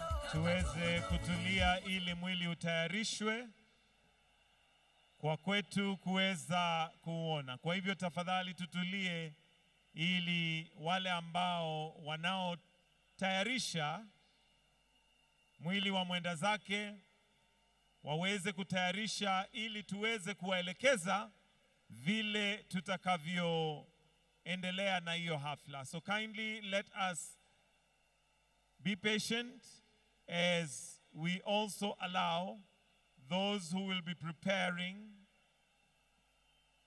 for us to view an opportunity to... All right, of course, that is the conclusion of the state funeral service of the late former Prime Minister Raila Odinga at Nyayo National Stadium. And of course, on this particular split screen, you can see dignitaries and also members of the family actually leaving the venue where the service was actually being conducted. Now, Kenya thronged the Nyayo National Stadium to witness this particular event where it was the final send-off of the former Prime Minister Raila Odinga. And of course, it started early in the morning, where we saw the procession actually starting from Lee Funeral Home all the way to Parliament buildings, where the former Prime Minister was laying in state with the President and elected leaders, viewing his body at Parliament buildings. Before that particular cortege left the Parliament buildings all the way to Nyayo National Stadium. Of course, it has been a military honor, with the military actually taking charge of this particular procession and this particular funeral service that was conducted in honor of the former Prime Minister Raila Odinga. Across the road, of course, so we did see some members of the public accompanying that particular procession all the way to the Nyayo National Stadium. And at that particular moment, we also saw the military taking charge and actually, carrying the body, becoming the pallbearers of this particular procession of the former Prime Minister, that is Raila Odinga. Now, there was a sermon that was conducted by Bishop David Kodia, and of course it was a sermon that targeted mostly on the political class, looking at the history of the former Prime Minister Raila Odinga and the kind of man he was, challenging the political class to take charge and to try and fit in his shoes, asking them who exactly amongst you can actually fit in the shoes of the former Prime Minister Raila Odinga, talking about their interactions and what he hated and what he loved. And just to quote him, he did say, God gave Raila Odinga the wisdom to unite Kenyans.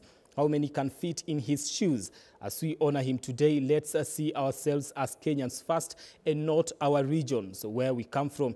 Kenya is too small to be divided into regions, and this being very important at this particular moment where the political scene in the country seem to be somehow divided. And just talking about that, whereby this is a man that has been considered to have kept the nation first, the interest of the nation first, as opposed to his personal interest.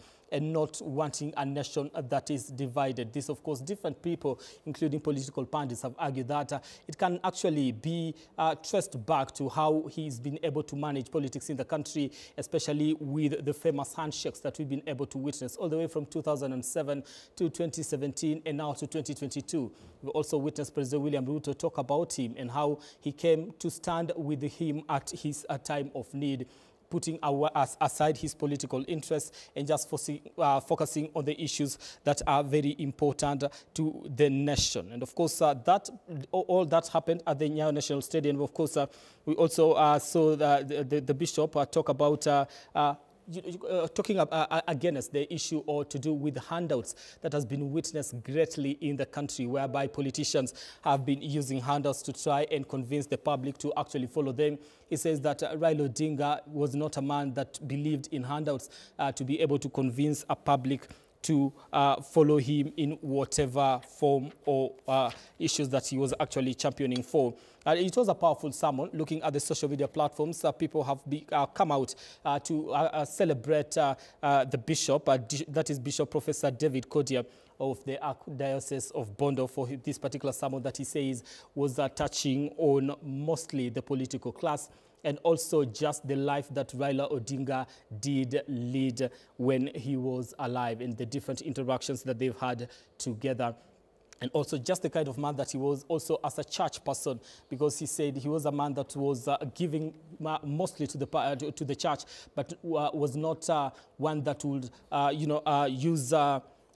go around announcing to the public in regards to what he has done. He says he gives with his left hand, but the right hand shall not know what exactly has been done by the other hand. That is the sermon that the bishop was actually, giving to the public, calling on the political class to emulate what Raila Odinga was and how to honor his legacy and how to fit in the shoes that he has left behind. The issue of Kenya First, whereby the nation became more important than an individual.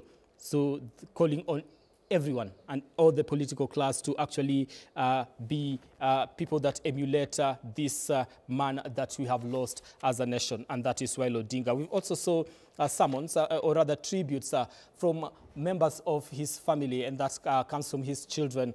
Talk of Rosemary Odinga. We also saw Raila Jr. talk about his father. We've seen Winnie Odinga. We've seen Mama Ida Odinga, and also the brother to the late former Prime Minister, that is Oburu Odinga, actually come to the podium to talk about the former Prime Minister. And just to look at what some of his children did say.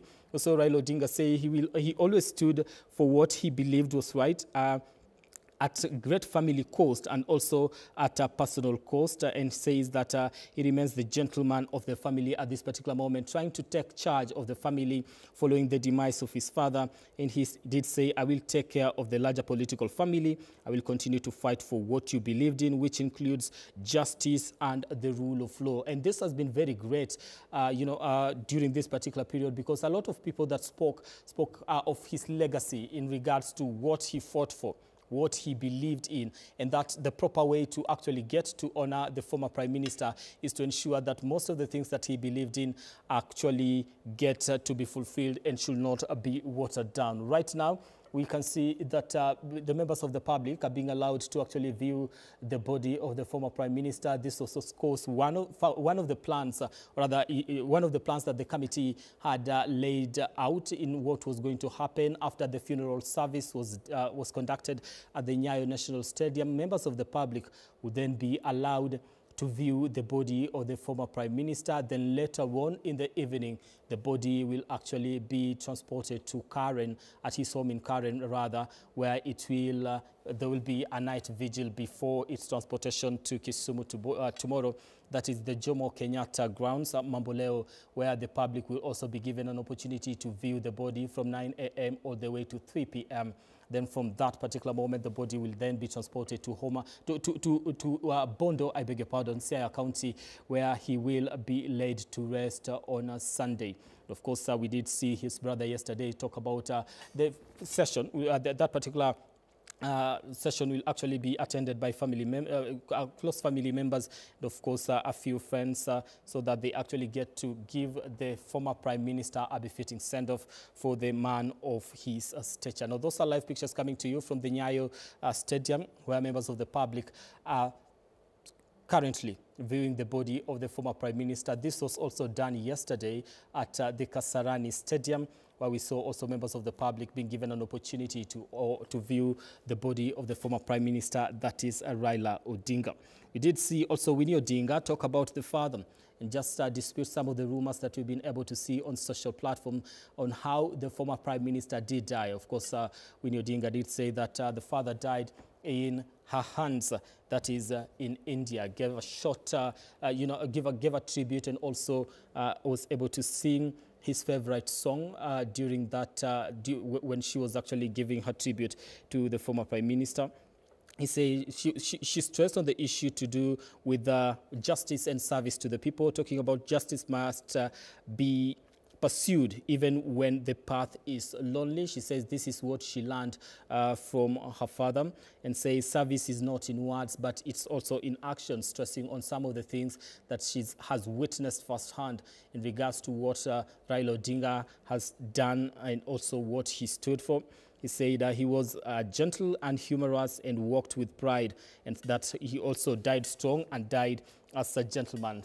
Winnie did say that Raila Odinga, during his battle with health, of course, made an effort to make rounds every morning, especially at the hospital as he was getting his treatment. And he said sometimes he would make 2, sometimes 3. And on that particular day when he died, he had made 5. And he called on the nation to be very proud that Raila Odinga did die strong, and also just not what we've been able to see on the social platforms. That's what she was actually disputing. Of course, we saw also Oburu Odinga, that is the brother to the former Prime Minister and also the Senator of Siaya County, that is Oburu Odinga, talking about recounting on the issues on how they grew up together, what sort of person Raila Odinga was, and the kind of family that they come from. And of course, says that there were 3 boys. One, of course, died, and Raila Odinga was the second born, saying that Raila was a sharp student. In most cases, always emerging number 1, and he, on the other hand, was an average student. Sometimes he would come number 5, 4, 3, and at times 2. But Raila Odinga was smart at everything that he did, all the way in how they've been raised, that he was a man that was very good when it comes to doing house chores at home, that is how they were raised by the mother, because they were told at a very young age they were also the sons, and at the same time they were the daughters of that particular home, and they had to learn to do everything from cooking to washing clothes and all that. And he was always the one that will defend them whenever there was an attack from their peers as they grew up. He also said that he was a no-nonsense man and did not entertain any mediocrity. That is the tribute that Oburu Odinga did give in regards to Raila Odinga. He also did talk about the leadership of the ODM party moving forward, saying that he is honored to have been given that particular mantle to act as the interim chairperson of the party, and moving forward in regards to recounting that it is not easy for him to be able to fill the shoes that Raila Odinga has left behind, and no one can fill those particular shoes, but he will attempt to lead that party. And also just saying that the age between him and Raila Odinga was not that much apart. It was 1 year and 2 months, and that his brother was his party leader. He was his friend, he was his everything, he was his confidant, and also he was his business partner, a man that he says he's going to miss greatly, because it is with a heavy heart that he was actually giving this particular tribute. And despite him being older than Odinga, that is Raila, he actually did respect him so much as his party leader. And of course, there's been that conversation in regards to what exactly happens and who exactly takes over the mantle of the ODM party. But right now we have an interim leader in that particular party, and of course we will see, continue following up on that and see exactly how things unfold, and whether they're going to be another leader that will come later on, or the Oburu Odinga will take that particular mantle until the end. Of course, we also saw Mama Ida Odinga eulogized her husband as someone, great. They've been married to 52 years, and calling on Kenyans to mourn Raila Odinga in peace.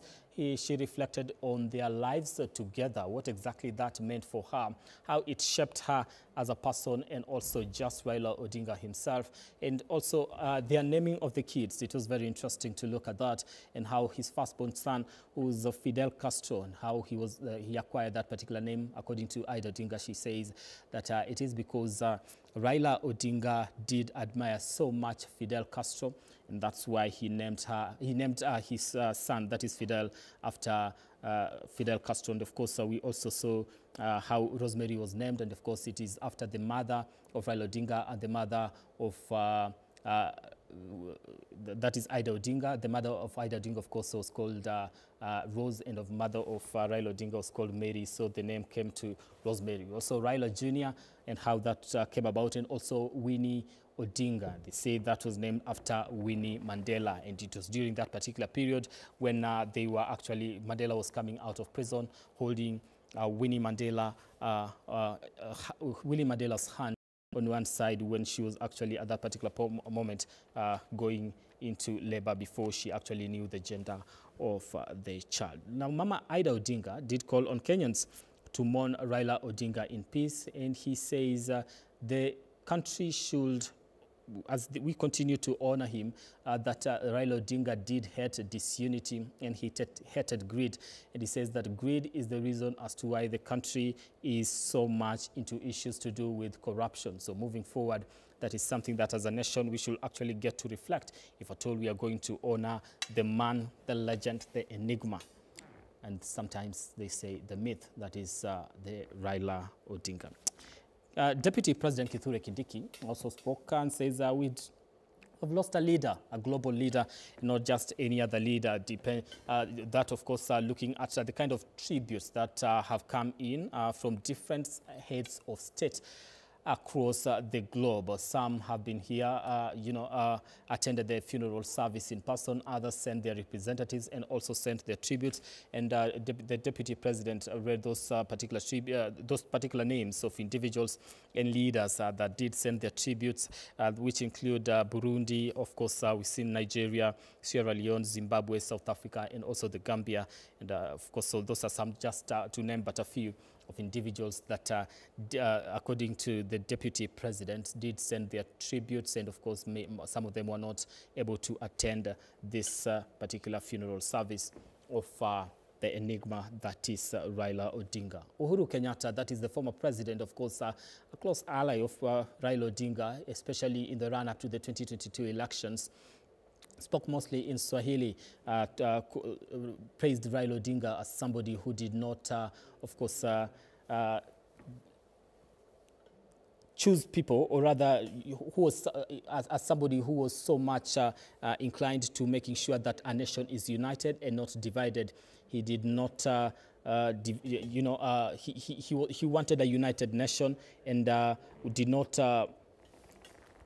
says that the history of the country cannot be written without the name of Odinga appearing at the top, putting some things that include devolution, issues to do with democracy and the fight for human rights. Are some of the things that this man Raila Odinga did champion for.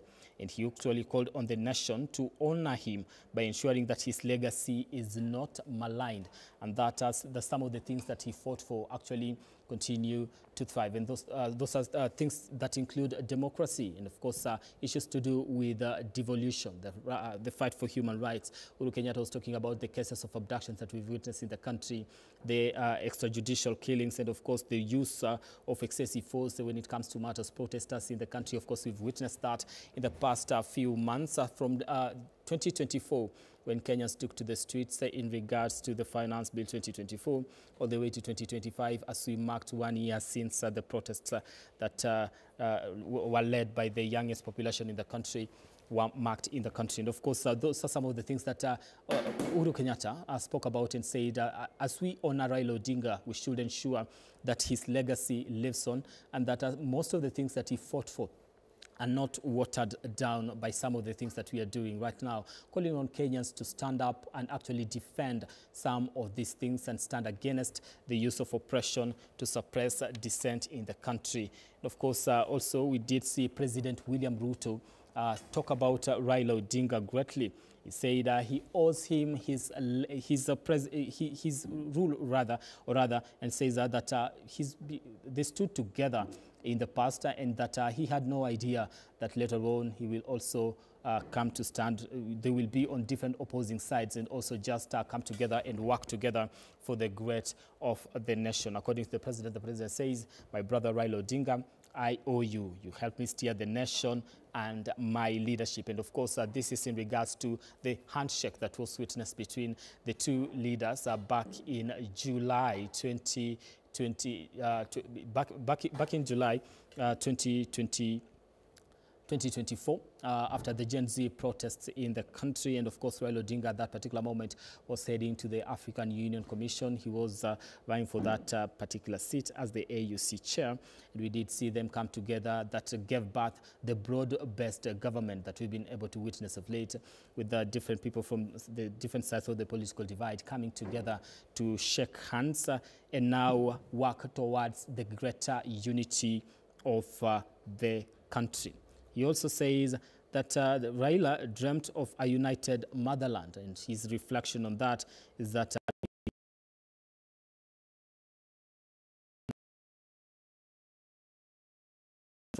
he says history will judge him fairly, and that he became the voice of reason whenever the country needed a man to stand and steer it in the right direction. He also says Raila Odinga was a stubborn man in his vision for a just Kenya.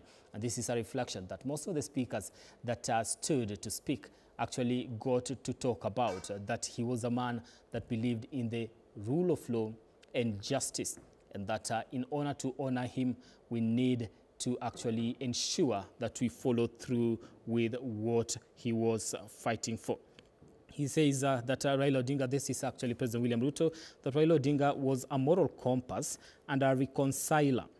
He never compromised. We say that we should never compromise on our mission, even if sometimes we are pushed to the edge. That was the president talking about Raila Odinga. And of course, we also witnessed different leaders, or not different leaders, but the song that Raila Odinga did enjoy during his time on earth actually being played to be able to mark this particular day. What you're witnessing right now on screen, of course, like I said earlier, is that members of the public are once again being allowed to view the body of the former Prime Minister, that is Raila Odinga, at the Nyayo National Stadium. And of course, thousands of Kenyans did attend this particular final funeral service that was conducted by the Anglican Church today. Let's talk about some of the leaders that came and to pay their last respect to the former Prime Minister. And of course, some of the dignitaries that we had today were Tai Selassie, that's the president of Ethiopia. We also had Hassan Sheikh Mahmoud, that is the president of Somalia, who was here in person. We saw the fourth president, the fourth and former president of Tanzania, that is Jakaya Kikwete. We also saw the vice president of that nation, that is Tanzania, Philip Mpango, who was in attendance to the funeral service here in Nairobi at the Nyayo National Stadium to pay their last respect to Raila Amolo Odinga. South Sudan did have its vice president, that is Rebecca Nyadeng de Mabior, who was representing President Salva Kiir. We also did see other leaders who, for example, Rwanda did send a representative, and that is Vincent Biruta, who is the Interior Minister. And of course, Deputy President Kithure Kindiki did say that we witnessed there are quite a number of tributes coming in from different leaders across the globe, the continent. We did witness Burundi, of course, Nigeria. We witnessed Sierra Leone, Zimbabwe, Gambia, South Africa, to name but a few, some of the leaders that sent their condolences. Of course, also India, that is Prime Minister Narendra Modi, did send also his condolences to former Prime Minister Raila Odinga. And today is the third day as far as this particular session is concerned, because Raila Odinga, of course, died on Wednesday, and his body was repatriated from India on Thursday yesterday. Today, Friday, is the state funeral service that has been conducted at the Nyayo National Stadium. Part of the program that includes that is what you're witnessing right now. That is the viewing of the body, and that this service has been conducted by the Anglican Church of Kenya. The bishop that was leading this was, of course, we did have Bishop Professor David Kodiam of the Archdiocese of Bondo, who reflected on his times with Raila Odinga and the kind of person he was. What I've said earlier is that he gave a sermon that most people believe it was a powerful sermon targeted to the political class in general and what they should do when it comes to living right and doing the right thing in the political scene, challenging the political players to come out and see whether they can actually fit in the shoes that Raila Odinga has left behind. His biggest thing was talking about the issue to do with handouts, which has been synonymous with our Kenyan politics, and how that is affecting the growth of the nation and just the principles that some of the leaders need to be abiding by. Now, he has been termed, that is Raila Odinga, as a champion for democracy in the country. Has been called a father of devolution. He's said that a man who set aside his ambitions for the greater good. On the issues to do with democracy in the country, of course, Raila Odinga is one of the faces that I believe to be the faces of the second liberation in Kenya. The struggle that they went through at that particular time, leading to the birth of a multi-party state. And of course, that is one of the things that a lot of people believe that the shoulders that we stand on at the moment were actually the shoulders of this individual who championed for what we enjoy, the freedom of speech and all that. Talk about the issue to do with devolution. They say he's the father of devolution after championing for the 2010 constitution. Right now, the current state, because they say Raila Odinga believed that power should not be centralized, but it should be devolved, giving counties enough resources and also the power to be able to develop, moving away from the centralization of power that largely saw development go to regions that were more inclined to the head of state, whereby if a region was not supporting the head of state, then there was no development in that particular region. And in most cases, that is believed that those regions that suffered most were the regions that were opposition regions. So the devolution aspect of it came to cure that. And even at the time of his death, he was talking about that, talking about leaders not going to State House to be able to beg the president for development to come to their regions, because it is provided for in the constitution.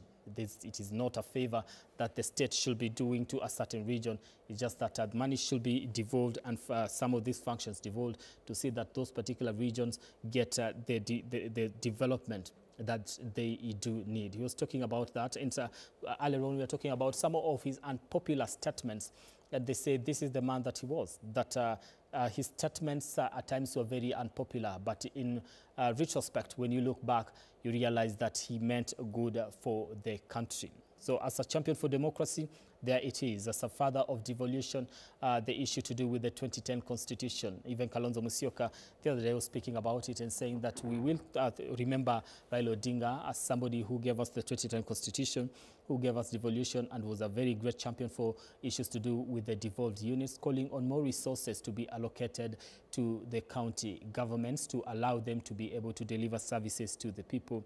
He had also come about on the issue to do with the NGCDF, which was a hot debate in the country.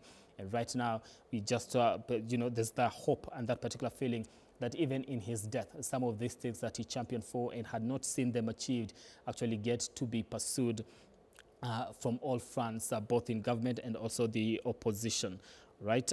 So they say that his legacy far exceeded his weaknesses as an individual, whereby, yes, he was not a perfect human being, but at the end of the day, he created a legacy, a political legacy for that particular matter that, of course, will be emulated. One of the things that most of them have talked about has to do with the issue of also having a very long, the largest political party, and a political party that has existed for a minute here in the country, and that is 20 years of the ODM party, and we did see that the nation, or rather the party, was celebrating 20 years in different regions. Those are the Kisii celebration. We also see the Mombasa one actually being postponed a little bit. We also see those are another one that's supposed to be in Nairobi, and this was to be done all the way until the 16th of November. Now, with this particular disruption a little bit, of course, there'll be changes in regards to marking 20 years of the ODM party, but we also expect that to resume as far as that is concerned. All right, and just still on what we are able to witness at the Nyayo National Stadium, of course, members of the public, they are passing by the coffin of the former Prime Minister Raila Odinga, viewing his body, as that opportunity actually is granted until later in the evening. And like we said, that after this particular session, then the body will be taken to Karen, at his home in Karen, whereby there will be a night vigil. Of course, from there, we'll also witness the body being transported to Kisumu. That is tomorrow, very early in the morning, because the viewing of the body at the Jomo Kenyatta Mamboleo grounds is expected to start at 9 a.m. all the way to 3 p.m. And that is to give the residents of that particular region an opportunity to be able to view the body of the former Prime Minister, that is Raila Odinga. Now, he will be laid to rest at his home in Homa Bay County, in Siaya County, I beg your pardon, and that is in Bondo. Yesterday, we witnessed the digging of the grave, whereby he will be laid close to his mother and father, where he had actually wished for that to happen. And of course, all this is being done in regards to his, in line with his last will and testament, where he wished that he actually be buried within 72 hours after his passing. And the planning committee, of course, is working around the clock to ensure that they get to respect his last will as before last will and testament. But of course, even we witnessed the daughter talking about it and says when she heard that the father wanted to be buried within 72 hours, she laughed, because that was the kind of man that he was. Sometimes just giving people surprises, and all that is what we've been able to witness during his stay. Right now, I want to engage my guests in studio. Thank you so much. Good morning. Good afternoon. Good afternoon. All right. Welcome to continued coverage here on K24 and, of course, Media Max in general, also Kameme TV, as we continue to cover the funeral, and rather the death of the former Prime Minister, that is Raila Odinga. Let me get from you what this means for you and why it stands out for you. First of all, my name is James Kamau. I come from a certain party by the name the We Alliance Party, a new registered political party by young people. And we can see this piece of political distinction was brought by people like Raila Amolo Odinga when they fought for second liberation. Back in the 80s, when Kenya was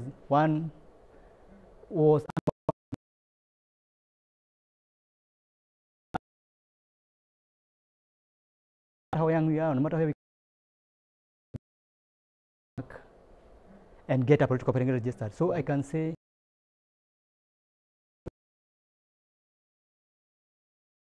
maybe different from, not from political families, they are able to come out well and of course register a political party and be in the platform of being in the governance. Yeah. Okay. So because one of the things that we've been, you know, the Right Honourable former Prime Minister Raila Odinga has been remembered for, is being remembered for, has to do with the issue of being a champion for democracy and of course fighting for multipartyism. Now, for you, moving forward in regards to this, what are some of the realize that now power belongs to the people, and all the power that Raila Amolo Odinga have came from the people. You see how his supporters, even up to now, the way they are. He is that powerful man because of the power he has from the people. So I can tell our young brothers, including me, all the power that we want to get maybe from the from joining the government or joining what, we have to know that we have to raise that power from the people. Yes. Okay. Let's talk about the kind of legacy that for you as an individual, you believe we should, just away from, you know, the champions of democracy and what we've been able to witness, and also the issue to do with holding the hands of young individuals. Do you believe, from where you sit, that we've done enough as a nation, and even just the political class, even as he dies, that there's been enough when it comes to holding the hands of young people into the political space?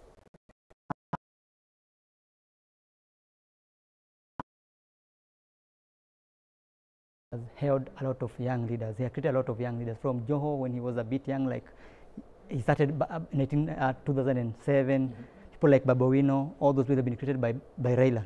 They all accept, they have all accepted that without Raila, most of them could have run the way they are. So in a way, one way or the other, he has been able to shape our future leadership in our country. Even our current president, William Samoei Ruto, he was under his wings in 2006, 7, up to 2009, 2009, when, of course, they parted away from each other. Politically, I can say he has been able to shape our future.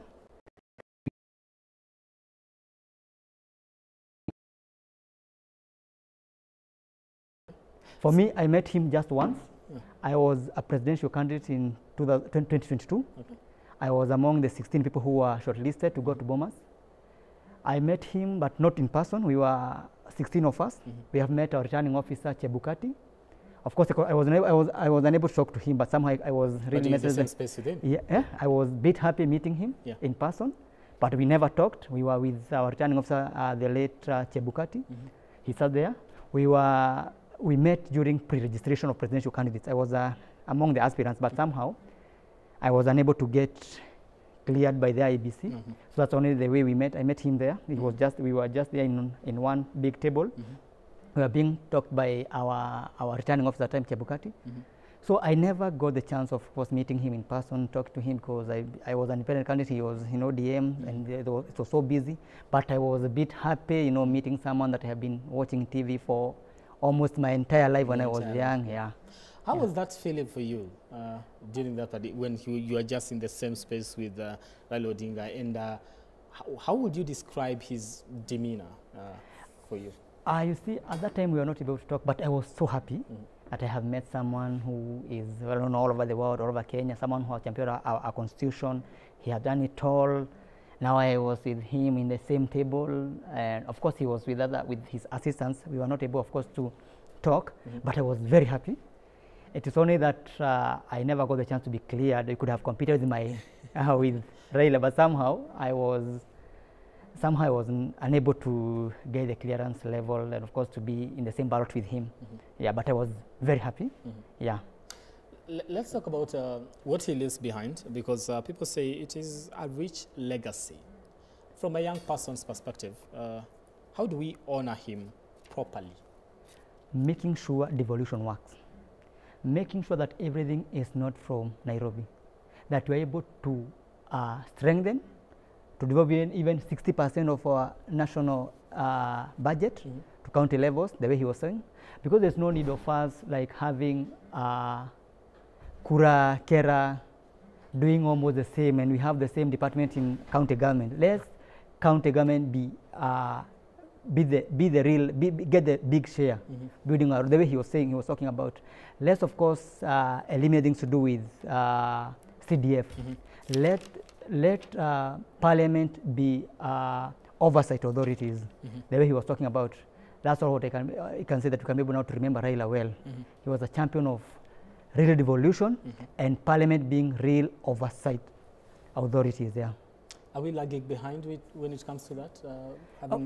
Of course, there's duplication of execution of duties, having counties doing roads, national government doing roads.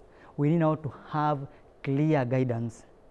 And the executive, the national executive, should be left maybe with very little performance. We should devolve almost 70% to our counties. With that, now we can say in years to come, maybe in years to come, we'll be able now to say that each and every person is able to decide their own destiny. Someone in Mandera is able to have his own governor. Someone in Murang'a, someone in Nairobi is able to perform their duties of voting and having. That's how we can be able now to honor our hero, Raila Amolo Odinga. Okay. That is on the aspect of devolution. Let's talk about what I believe Uhuru Kenyatta was talking about today, and has to do with the rule of law, issues to do with justice. we've seen, because Uhuru Kenyatta was calling on young Kenyans and young people and the country at large to not allow the issues or the things that Raila Odinga fought for go to waste or be watered down by what we've been witnessing in the country as far as abductions are concerned, extrajudicial killings and excessive use of force. How do we ensure that as the young people at the same time? We have to know we have our constitution that guarantees people to demonstrate. And if in any chance the ruling government or the ruling man, you know, the president or all that, when they deviate from the rule of law, people, all power belongs to the people.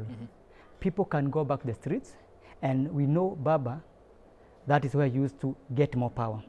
When he knew any government was deviating from the reality, you saw it in 2014, 2023, he was able to come out well with his supporters and of course mobilizing all Kenyans, telling them, let's come out, let's condemn this, let's condemn corruption, let's condemn this and that. Yeah, that's how, of course, we can be able to carry on his legacy. If the power, the ruling power, if the ruling government thinks that they can be able to deviate from the rule of law, people are still the supreme. They can go to the streets and of course stop everything and making sure that we are able now to follow the rule of the law. Yeah.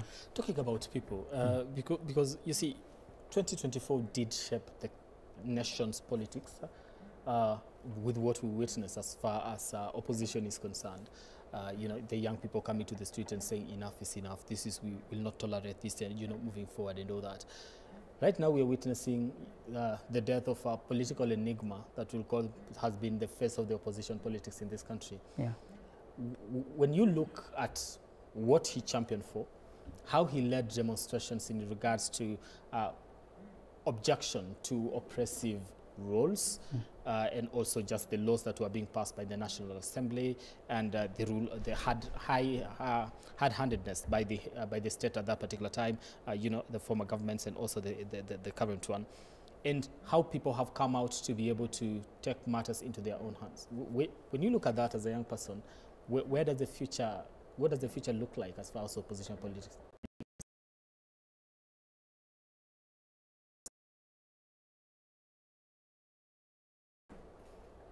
You deviate from rule of law, people are still supreme, and you cannot entirely force people to do what they do not want them to be done, even if you are the president. That people have that power, people are willing to come out. Well, like last year, 2023, it was an opposition-led demonstration, but last year it was people-led demonstration. Now I can see people have been able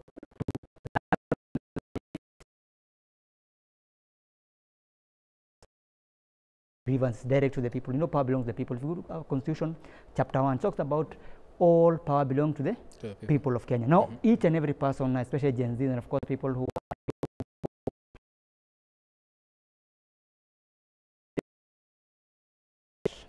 people will of course come out and of course they will force you to follow the right way.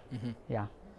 All right, just still want to bring you up to speed with what you're watching on your screen, and that is the body viewing of the former Prime Minister Raila Odinga at Nyayo National Stadium.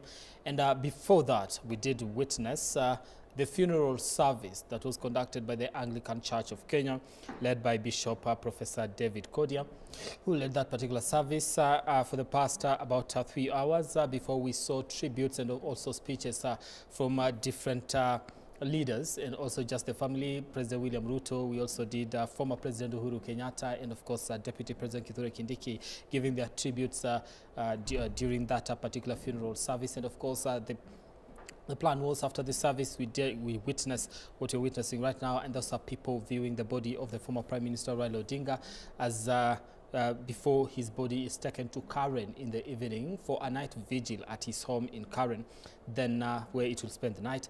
Then tomorrow morning it will be taken to Kisumu, and that for another session of our body viewing, where Kenyans from different parts of Western Kenya are expected to actually make their way to the Jomo Kenyatta grounds in Mamboleo for that particular viewing of the body. That will happen from 9 a.m. in the morning all the way to 3 p.m. in the evening at the Jomo Kenyatta grounds in Mamboleo, that is Kisumu. Then from there, we will see Raila Odinga's body being taken to his home in Bondo, Siaya County, where he will be laid to rest on a Sunday. And this is in line with his last will, where he wished to actually be laid to rest 72 hours after his passing.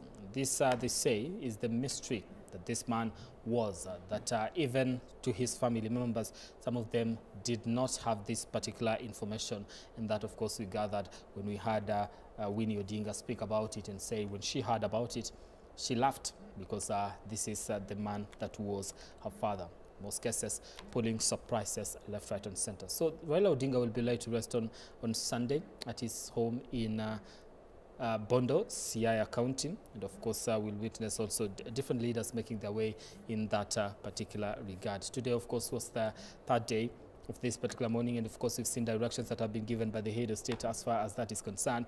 That includes flags have to be half-mast and a 7-day period of mourning, and state officials have also removed the flags on their vehicles to mark the respect for the former Prime Minister Raila Odinga. We do understand this has been a state funeral. The military has taken charge. We'll also witness a gun salute. We're not sure whether it will be a gun salute or the firing of rifles, but it will be, he'll be given that particular honor on Sunday when we lay him to rest, and that has to be a 19-gun salute. That's what we've been able to gather so far.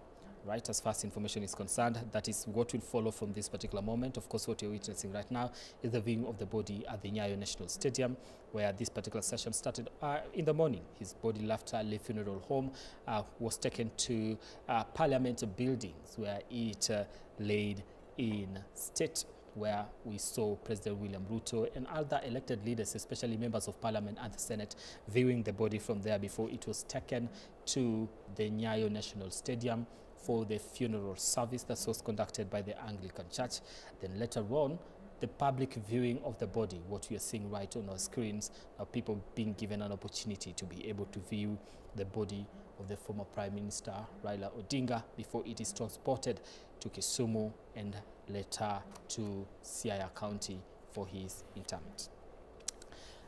Hi. Okay, let's get back to the conversation in regards to moving forward, I think politically, and also just the future of what we've been able to see, whether people are going to come up to try and take this particular space that was filled by this man. Do you believe there's room for an individual to be able to fill the shoes that have been left by Raila Odinga? Because some leaders say he has left big shoes. We don't think there's an individual that can be able to fill that. From my own thoughts, I think it's hard to have someone who can be able to consolidate that kind of a power, genuinely, because it has taken Raila Amolo Odinga more than 30 years. Since 1982, we have been doing all this. So creating such kind of a euphoria will take long. But do you understand that can young people tap into that and moving forward? Not immediately, of course, maybe in the coming days and years. I think from my own thoughts, it's a bit hard to have someone who can be able to consider that kind of a power. But we can, of course, now have a clear way of, there's no one man who controls regions now. That regional people are free now. Because now if you go to maybe Western Nyanza, Mombasa, and all other areas that use control now, I think it's hard now to have someone, just an individual controlling it. Now I think there's an open gap for people now to come out. That's why we're saying, like us from the We Alliance Party, now we can now, of course, start mushrooming all over the country now. Of course, getting politics is all about being popular and of course getting the large number of votes. So I think now we have a chance. I'm not saying that we have a chance because of him, but now I think there's an open chance now. And people now can start now creating their own number around voters. And maybe in 2027 we can have a new realignment of politics now without the old guard now. Okay. Yeah, and I believe now for us. What does that realignment look like in your eyes? Personally, from our own party, we have discussed this matter a lot with the National Executive Committee, from which I am in. And we are thinking of, we have an open now. We have an open political dispensation now. we can now take not that advantage as such, but in reality that is how politics is. It's all about numbers. We have now to try and of course to galvanize the vote that he used to control, and of course the popularity. Although it's hard to be Raila Amolo Odinga, it's very hard, you know. You can even, what Ruto said today, in any generation there's one man who comes out, you know. It's hard now to have that kind of a man. Now it's about now people knowing how to talk to the people, getting the chance, and of course getting that popular vote, and maybe we can have a new way of life in politics. Yeah. All right, and just even as we continue that, I'd like to ask to reflect on some of the speeches that we witnessed today. And one of the speeches that I did say earlier on was, or rather the sermon that people consider that very powerful in regards of how it was done and who did it. And of course, that was Bishop Professor David Kodia of the Archdiocese of Bondo. I just want to read some of the things that he said today, and that was Raila was a politician who never relied on money to intimidate or win followers. He never used the power of his wallet to convince others, but instead relied on the power of persuasion. Today, many of our politicians have lost this principle, promoting a culture of handouts. But also he says, God gave Raila Odinga the wisdom to unite Kenyans. How many can fit in his shoes? As we honor him today, let's see ourselves as Kenyans first and not our regions where we come from. Kenya is too small to be divided into regions. Now, this is the part. This is the sermon that he gave, and he also said, if there is anyone here at whatever level who has looted this country, you stand the chance to be condemned. This is just some of the quotes that we've been able to gather from that particular sermon by David Kodia, who was the lead bishop during this funeral service. What do we learn from this, if I engage you on that one, especially on the issue to do with handouts, because that is what has been able to define the politics that we do in this particular country, whereby if you don't have enough money, then people say, how exactly do you expect me to vote for you? Now it's upon the voters, and we saw it last year. People are more than willing, because people have accepted, they have known now well that without having a good governance, it will one way or the other affect you, no matter who you are. So it's upon us, the people of Kenya, to realize that getting some cash that you can vote someone, who can go to rally for someone, in one way or the other, it will affect you negatively. So it's us now to scrutinize our own leaders, people like us who are coming out, you know, to become leaders, the future leaders. Look at us. Look at what we believe. Look at what we are saying that we're going to do to you. Is it viable? Is it something that you can be able, of course, to live with it? Because if you continue this issue of getting some things that you can vote for someone, it will always end in the same way. If you look for the past 10 years, or the past 13 years since we now have the new devolution government taking place, if we have been electing good governance, we have seen it. Counties with good governance, like like Makueni, we saw the transformation. So it's upon now the voters to realize that we have to be very wise in terms of people we elect. Because in one or the other, it will affect us, negatively or positively.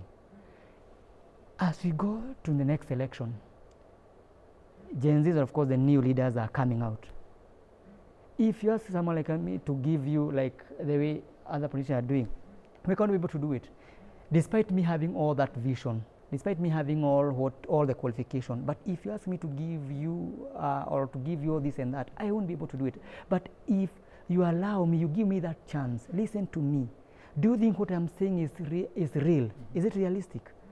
Can it be able to work in our country? Judge us as the upcoming leaders from perspective of what we can be able to do, instead of looking what we can be able to offer to you, because at the end of the day, I cannot be able to give you what you want. But if you judge us from who we are, maybe we can have a new Kenya, a new change country, and that's my take. Are we moving to that direction? Because, you know, one, it is wishful thinking, because what handouts that we are talking about has defined the politics of this country.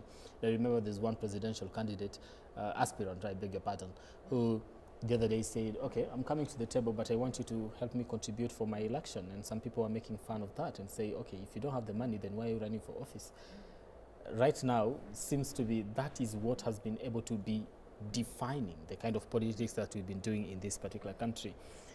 Are we likely to move to that, the kind of person that, according to the Bishop Raila Odinga, was that never believed in handouts in this coming election, or is it something that we'll have to wait until maybe 5-10 years from now?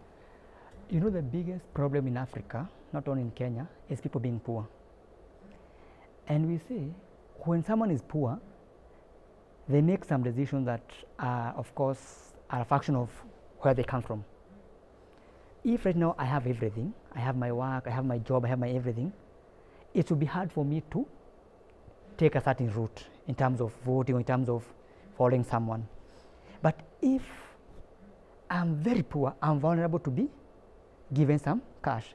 And that's the thing with our country. We have more than 40% people who are not working. So all these things, people who are willing to go out there and give them cash, they know that if we use money, these people, they are very much vulnerable because they are poor. Now that's the problem. Unless we create a society where people are able to get their did so in terms of workforce, they are getting work, they are getting employed, they are getting almost everything. I think that's the time that you'll say now we are having a purely election based on facts. But as per now, people are still poor. If you go to certain areas, people are cannot even be able to feed themselves. And the people who are ruling us, or the people who want to become leaders who have money, they know those are the gaps that are going to utilize to make sure that we, as from our party, the We Alliance Party, we are saying this, we will go to the people in open hands. We will explain to them, this is our agenda. This is Kamau's, this is the We Alliance agenda. We are going to do, in case we form the next government, we believe we are going to form the next government, we will campaign ideally on what we can be able to do. We will bring the facts to the people that in a county like Kitui, there is this and that, we can be able to utilize this. In a county like Muranga, there is this and that, we can be able to utilize this. In a county like Mombasa, there are these opportunities. We believe from our own expertise level of qualification, we can be able to do this. If people listen to us, and we believe that they're going to listen to us, and we get the chance to form the next government, of course we can. That's what we believe, because we are a registered political party. And every political party is registered to form a government. That's the main cause of registered political party. We will go to the people on that, on what we can be able to do, and we give them real facts that we have a landmass of 585 kilometers, we have not utilized this, we have not utilized this, we can be able to do this. Can you listen to us? It's upon the voters now, because all power belongs to the voters. If they will take that route, listen to different ideas, they make a judgment that is based on facts, maybe we can have a new way of living in Kenya. Yeah. So it all starts from now re-educating the voter, the people, in regards to what the leadership will look like in future if at all we take this particular direction. Yeah. What kind of positivity are we expecting from that? You know, people are realizing. Not all. There are still people who are, of course, ignorance is still part of human being. You know, we are human, and sometimes we ignore. But if we can, as the people of Kenya, accept the reality of the matter, that someone cannot use 100 million to campaign to become a governor, and the first thing he will do is to recover his money. It's upon you to make that conscious decision. Are we going to support someone who will, of course, start stealing from us, of course, grabbing this and that to recover his money? Or are we going to give people with vision, people with real visions, because visions are different. You know, I can come and tell you, I can this and that, and maybe in reality I cannot be able to do it. And people who have gone on maybe to university or master's level, they know there are things that they are facts and they think that you cannot be able to do them. If we give you something that with the facts, you say, oh, in Kitui we have landmass like that 1,000 square kilometer in Kitui. We have 1 million people. We have a potential of this and that. It's you people to believe, to see whether what we are saying is real. Yeah, and that's what we're going to do as the We Alliance Party. That is our stand. That is our stand as the party. That will go to the people open to them and tell them, this is who, that and that, yeah. Are you fielding a presidential candidate? Personally, I'll be running for president of the Republic of Kenya from the using the We Alliance Party, but we are democratic. We will be very open. If we get someone who will be able to beat me in the party primaries, I will support that person. Okay, so let me ask you this. In 2022, you are an aspirant. I was an aspirant, yeah. Yeah, but you're not cleared to vie. Yeah. Why? We were required to have 48,000 signatures from Kenyans, 2,000 per counties, at least half of counties, which is 47 divided by 2, which is 24 counties, 2,000 signatures and photocopies. I was able, at that time I was independent candidate, I was able to get 46,000. Only one county that I missed, that was Kisii County, from my deputy. It was some mistakes here and there of feeling well. So when they were trying to look at the system, I missed in one county. Now I can say 3 years I have been able to traverse the country, having 24 offices all over the country. You know, that's the requirement of registering a political party. Having all the members. Now we have more than 60,000 members within our party. Now I believe we can be able now to get the signatures from the party perspective, not just from Kamau's perspective. From the party perspective, we can be able now to get enough support. Yeah. You, let me, I'd like to bring it back to what you're looking at today and what you're celebrating today. You're looking at a man today that tried at the presidency close to 5 times and never won. Yeah. Or it's debatable on exactly what happened. Yeah. You are taking that particular shot. When you look at his legacy, what he did, how he led it, what do you learn from it, even as you want to go for the top seat? First of all, you have said he had tried 5 times, but do you know he is all his plans, especially 2007 about Majimbo, when we were young at that time. Majimbo came 2010. Although it was not a pure Majimbo, it was his own dream, and now we are living on devolution now because of his own dream. He never became president, but in one or the way, he was able to shape our own way of governance. You know, now we are having 47 governance because back in 2006 and 2007, when we were young, we used to hear that if devolution comes to a country, of course, Majimbo, you'll be required to have an ID to go to another county. This was propaganda. But Raila Amolo Odinga was able to conquer that propaganda. And by 2010, Kenyans, including those who never voted for him, more than 65% voted for our new constitution.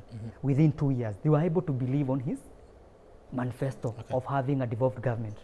And he never became the president. But in one or the other, because what he was campaigning about, came to realize in 2013. So, politics, not even politics, in everything that we do, from study, from doing all what, we just try our luck. You give your all out there. You give your all. And that is what Kamau and the We Alliance Party will do. We will do our all like the way Raila Amolo Odinga used to do. You giving your all and letting people be the judges. If they will see their favor on me and they elect me or they elect another person from the We Alliance Party, that's what we will do. But we will follow the same principle of Raila Amolo Odinga, giving your all, never giving up. Yes. They say, people that have known Raila Odinga say, he has been, he had a vision for a united country, a united nation. What vision does the We Alliance have moving forward? Having a united country? What is it that you'll say, we as We Alliance, this is what we stand on, this is what we want to see in this country, this is what is amiss, and this is what we'll sort? First, our slogan as the We Alliance Party is power to the people. That's our slogan.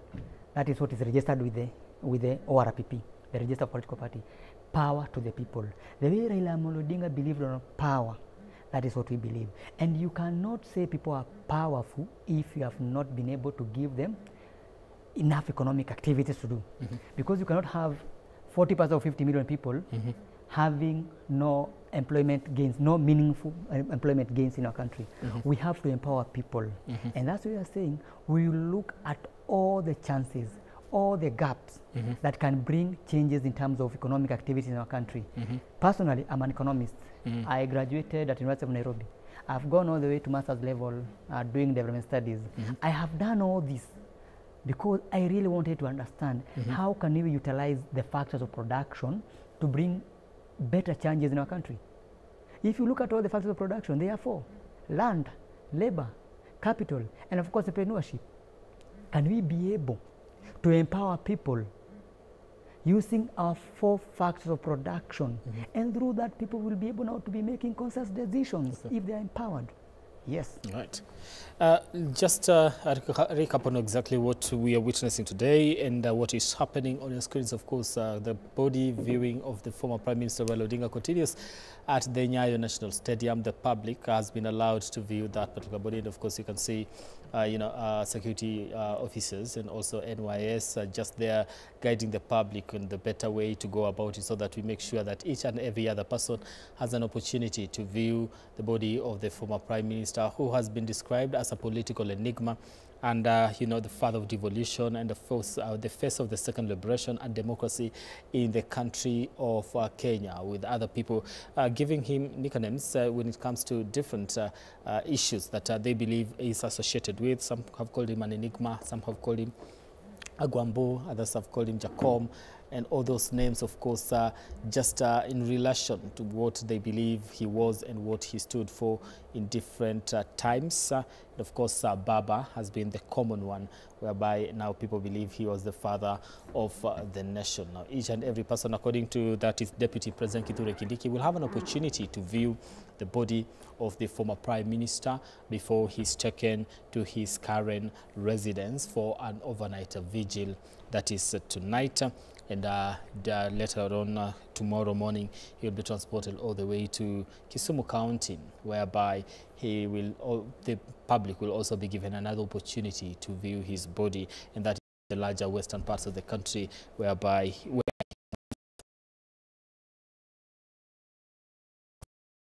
that is Raila Odinga. Now, the Raila Odinga, of course, will be he will be laid to rest. That is on Sunday at his home in Siaya. That is Siaya County, and of course his home, of course, is in Bondo. And of course, just as we continue to bring you up to speed with what is happening in the country, a recap of what we've witnessed today in regards to the speeches and the final, the funeral services that we saw today. Different leaders giving their tributes to former Prime Minister Raila Odinga and what was happening at the Nyayo National Stadium. We also want to take a look at some of the statements that were said. And of course, we start with former President Uhuru Kenyatta, who called on the Kenyans to be very vigilant as far as this is concerned, talking about hatutakubali kama Wakenya haki za kibinadamu, demokrasia na mambo yote. Raila alitetea kurudi nyuma. And of course, those were some, that is one of the statements that he actually did say. It also talked about historia ya Kenya haiwezi kuandikwa bila jina la Raila Odinga kutajwa kwanza. Raila alikuwa baba wa wote, hakuwa na ukabila, alipenda wananchi na Wakenya wote kwa moyo wake wote. I don't know, Director, do we get to listen to what he said? All right. Nianze tena niseme Mama Aida Odinga, Rosemary, Junior, Winnie na familia yote ya mwenda zetu, rafiki wetu, Mheshimiwa Raila Amolo Odinga.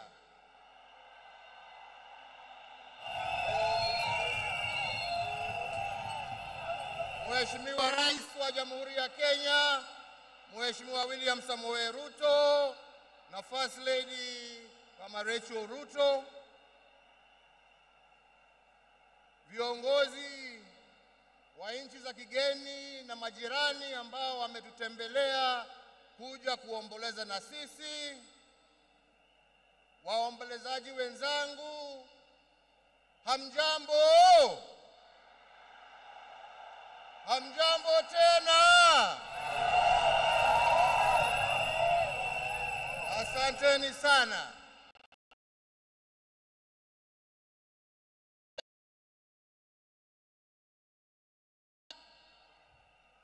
Kusherehekea maisha ya Mkenya mwenzetu, kiongozi,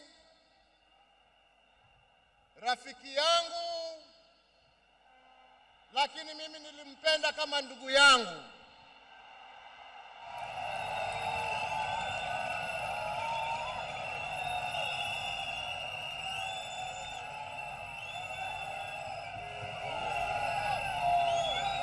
Mheshimiwa Raila Amolo Odinga,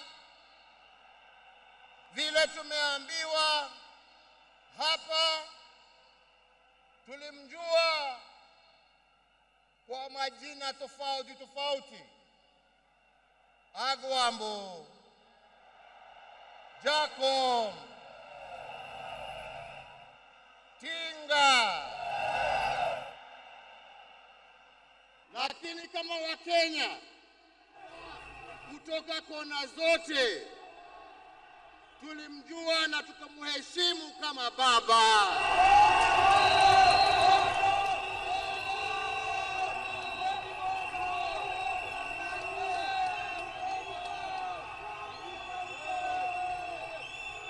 Na tulimuita baba kwa sababu Mheshimiwa Raila Amolo Odinga alipenda nchi yake Kenya kuliko kitu kingine chochote.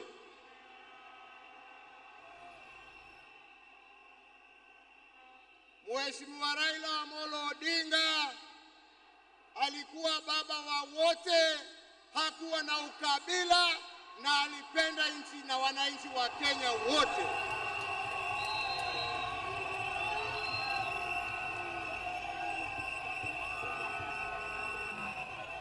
Na testimony hiyo yaoneshwa na marafiki tofauti tofauti ambao ukienda kumtembelea kwake nyumbani ulikuwa unawakuta huko. Marafiki kutoka kila kona ya taifa letu la Kenya. Raila alikupenda kwa sababu ya maono yako, alikupenda kwa sababu ya fikira zako, alikupenda kwa sababu ya vitendo yako, lakini sio kwa sababu ya rangi yako ama kabila lako.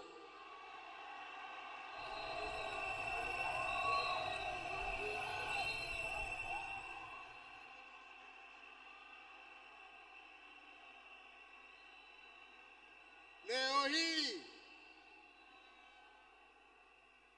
Kenya imepoteza kiongozi ambaye historia ya demokrasia katika taifa letu la Kenya haiwezi iandikwe bila la jina la Raila Amolo Odinga kuwa nambari moja.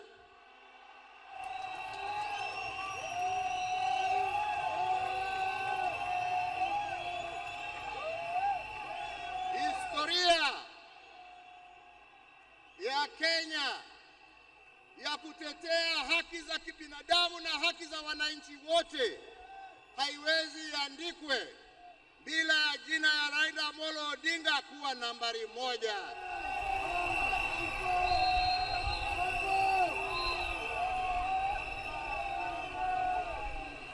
Historia ya ungatuzi na kuhakikisha ya kwamba wananchi kule mashinani wana uwezo ya kujiongoza na kujitawala na kuwa na viongozi ambao wanatekeleza shida za wananchi kule chini, haiwezi iandikwe bila ya jina ya Raila Amolo Odinga kuwa nambari moja.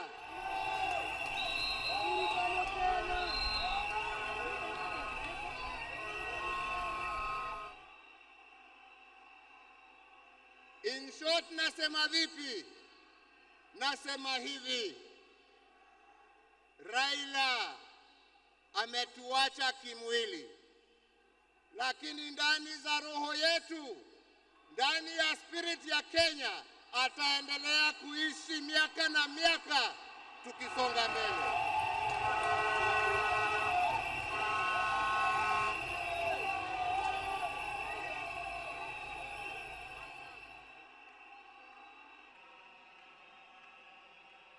Wenzetu, Raila alipenda amani.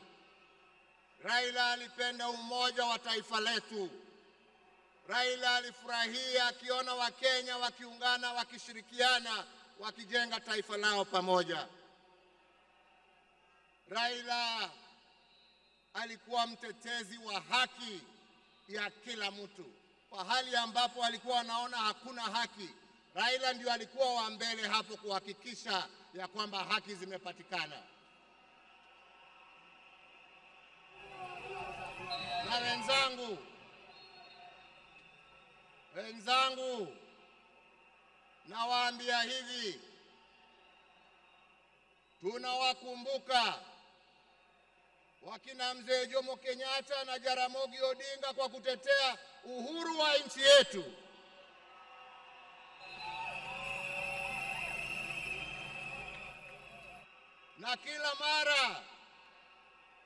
Na kila mara tukiimba wimbo wa taifa, tunasema tunatalinda uhuru wetu na damu yetu na jasho yetu.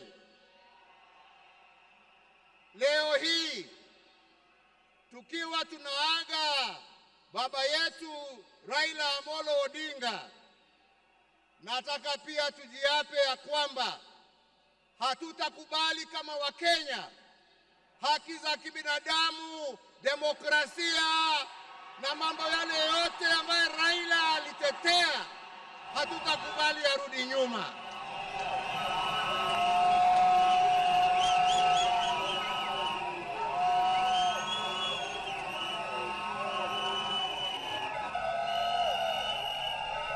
Hatutakubali arudi nyuma.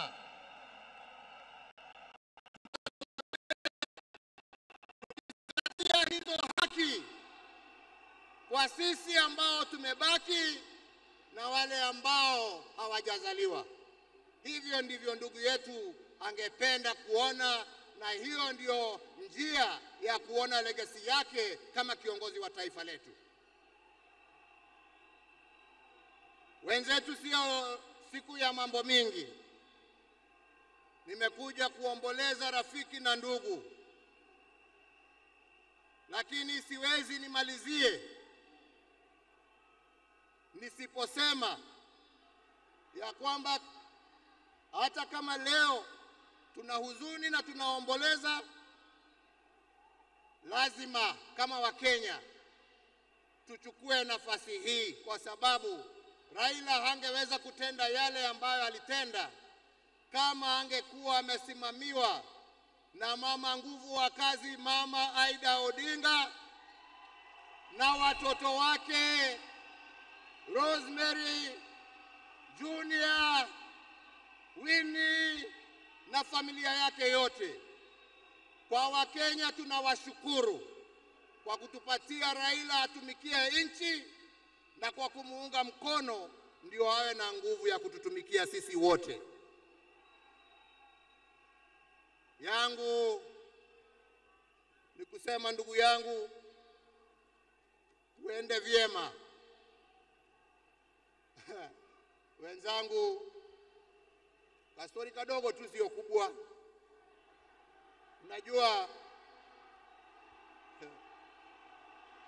Unajua saa ingine baada ya kazi tukiwa tulia kidogo hapo nini, tunapewa kitu kidogo hapo.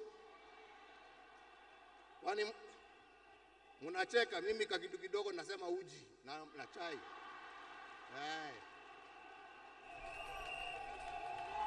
Lakini wakati tulikuwa tunapiga gumzo, saa ingine tulikuwa tunajiuliza, unajua jamani, wale wazee ambao wakina Jaramogi, wakina Jomo, wakina Nkrumah, wakina Mwalimu Nyerere. Jameni, unafikirianga wakiketi wanaongeanga mambo gani? Mimi nilikuwa nasema unajua wanaongea siasa kama sisi, wanatuangalia tu na mambo hii yetu ya upuzi hapa. Wanatuchekelea. Anasema, lakini unajua I'm very keen kujua. Sasa ndugu yangu, umeenda mbele yangu. Sasa tayari najua mnajiongeleshana huko. Na sio ati niko na haraka ya kuja kuwafikia, lakini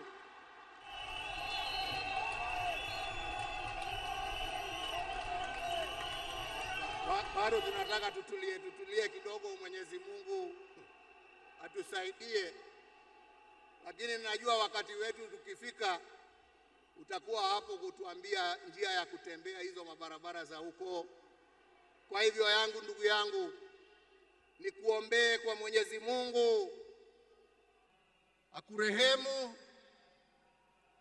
akulaze na amani na wenzako, ukijua ya kwamba twakumbuka wewe na yale ambao umebakisha tutaendelea nayo, na familia yako sasa imekuwa yetu na tutaendelea kuwalinda na kuwachunga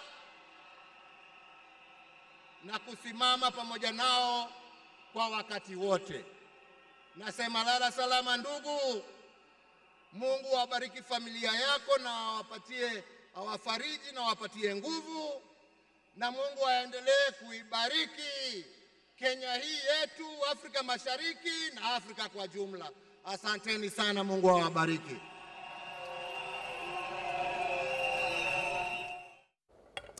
Right, that is the fourth President of the Republic of Kenya, the Right Honorable Uhuru Kenyatta, speaking during the funeral service of the late former Prime Minister, that is Raila Odinga. In that particular statement, of course, are calling on Kenyans not to allow the legacy of Raila Odinga go down in be watered down by some of the things that we'll be able to witness in the country. And of course, we're still trying to make sense of exactly what is happening in the country as we bring you up to speed with what is happening on the ground, and in the coverage of the funeral of former Prime Minister, that is Raila Odinga. Here in studio, of course, I do have Suba Churchill also joining us for this conversation. Thank you so much for making time. Let me start with this one. What is your reflection of Raila Odinga before we even come to the speech of Uhuru Kenyatta? Thank you very much. I've known Raila Odinga for many years, beginning when I was a student leader at the university, later on being part of the reform movement. I came in to represent the students' movement in the Citizens Coalition for Constitutional Change that was formed in 1994. Later in 95, at the invitation of Bishop retired now, Zablon Damburi, I joined the National Convention Planning Committee that, for 2 years was instrumental in planning for the first National Convention Assembly that was held in April 1997 at what was then called the Limuru Conference Center. Still a student at the university, but who had already been part of the reforms. I interacted with Raila, though he was not formally part of Safina, but as a founder member of Safina, teaming up with lawyer Muturi Kigano, Richard Leakey, Paul Muite, and later on linking up with Mwangi Kiunjuri in Nanyuki, where we got arrested at the Sportsman Hotel and even held in custody for a few hours. I've known Raila as a champion for democracy and good governance. Raila, who has rested today, went through a lot of transformation because later on, as part of the reform movement, we would call for mass action We formed the NCC in Limuru in April of that year. As a young student, we had also earlier on held our own National Youth Convention at the Sports View Hotel Kasarani in February 1997 to harness the input of young people into what they wanted the Kenya to be and the overhaul of the constitution. And later on, we interacted with Raila as, at the NCC. We had our offices at Riverside Drive. Our first mass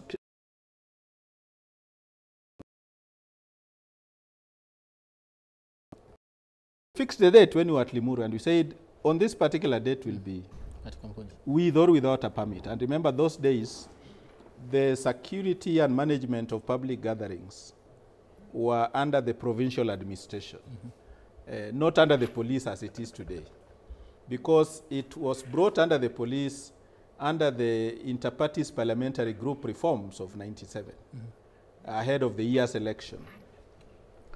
And so it was the DOs and the DCs who would decide who meets and where and how.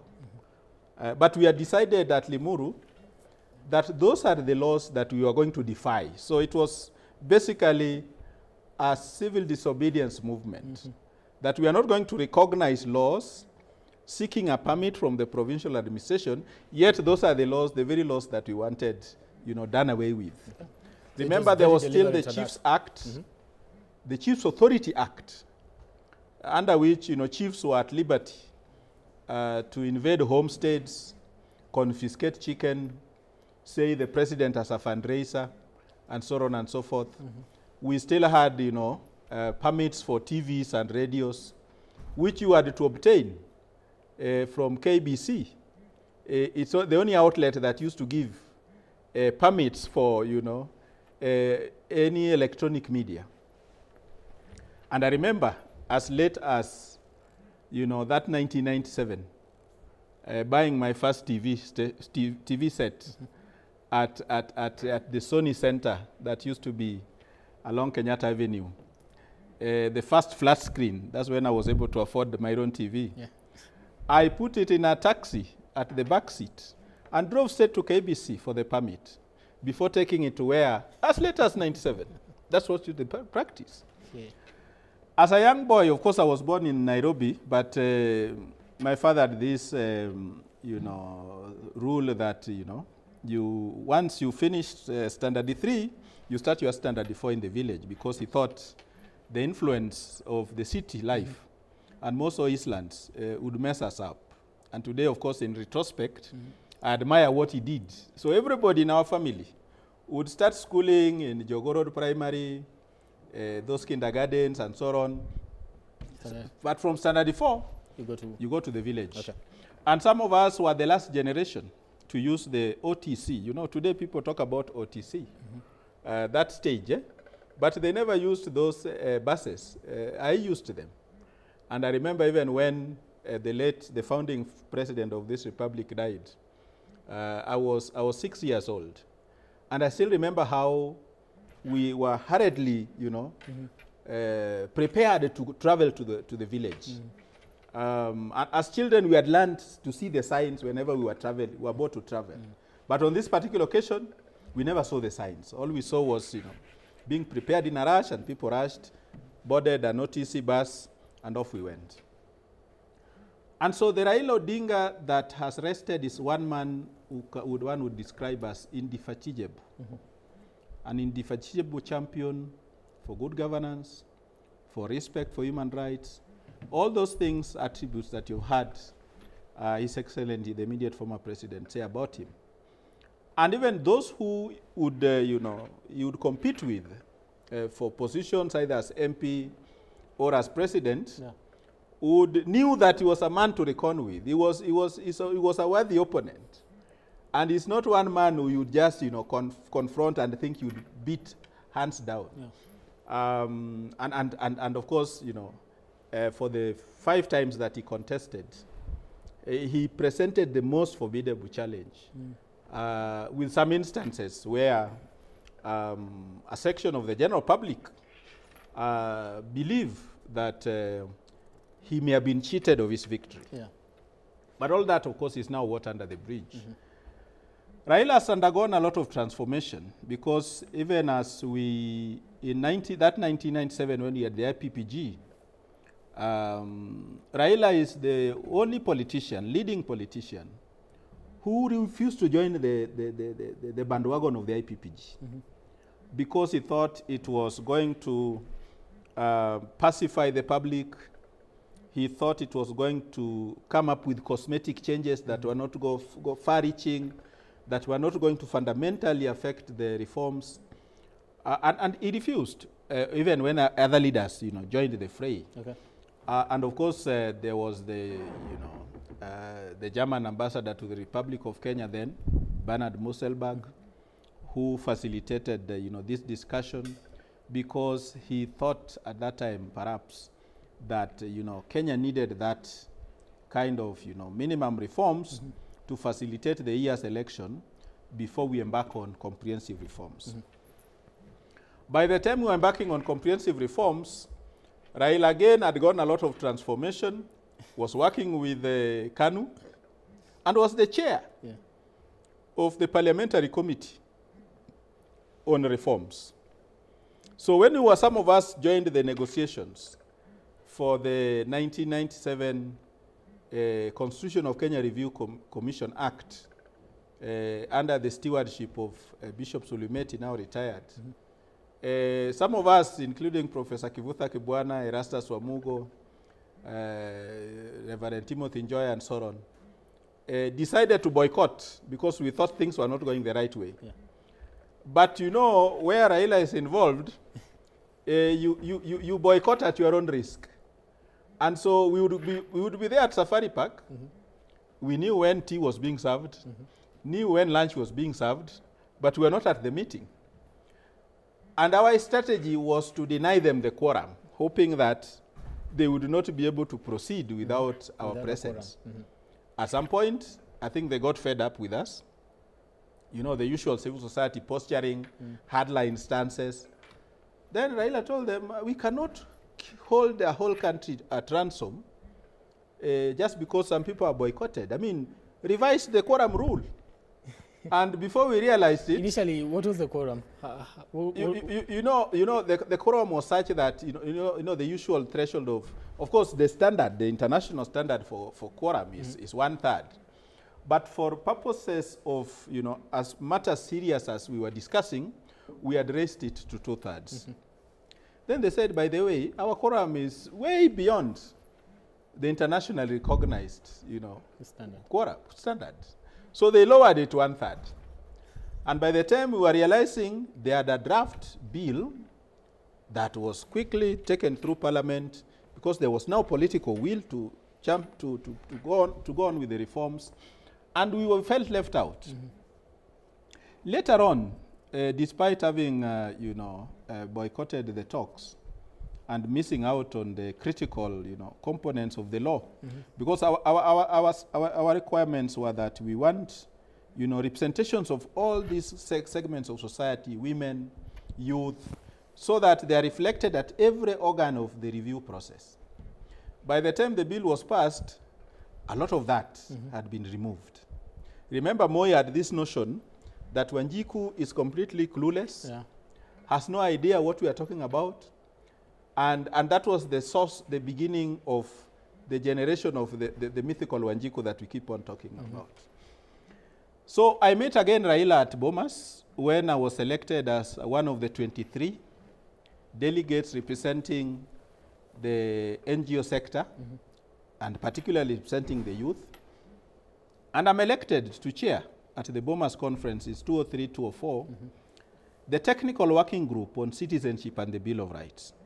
So what you see under the chapter on citizenship and the Bill of Rights passed through our committee and was debated, reviewed, and adopted before presentation to the larger plenary under my stewardship alongside His High Excellency Governor Cecil Mbarire of Embu. We were the two co-chairs of that committee. Now, at Bomas, one time, I was making a contribution because when you are chairing these committees, you were part of the steering committee of the conference. So we used to meet every morning at 8 ahead of the main plenary at 9. We'd meet for 1 hour.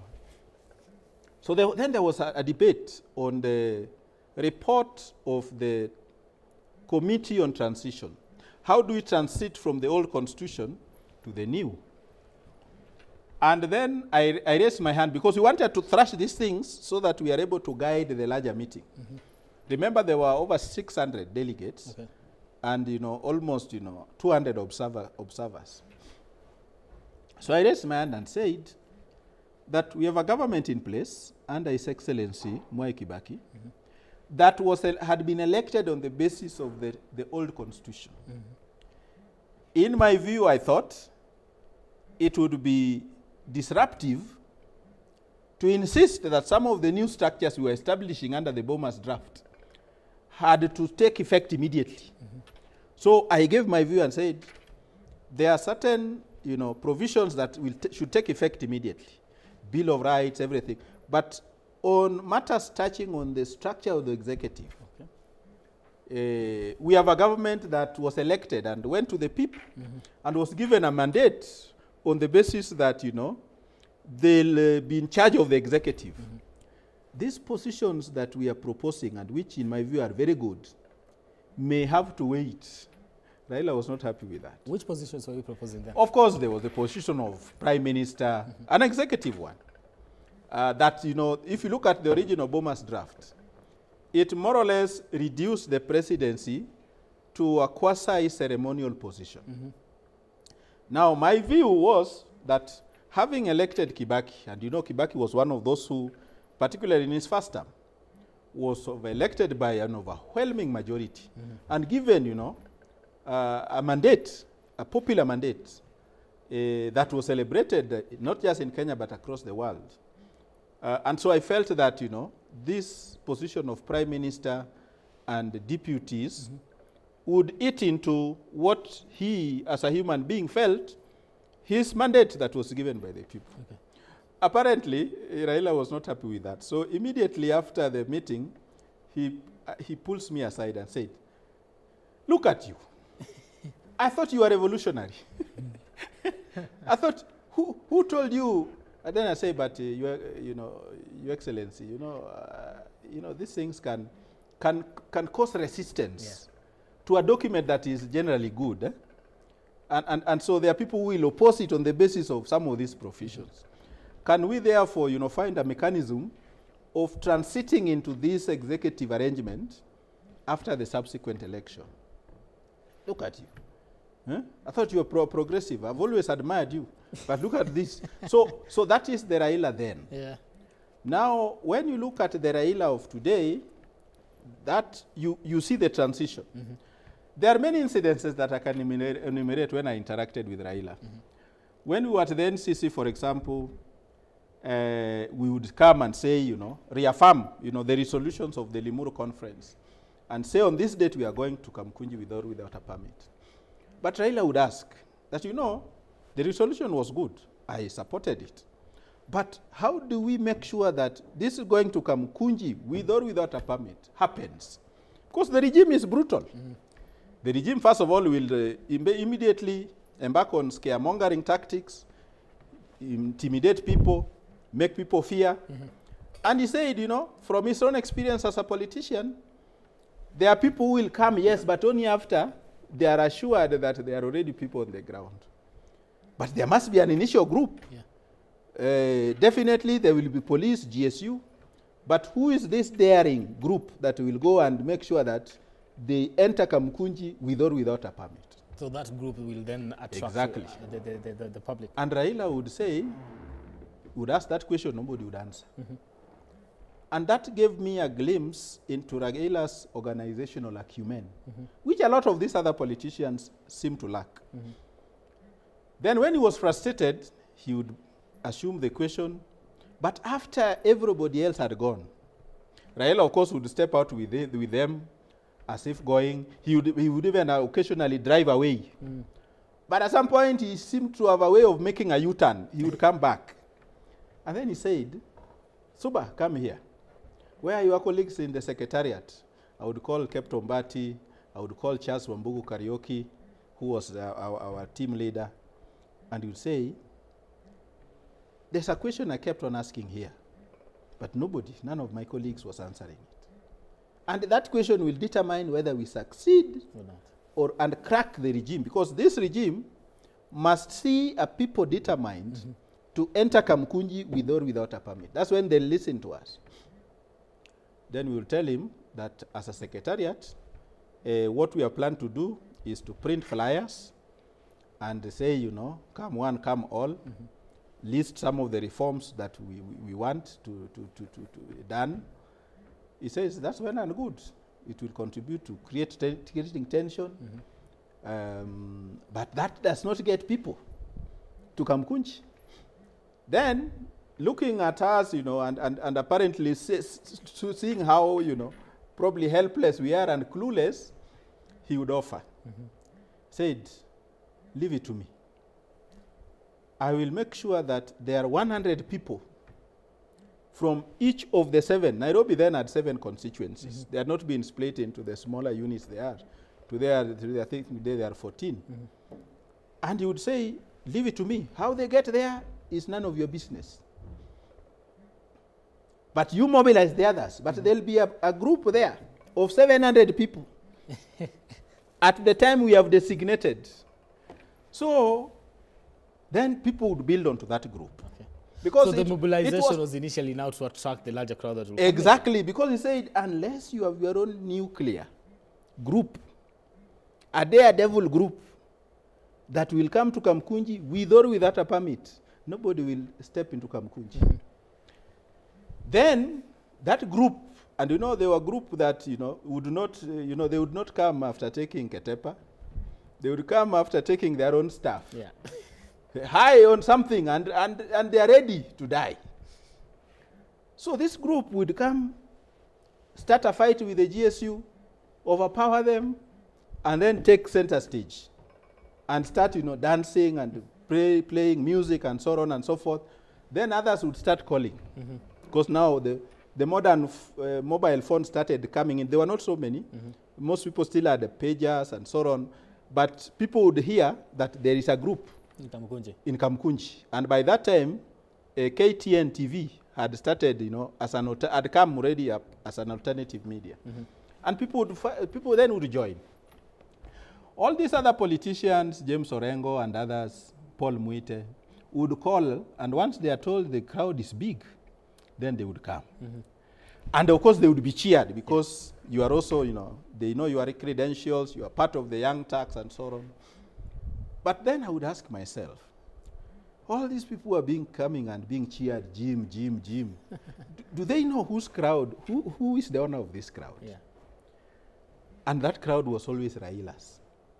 But he still had a way of not, you know, taking advantage that is his crowd. He would let everybody.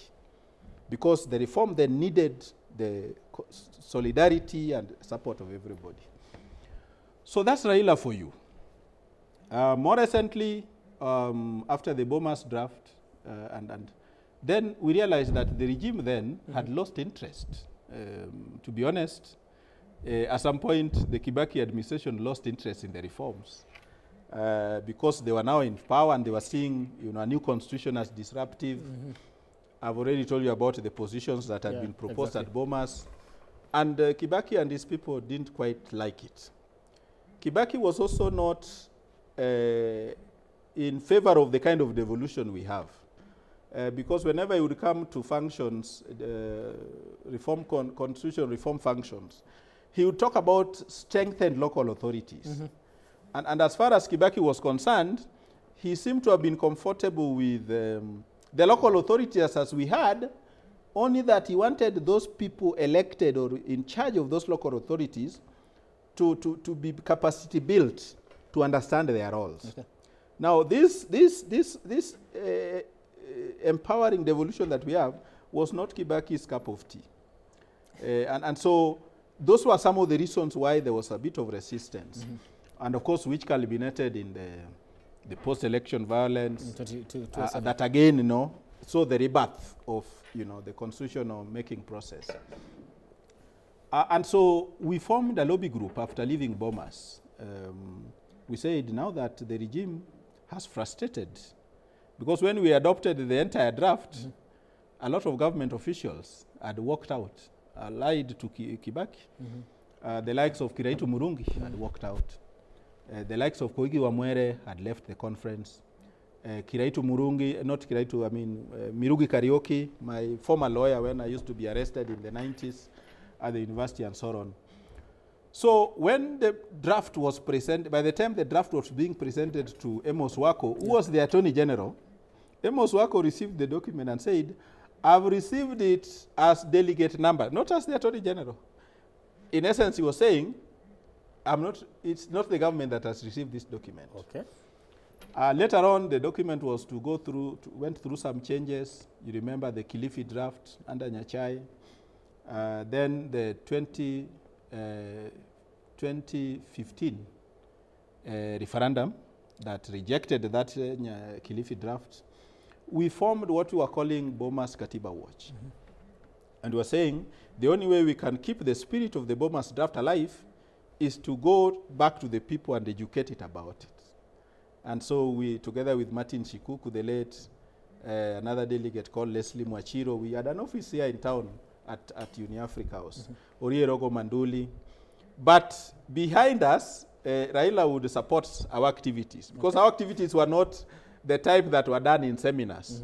We used to convene public rallies. And I remember him joining us at Afra Stadium in one of our rallies, Bomas Katiba Watch rallies. We used to convene public rallies the way politicians do. In any case, most of these people that were part of Katiba Watch were politicians. Isaac Ruto, the former governor of Bomet and so on. Yeah. And I remember him hosting us at Chepalungu. We did a rally in Eldoret at Kipchoge Keino Stadium. We did a rally in Nakuru Afra Stadium, Kisumu. We used to go across the country, Tononoka grounds in Mombasa and so on. So one day when Raila comes to the Afra Stadium one, we were hosted at the hotel owned by this former Kanu politician. I'm forgetting his name. And so we had lunch together. And then we went to Afra Stadium. And fiery as we had been, fresh from student politics, called the regime names and so on and so forth, then, start to build up. When Shikuku finished and invited Raila, Raila's speech was a complete anticlimax. And they said, then we started whispering, as he was speaking. I said, what's going on here? Apparently, Raila had started talking with Kibaki on how to move the reform process forward. Okay. But he does not tell you. It's so happening at that high level. He's there. You have made very fiery speeches, called the regime names, and so on and so forth. Kibaki then we used to derisively call him Kegwoya. Yeah. It's a name, of course, his own people had given him because he was not, confrontational and so on. He was perceived as a coward. And of course, he used to associate with people like John Michuki, who again, during colonial days, as Adio and so on, had such names as Kimendero and so. So all those, came up in the rally. When Raila spoke, it was a complete anticlimax, very reconciliatory.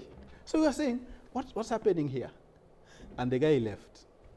So that he didn't offer any explanation to you? No, he didn't. But later on, because as activists, we also gather counterintelligence. The state will always gather intelligence around us. But we also gather counterintelligence. We realized that at times, they would get into a phone call with Kibaki and say, they're already discussing how to move the process forward. Okay. And of course, that was not to happen until we had the post-election violence. So our occasion to work with Raila, have seen how he transformed over the years. From one fella who, I remember him telling me at Bomas, that who told you chaos is bad? It is from the chaos that order is established. I still remember those words. And one day when I'll write a book, because I'm planning to do so, I'll take Kenyans through what, in my view, are critical moments of Raila's transformation from the perceivably, you know, aggressive man that he was in the 80s and 90s to a more, you know, reconciliatory and you know, peaceful, peace-seeking, peace-building man that rested, you know, on the 15th of October 2025. Okay. Yes. That's such a rich history, and of course you can just listen to that and the kind of man that he was, because you know some people didn't get to experience that. So would you? And I want to touch on the issue of you know, somehow having conversations in regards to taking the process forward, like what you're saying. And when people were eulogizing him, and of course there's some people that said he's the kind of man that will see, you know, set other things aside and say the country is more important. So let's seek peace. Let's seek this particular issue. We've been able to see that. And the reason as to why I asked the question of he never offered any explanation in regards to why has he changed the kind of tone that he was using is because most people believe, even with the handshakes, there's no explanation that comes. We just see him going to shake hands and all that. How has that been able to shape the kind of politics that we witness in the country right now? Yes, you know, today, I think a little bit older. I'm also, of course, growing old. I'm not the student leader who represented the students in the reform movement in the 90s. You know, I've come to realize that when you are pushing for change, there is an array of tactics you can use. There's a continuum, you know, diplomatic, negotiations, mediation, you know. But then when the party you are dealing with is intransigent, of course, then you resort to outdoor, aggressive tactics that, you know, we used to resort to. So Raila apparently knew then when now to go diplomatic. And because he was one of the key forces behind those agitations, it was him that those people in leadership would reach out to and say, look, what is it we are haggling about? Is it the Chiefs Authority Act, detention without a trial, and so on and so forth? All these reforms that we were able to achieve in 1997 under the Inter-Parties Parliamentary Group process. But he would not explain because, today in reflection, of course, he never told us why he does not explain, that just in case, you know, there was an attempt to trick him into surrendering the agitation, you know, if he had explained to you, you would all lay your arms and say, hallelujah, we have achieved it. So maybe that is why he used not to explain. Yeah. But again, you see, when we were able to adopt the 2010 Constitution, there's a way in which, as a country, we achieved a milestone.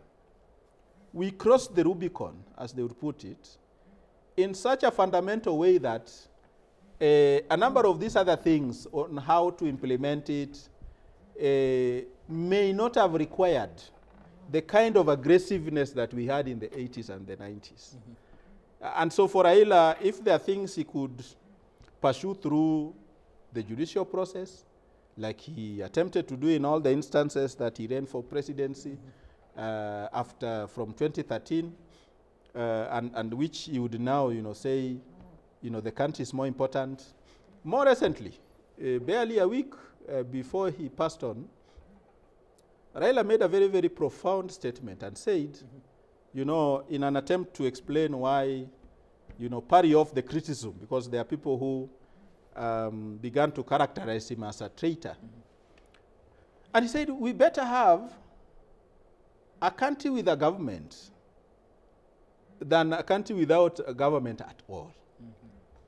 Because, come to think of it, when Raila, you know, kind of came to the rescue of the Kenya Kwanza administration, it took a lot of Kenyans by surprise. But what they didn't realize is that given the level of influence that he has always wielded since 97, he controls a critical constituency.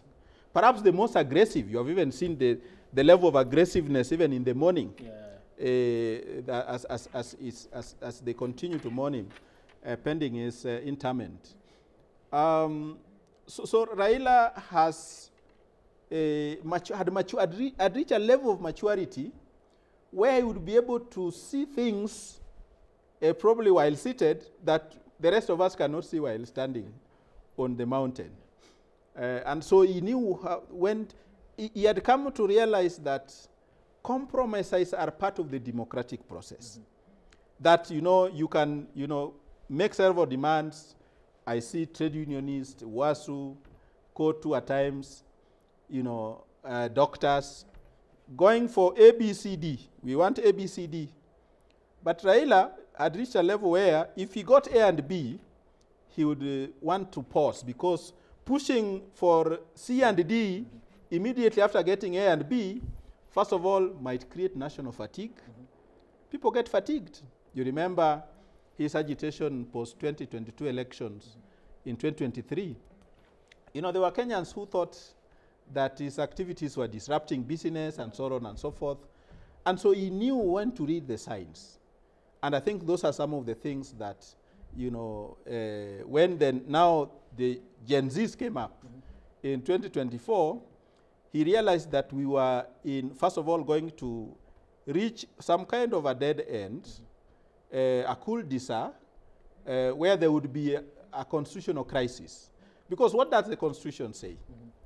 The Constitution that some of us wrote in Bomas say that in the event that a president is not able to serve for whatever reason, and of course what the Gen Zs were doing is not part of what is contemplated, but it would have led to a situation where President Ruto, just like his Madagascar counterpart has done, flees.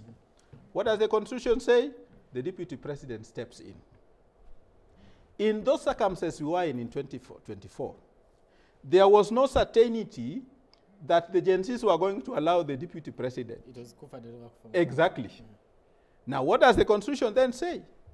That in the event the president and the deputy cannot serve for whatever reason, the Speaker of the National Assembly comes in line, acting for 60 days, within which a fresh presidential election must be held. Now, that Speaker is the same one who had presided over the passage of the 2024 finance bill. Were the Gen Zs going to allow him to? No. What then takes place?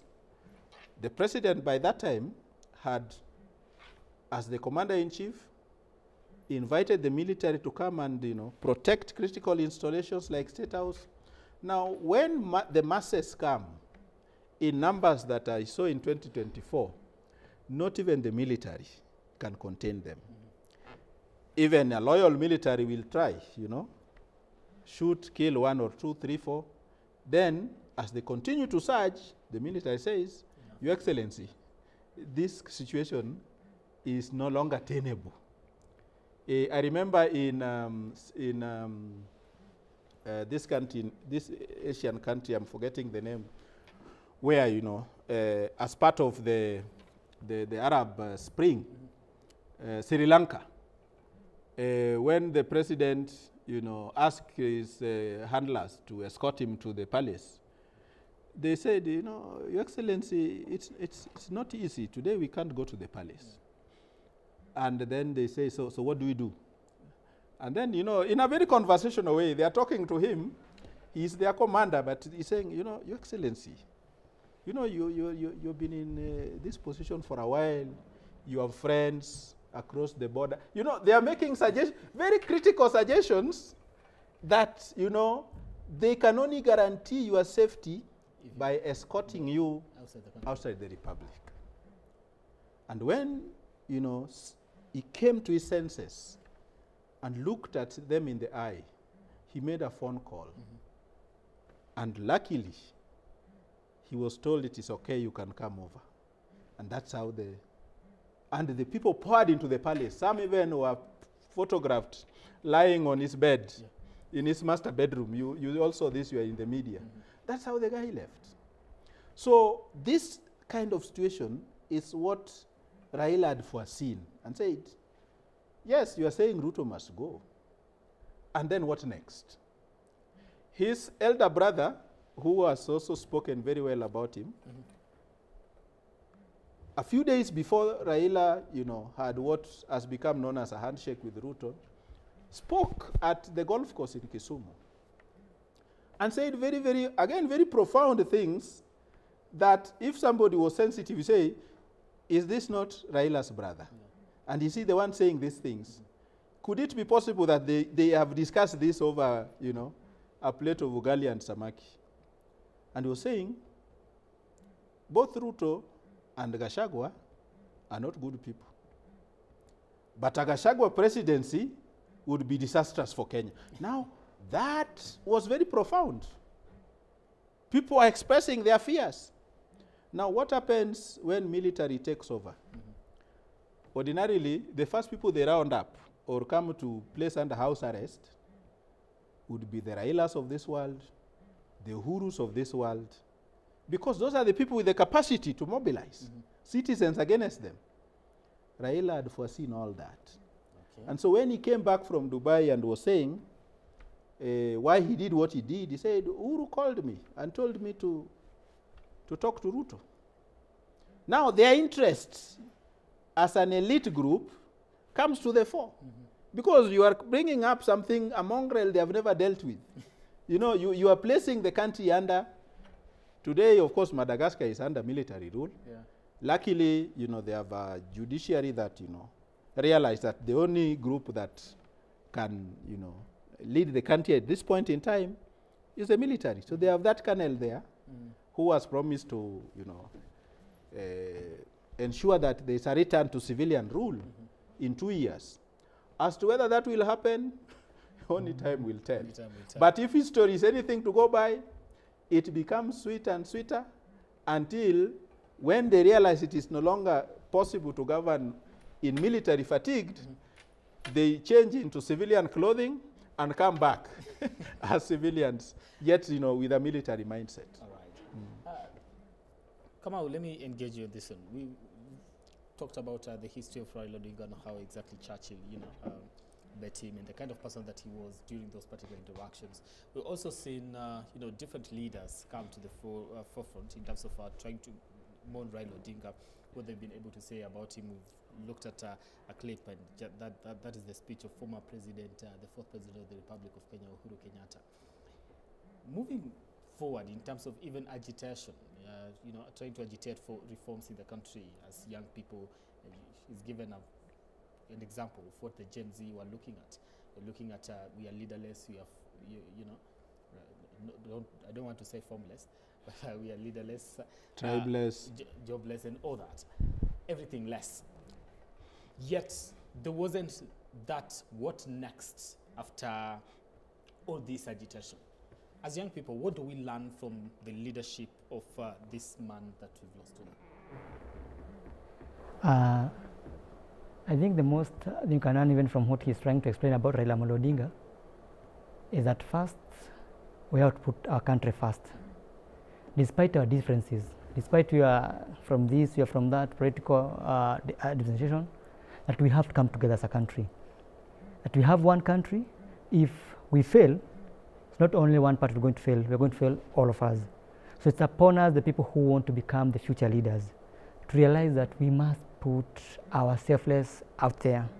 That when Kamau from the We Alliance Party moves out there, he knows as long as he won't, maybe we're getting to get power, maybe to form the next government, there is a state. We have 45 tribes. We have to connect well. We have to protect our own country, because this is all what we have.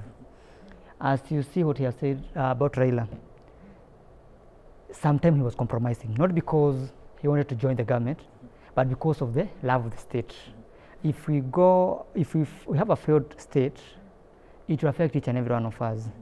So I will say this and follow the Raila. Even if we are getting power from the people, we must guide them well. About the Gen Zs, it is us, the people now who want to form, of course, who have formed the new parties or the parties that are here, to convince them well that we can play within the system.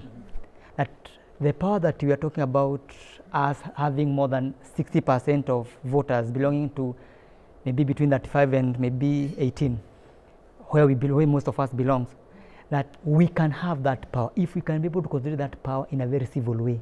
We go to an election with one choice, that we want to have change within the system, that we have a registered political parties, we'll have majority of parliamentaries, we have majority of Senate, we have majorities in county governments, MCAs, and this is very much doable, because with the way the things are, we can be able to whitewash these people.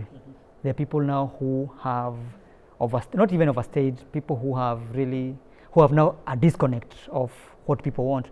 Because if you look like last year, what happened during the Gen Z's demonstrations, the main reason that of what happened in July 25th, it was because of that disconnect.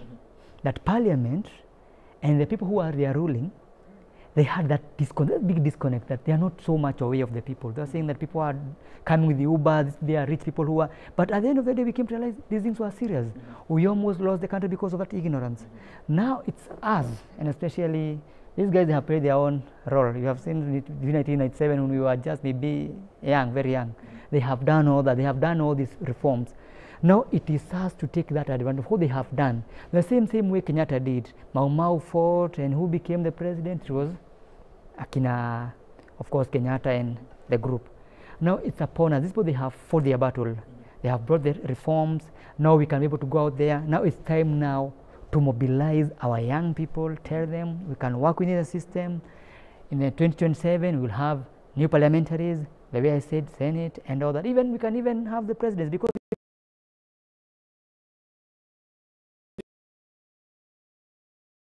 what are we fighting for? What are some of the reforms that we believe as the young people, this is where they generate, we want to go next? Because from what Churchill has explained to us, we're looking at constitutional reforms, all the way until we got the 2010 constitution. So there's that particular agenda that we're looking at and say, okay, the future of the nation needs to go to this direction. These are some of the things that we need to work with or work against. From 2013, of course, after 2013, of course, now it's been the issue of, devolution. You know that. Let's hold the devolution, together and make sure that we actually devolved units get to succeed and all that. When we now say that the young people should take the mantle or the baton, what is it that they should be looking at and say, this is what we need to change in this country? If you look at the main agenda that we are completing about last year was about having a working system. A working system can be able to uplift our country by making sure that we're utilizing our resources well. If you look at the most of what we were asking last year when we were demonstrating, it was all about better life, better country. But with the limited resources brought by the ruling class, we cannot be able to achieve that. So it's upon us to bring those reforms, now economic reforms. Because now look at the constitutional reforms, we have devolution, we have all that. Now we want a system that can be able, of course, to end the corruption, and without having a proper parliamentarians who want to bring that change, we can't be able to do it. Now we want to bring people who are reformed, people who want to that. But as from the reality, the parliament that we have now is not equal to that task. They have failed. The ESCC has failed. Almost everything is failing. Now it's upon us now to bring another authority, a reformed authority, that we say we want to end corruption here. We want to utilize our resources well. Yes, how can we do it? Now we are able to accept that. Not these people who, not like the way people last year, you say you want this and that, they do not want it. You want this and that, you don't. Now you have to go to the city to do that. Now we want people where we can be able to sit down. We talk about, we have minerals in Laikipia, we are talking about Laikipia, we have minerals in Taita Taveta, we have minerals all over, but it's not being utilized well. Now without having that kind of leadership, we will not be able to do it. So it's upon us to convince now our fellow young people, these things is so close to us. All what we have been fighting, all what our brother here, older brother have been fighting for, is very much closer to us now, more than ever. Okay. That we can be able now to, we have even that we know very well, that more than 60% of registered voters, they are below 35. That it's only, if we can only be able to constitute it in a very civil way, you don't even go to the street, by making sure that we are registered voters, we have registered voters, having a better manifesto that can be able to convince even the older generation that we'll take care of you as you've taken care of us. we will bring the changes, economic changes, that can positively affect you, that can positively uplift us, and we'll have a better country. Okay. Yes. Churchill, from being the first of the second liberation, all the way to birthing the 2010 Constitution, now we're looking at a generation that is coming up and saying, okay, we need a future that works for us. From all these things that you've narrated to us, from what you fought for, where do you believe you have reached and that the next generation should pick from, and what they should be focusing on as their next agenda? You know, looking at the youth uprising of 2024, and of course, you know, even as we seem to enjoy relative peace, there's this feeling of that what they had started agitating for is still not yet done. You know, this is a generation, the Gen Z and a bit of the millennials, never engaged quite intimately with the second liberation. They never quite experienced the dictatorship that, you know, characterized Moi's rule, 24-year rule. Moi started off very well, but, you know, after the 82 attempted coup, you know, things changed, and he became a little bit more draconian in his approaches and tactics. The challenge now, despite the good constitution, is getting some of the values and principles embedded in our hearts, so that they become norms. You see, a value is something external, it's abstract, it's a principle. But when you begin to practice it, it becomes a norm. So one of our greatest challenges, even among that generation, the Gen Z, by the way, they are some of the most discourteous people you can come across. At times you go to places where they throng and even, you know, and they are standing on the passageway, but they don't care. You better find your own way, you navigate. Yeah. So I find them very discourteous. The other day, I was traveling from Kigali, and at times I just jumping into a bus, you know, the fun of seeing the countryside and so on. And then there is this Gen Z who boarded a bus, the same bus in Kisumu. And he boards the bus. Of course, the bus had you know, some extra seats that were not occupied. And then he boards the bus. But he boards the bus at a time when those who had come from far, there was this old man who had boarded the same bus in Busia, had gone out for lunch. So the old man comes and say, young man, I was the one sitting here.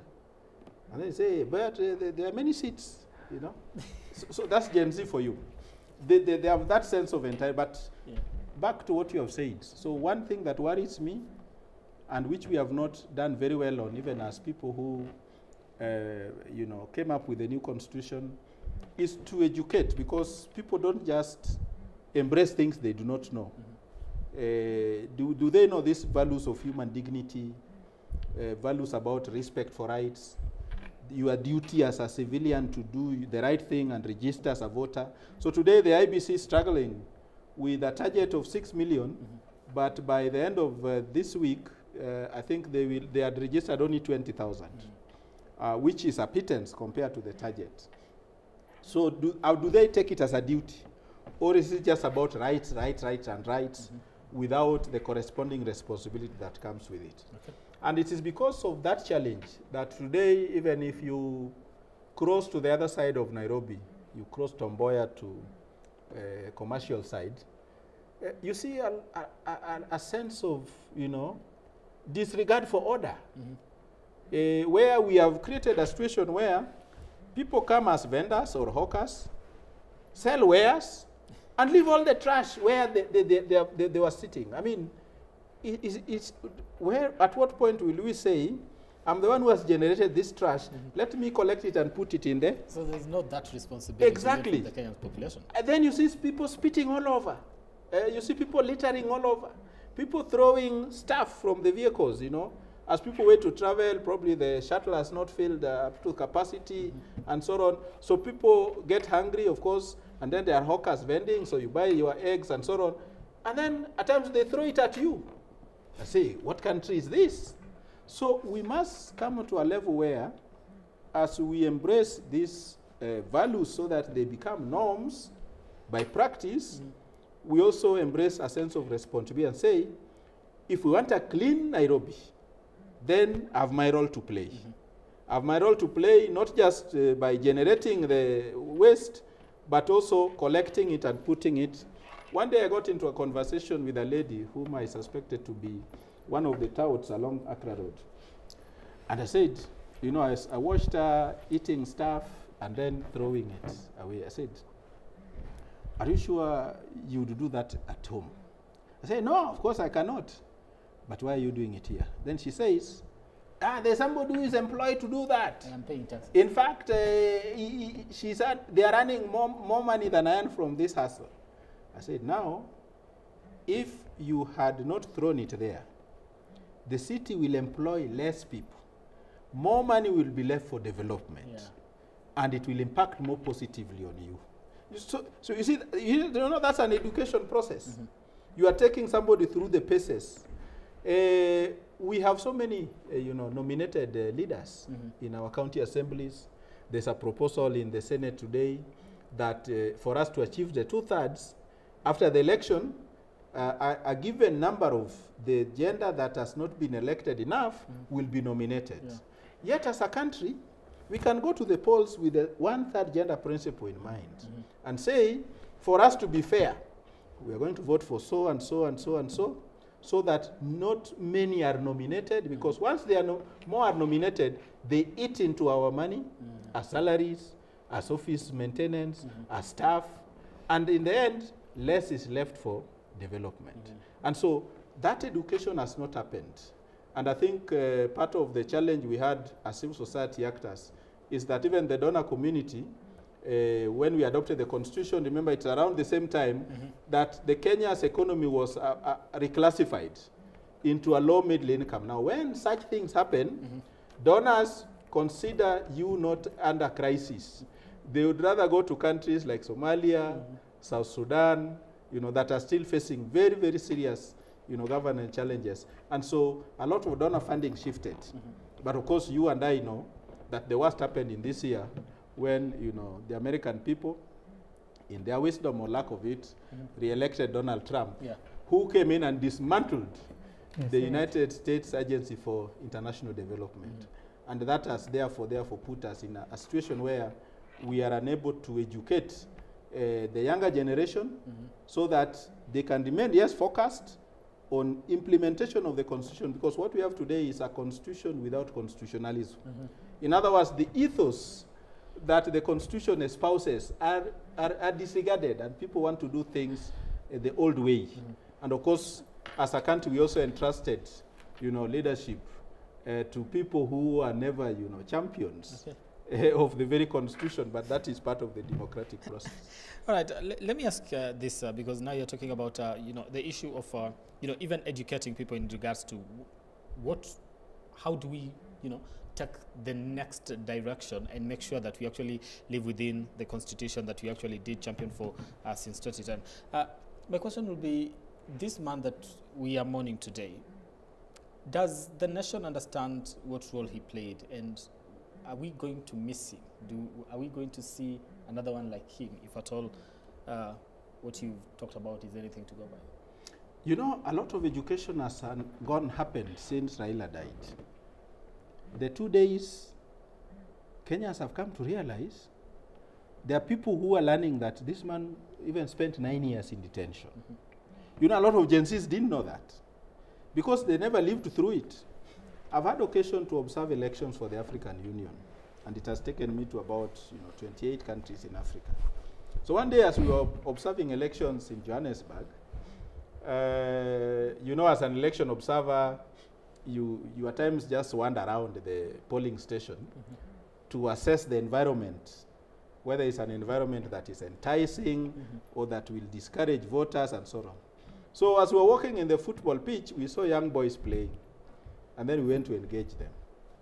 And we asked them, we know you are too young to vote, but if you were old enough to vote in this election, which party would you vote for? We were just chatting with them, and of course they were, minors, and so, but of course very knowledgeable. Yeah. And then, then they look at each other. Then, there were all these parties in South Africa in that year's election. And then one of them, who was a bit courageous enough, says, I would vote for this party called, and then as he was hesitating, his colleague says, KISS. There was a party formed by the white minority called Keep It Short and Simple. Now, as young boys, of course, they were excited by the romantic name of the party. Yeah. But then, as election observers, we said, look, these young people never experienced apartheid. So, for them, it is the name. Yeah. So we were not surprised that it did. So when we were doing our report and meeting the ANC, because when you go to observe elections, you meet different political actors, and particularly the major ones that are likely to be the main contenders. We told the ANC that, in some decade or two, you people will have to convince people why they should vote for you. Because as more generations come, they will not have experienced apartheid. They may not remember that it is ANC that fought for the freedoms they enjoy now.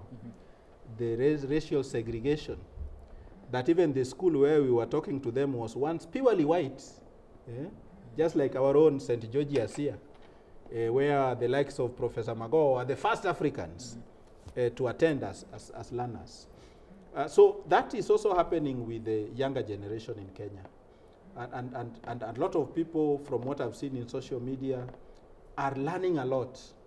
And they are getting to learn that Raila is not as bad as they had painted him. That this guy perhaps did more than they were able to do in 2024. Even though they thought at some point that he betrayed them, they also now remember that, apparently this guy had just mellowed over the years and changed his tactics to fit within the prevailing context. Because you see, the tactics you use against colonialism may not be the same tactics you want to employ against a fellow black dictator, and so on and so forth.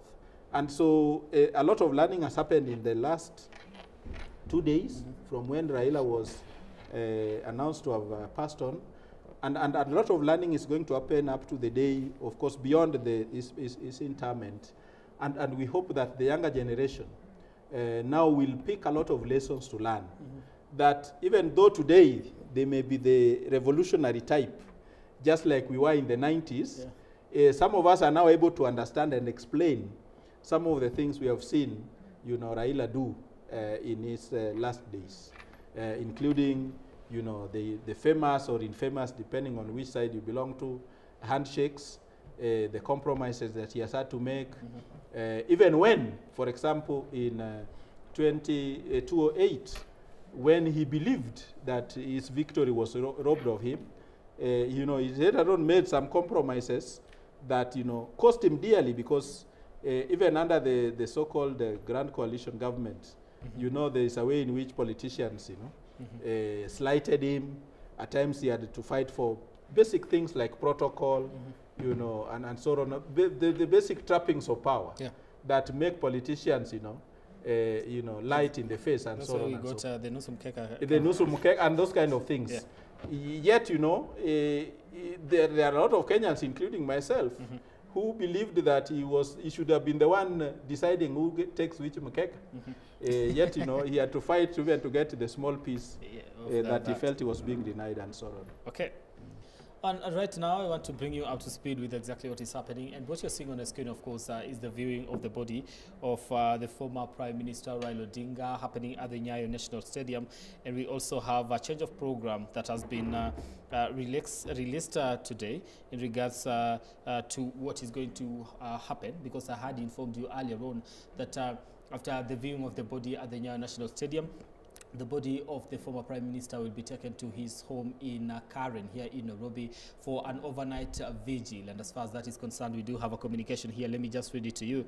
The National Funeral Committee wishes to announce to the public that due to unavoidable circumstances, the body of His Excellency, the late Honorable Raila Amolo Odinga, will not be taken to his current residence for overnight stay as earlier planned.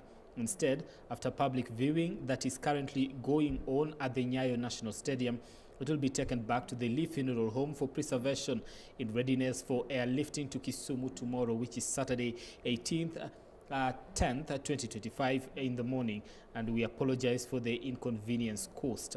That is, of course, a communication that has been, released just a few moments ago for the public in regards to a change in programming as far as the plans of the funeral of former Prime Minister Raila Odinga are concerned. Let me just read that again. A change in program. It says the National Funeral Committee wishes to announce to the public that due to unavoidable circumstances, the body of His Excellency, the late Honorable Raila Amolo Odinga, will not be taken to his current residence for overnight stay as earlier planned.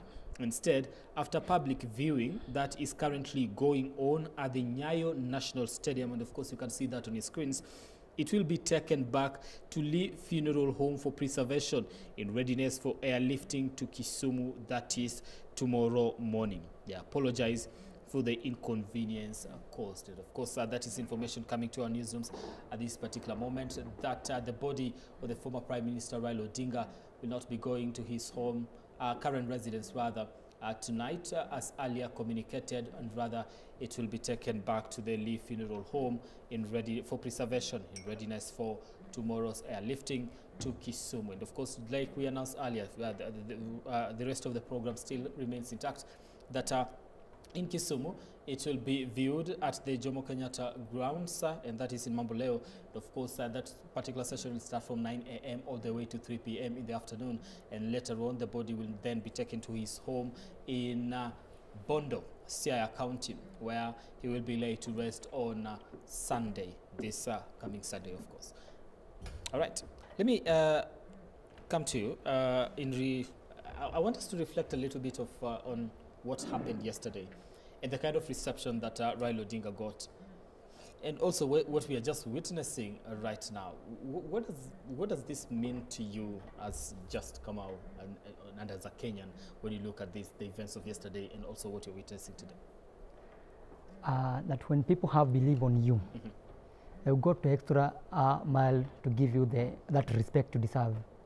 Because for the past 25 years, or not even 25 years, you know, that time we were young, as he was explaining, between 90s, early 90s, even late 90s, Raila was doing his things with the people. Reforms, new constitution, campaigning for Mwai Kibaki, his own five with the campaigns, the presidential race. He was there for the people. The people gave him that last respect just as he was with them. So I can say to the leaders now we have, for you to reach that level, it's hard, as everyone is talking about, it's hard to be like Raila. But now we have to be a service to the people. That when we talk about a certain issue, even if they will not vote for you, what you believed on, they will still carry on. The way I give an example of 2007, Majimbo was a rally that was against Raila. But in 2010, we were able to adopt part of Majimbo, his own belief. No matter how people were against it, they still adopted his own way of governance, the way he wanted it. Look now where we are going now. We are talking about ending the CDF from our constituencies and making sure that parliamentarians are just there to oversight, represent, and all that. He started that discussion, although we have lost him. Now people like us who have some sense now, we can now be able to carry on his own vision, because at the end of the day, parliamentarians should not be CDS managers, they should be oversighter, they should be all that. That love of his, what he wanted to do, is what we can say now we can carry on. And I want to answer my senior brother here. I'm sorry for your experience with Gen Zs, but we have good young leaders upcoming. We might have some people who are doing some mistakes here and there, and that is part of our society. But for us, we want really good change. We want a country that can, of course, give us better life to our families, and that's why we were fighting last year. We're not fighting just to become this and that. We're fighting to have a better nation. I'm sorry for your experience with Gen Zs. I know you have some diseases back home. They are well educated. They are well informed. But in our society, we still have some. Even this year, he's still young, just like us. And I believe you're a good citizen. We want a better country.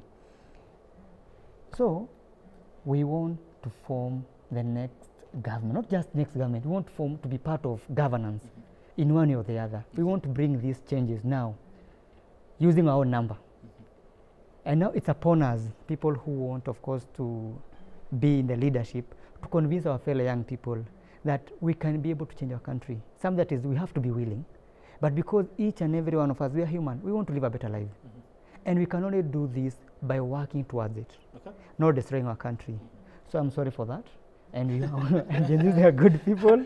I've pointed even why perhaps that's happening, that we have not been able to take them through.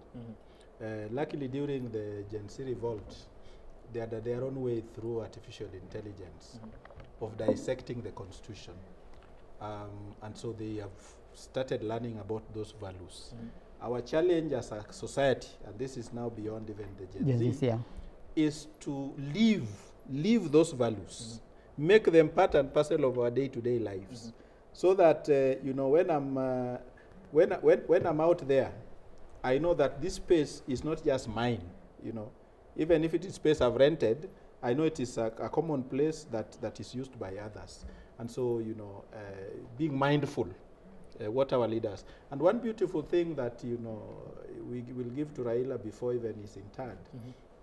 You know, this is one gentleman who constantly made reference to the dream of our forefathers. There was no incidents where Raila would start addressing people without, you know, constantly referring to the vision that our founding fathers of this republic had, not just as Kenya, but as Africa.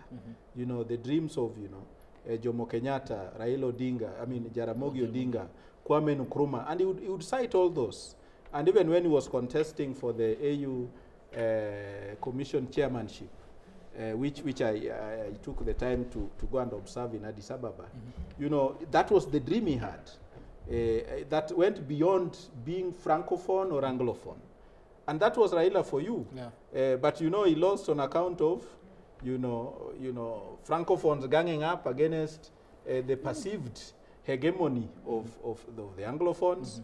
And so we are tied to a situation where the AU apparently will be led by Francophones until the day they'll say, we will now allow an Anglophone to lead it. So Raila was that visionary who would encourage us to see beyond where we are born. And he used to really get thoroughly frustrated whenever, you know, he was interacting with people who are unable to think beyond the locations where they were born. And that's why, you know, even during his campaigns, Raila was the type who would go to some very insecure corner of the country. I remember one time taking his people to Baringo, you know, at the height of Moi's, you know, power.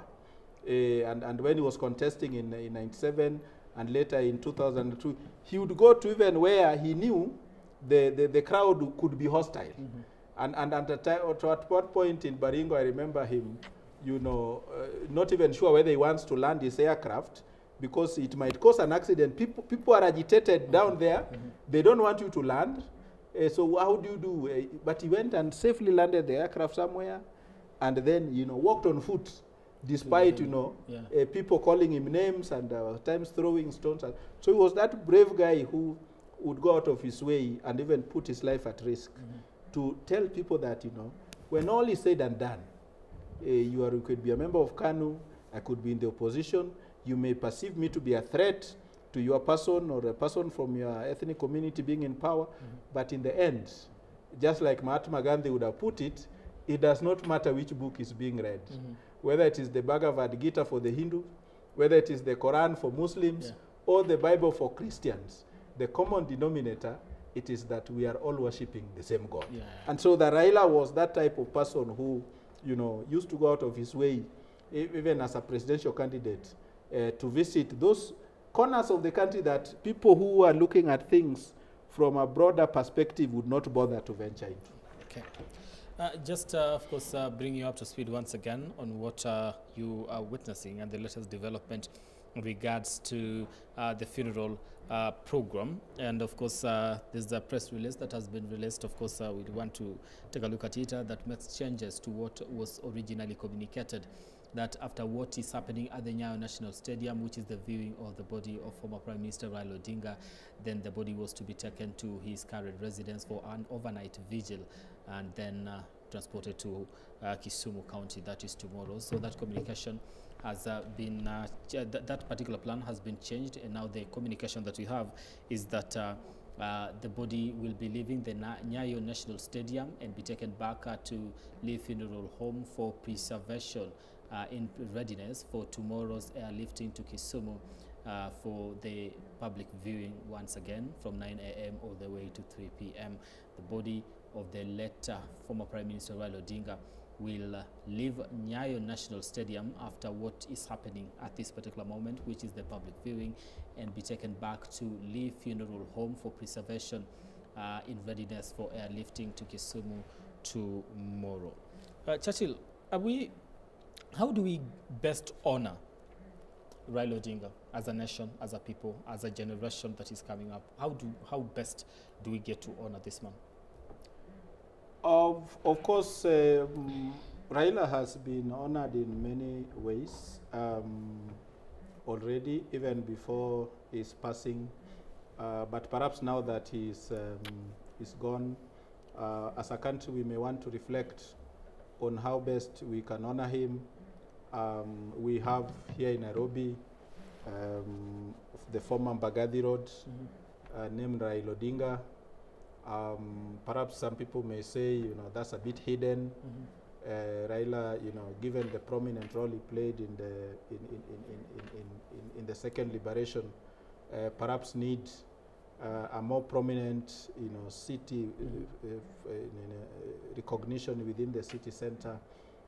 That's for the, county government of Nairobi, Kisumu, and Mombasa, and any other city for that matter. To think through. We already have, in Homa Bay, Raila Odinga Stadium. We might, now that he has gone, when we were in school and being trained and going through lectures and being trained on how to write our citations, we used to be encouraged to cite authorities that have rested, and the reason was that you can cite an authority who later is still alive and then changes his mind on the same subject.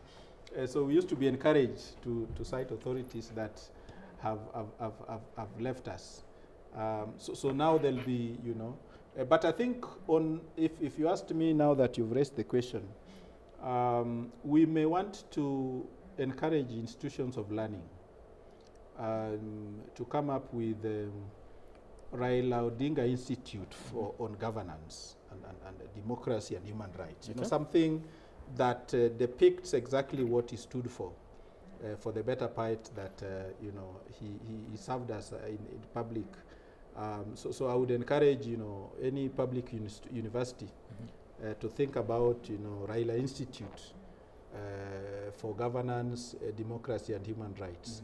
And where his thoughts and memoirs and books that will be written, biographies. Of course, he's one of those few leaders who started writing about himself and telling us about his. Raila was an open book, so anybody can sit down who has the time. And even what I've shared with you, if I decided to write a book about Raila, just putting those anecdotes together, it will be a book. So we want all those publications, and anyone who therefore worked with Raila and had an occasion to interact with him closely, those who have served as his advisors, those who have served with him in the party, to try to help us understand, and future generations understand who Raila was and what motivated him at every stage. And some of us who saw him transform from the aggressive Raila that he was in the 80s and 90s to a more refined statement that has now rested, can also put together those ideas and publication, of course, in consultation with the family, so that we don't have the kind of cases currently going on about, you know, the book being published, the biography being published about William Olentimama. You know, the family has gone to court to stop an author who had already started the work with Olentimama himself. But now the family thinks that, you know, if he's allowed to continue, he may say certain things that that do not paint them in a positive light, and so on and so forth. So some of these things we have to consult with the family, you know, constantly check with them, because at the end it is about the dignity of the person. And you know, our constitution, having been one of the co-conveners of the technical committee on citizen and Bill of Rights, talks about dignity both in life and in death. And therefore, you know, those sensitivities must be taken into account. So I would personally, you know, over and above, you know, public utilities that can be named after Raila. We already have, you know, the stadium in Homa Bay. Somebody may say that's a bit tucked in the rural areas. Can we rename, you know, some of those facilities, amenities, hospitals, and so on? But if you asked me, as somebody who is interested in reading and continues to read, I would love to see an institution come up with the Raila Institute on governance, democracy, and rights in post-independent Kenya. After all that personification of Raila, I think the best thing we can be able to remember him is making sure what he believed on, we live to it. If it's about devolution, can we have a workable devolution? If it's about parliamentary being oversighters and being representative of the people, can we do it? If it's about ending corruption, can we be able to do it? Can we give people that power? That's what I think that we can be able to give now Raila a deserving service, what he have done to us. Making sure what he believed, what he fought for. He fought for devolution, he fought for new constitution, he fought for reforms. So what we can give him and his family, not just all this naming his, of course we now roads have been named after him, stadiums and all that, but now what is more deserving to Raila Amolo Odinga is living his dream. A devolution that is working, leaders who are working for the people, people who are not poor, we are able to uplift our people. That is the thing that we can be able to give him.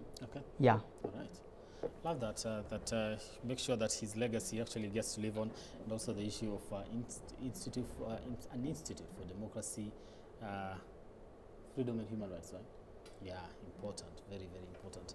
Right now, I want to bring you up to speed with what you're watching on your screen. Of course, the viewing of the body continues at the Nyayo National Stadium. And that, you know, Kenyans have thronged that particular stadium to be able to view the body of the late former Prime Minister Raila Odinga, who died on Wednesday in India. And he will be laid to rest, that is on Sunday, at his home in Siaya County, that is Bondo. And of course, the communication that we've received just a few minutes ago is that the program has changed somehow, whereby the body was supposed to have to be taken back to his to his residence at that is Karen here in Nairobi for an overnight stay, but that has changed, and the communication that we have received is that the body will be taken back to Lee Funeral Home for preservation in readiness for airlifting tomorrow, where it will be flown to Kisumu County for another session whereby Kenyans will be given another opportunity to be able to view the body from 9 a.m. all the way to 3 p.m. in the afternoon. And then later the body will be transported to his home in Bondo, that is Siaya County. And of course, he'll be laid to rest on a Sunday. All right. Before we continue this conversation, I want us to listen to what Mama Ida did say during the funeral service that was held at the Nyayo National Stadium, and her reflection on the 52-year marriage with Raila Odinga. Let's listen to that. Raila Amolo Odinga.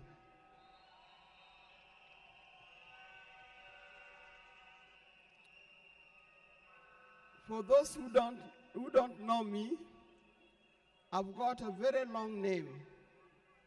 They call me Canon Dr. Ida Betty Odinga EST.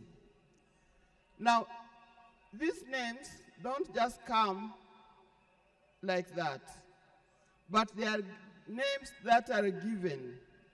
I cannot forget the name that the public has given me called Min Pin.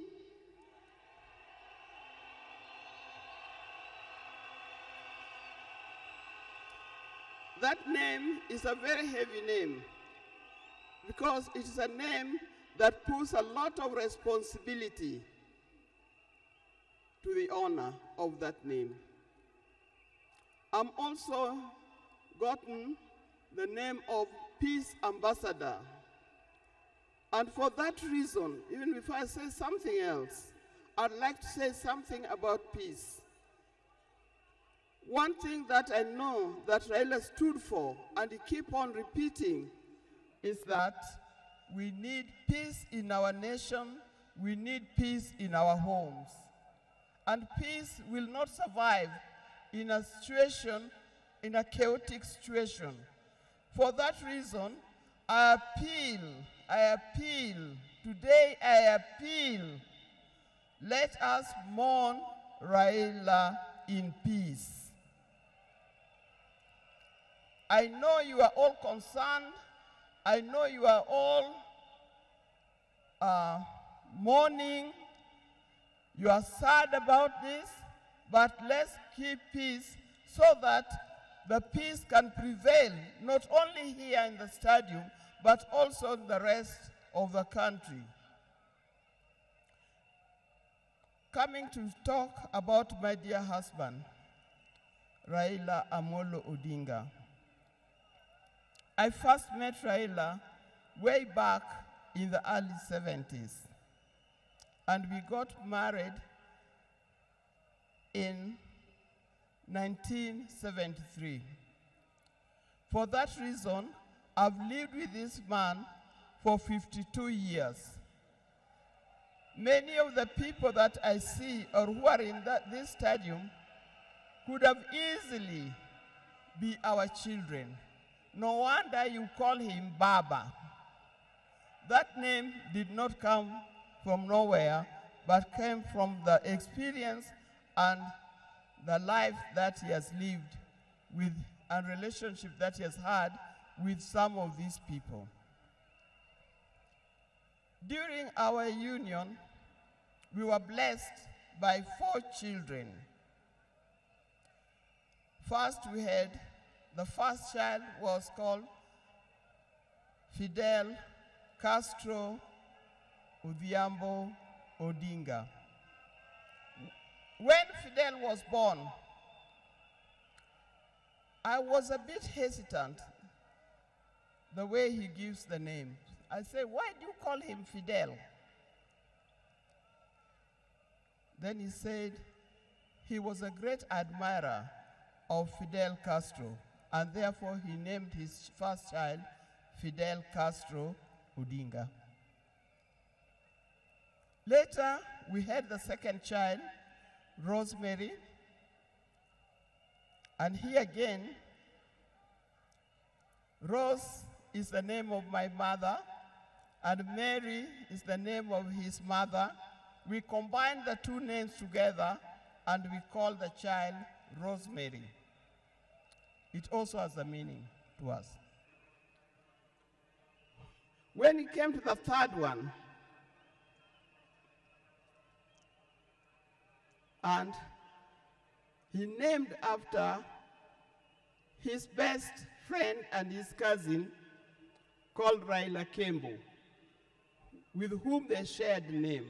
So we ended up with Raila Oginga Odinga.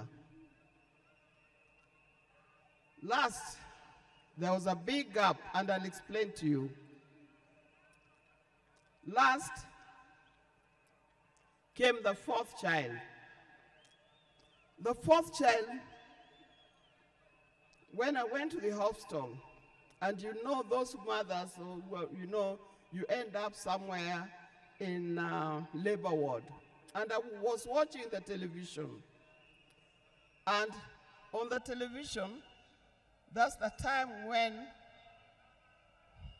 Nelson Mandela had come out of prison. It was he's been there for 27 years. Raila also had been in prison, but that's not why we named her Winnie. And I was watching the television, I could see Nelson Mandela and Winnie Mandela holding hands as Mandela walked out of the gates of the prison. By then, I didn't know what kind of child I was going to get. But then I said, if it's a boy, we'll name him Wilson Mandela. But if it's a girl, will be Winnie Mandela. And therefore, Winnie Mandela arrived. And that's the fourth child. I see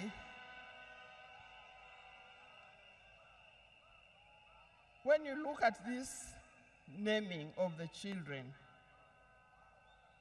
I know these days you can name your child anything that you want, but I'll appeal to those who are still having babies.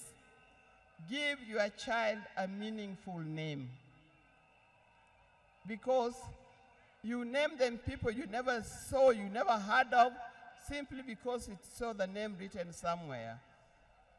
There's nothing wrong with giving our children the names of the people who in our lives we think are the heroes.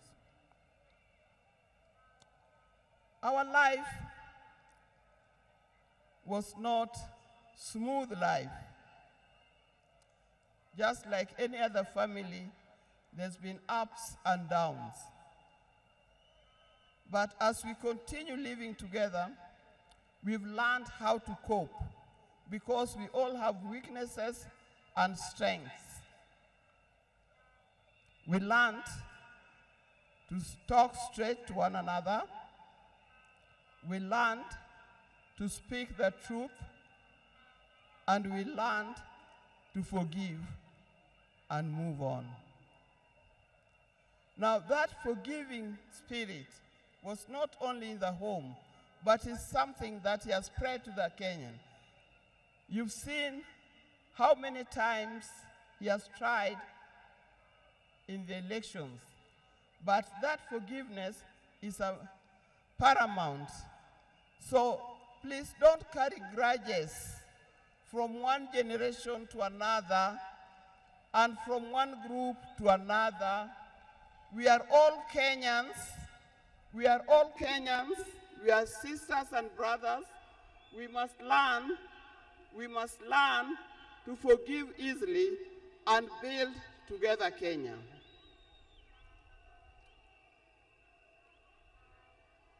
Towards the end, I'll not say everything. I would like to say everything, but time would not allow. And a span of 52 years is not a short time. I hope that when I get another opportunity on Sunday, I'll be able to say more.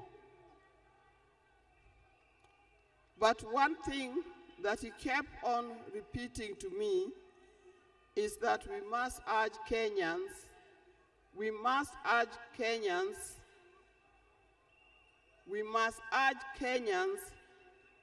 to live in peace. He kept on repeating that. We must repeat it to our Kenyans, we live in peace. Raila hated dishonesty. He hated dishonesty. He hated greed.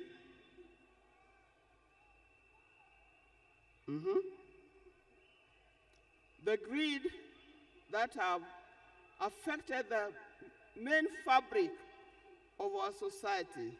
The greed that leads to stealing from the public coffers. The greed that leads to corruptions. That's the kind of thing that Raila would not have liked to see. So, you people, you Kenyans, I'll tell you more.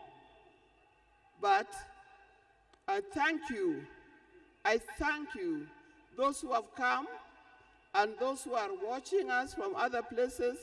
I thank you for standing with this family. I thank you for being here for us. And I thank you for helping us to mourn Raila. May his soul lie in eternal peace. And for the people of Kenya, I wish you well, thank you, and may God bless you. Thank you.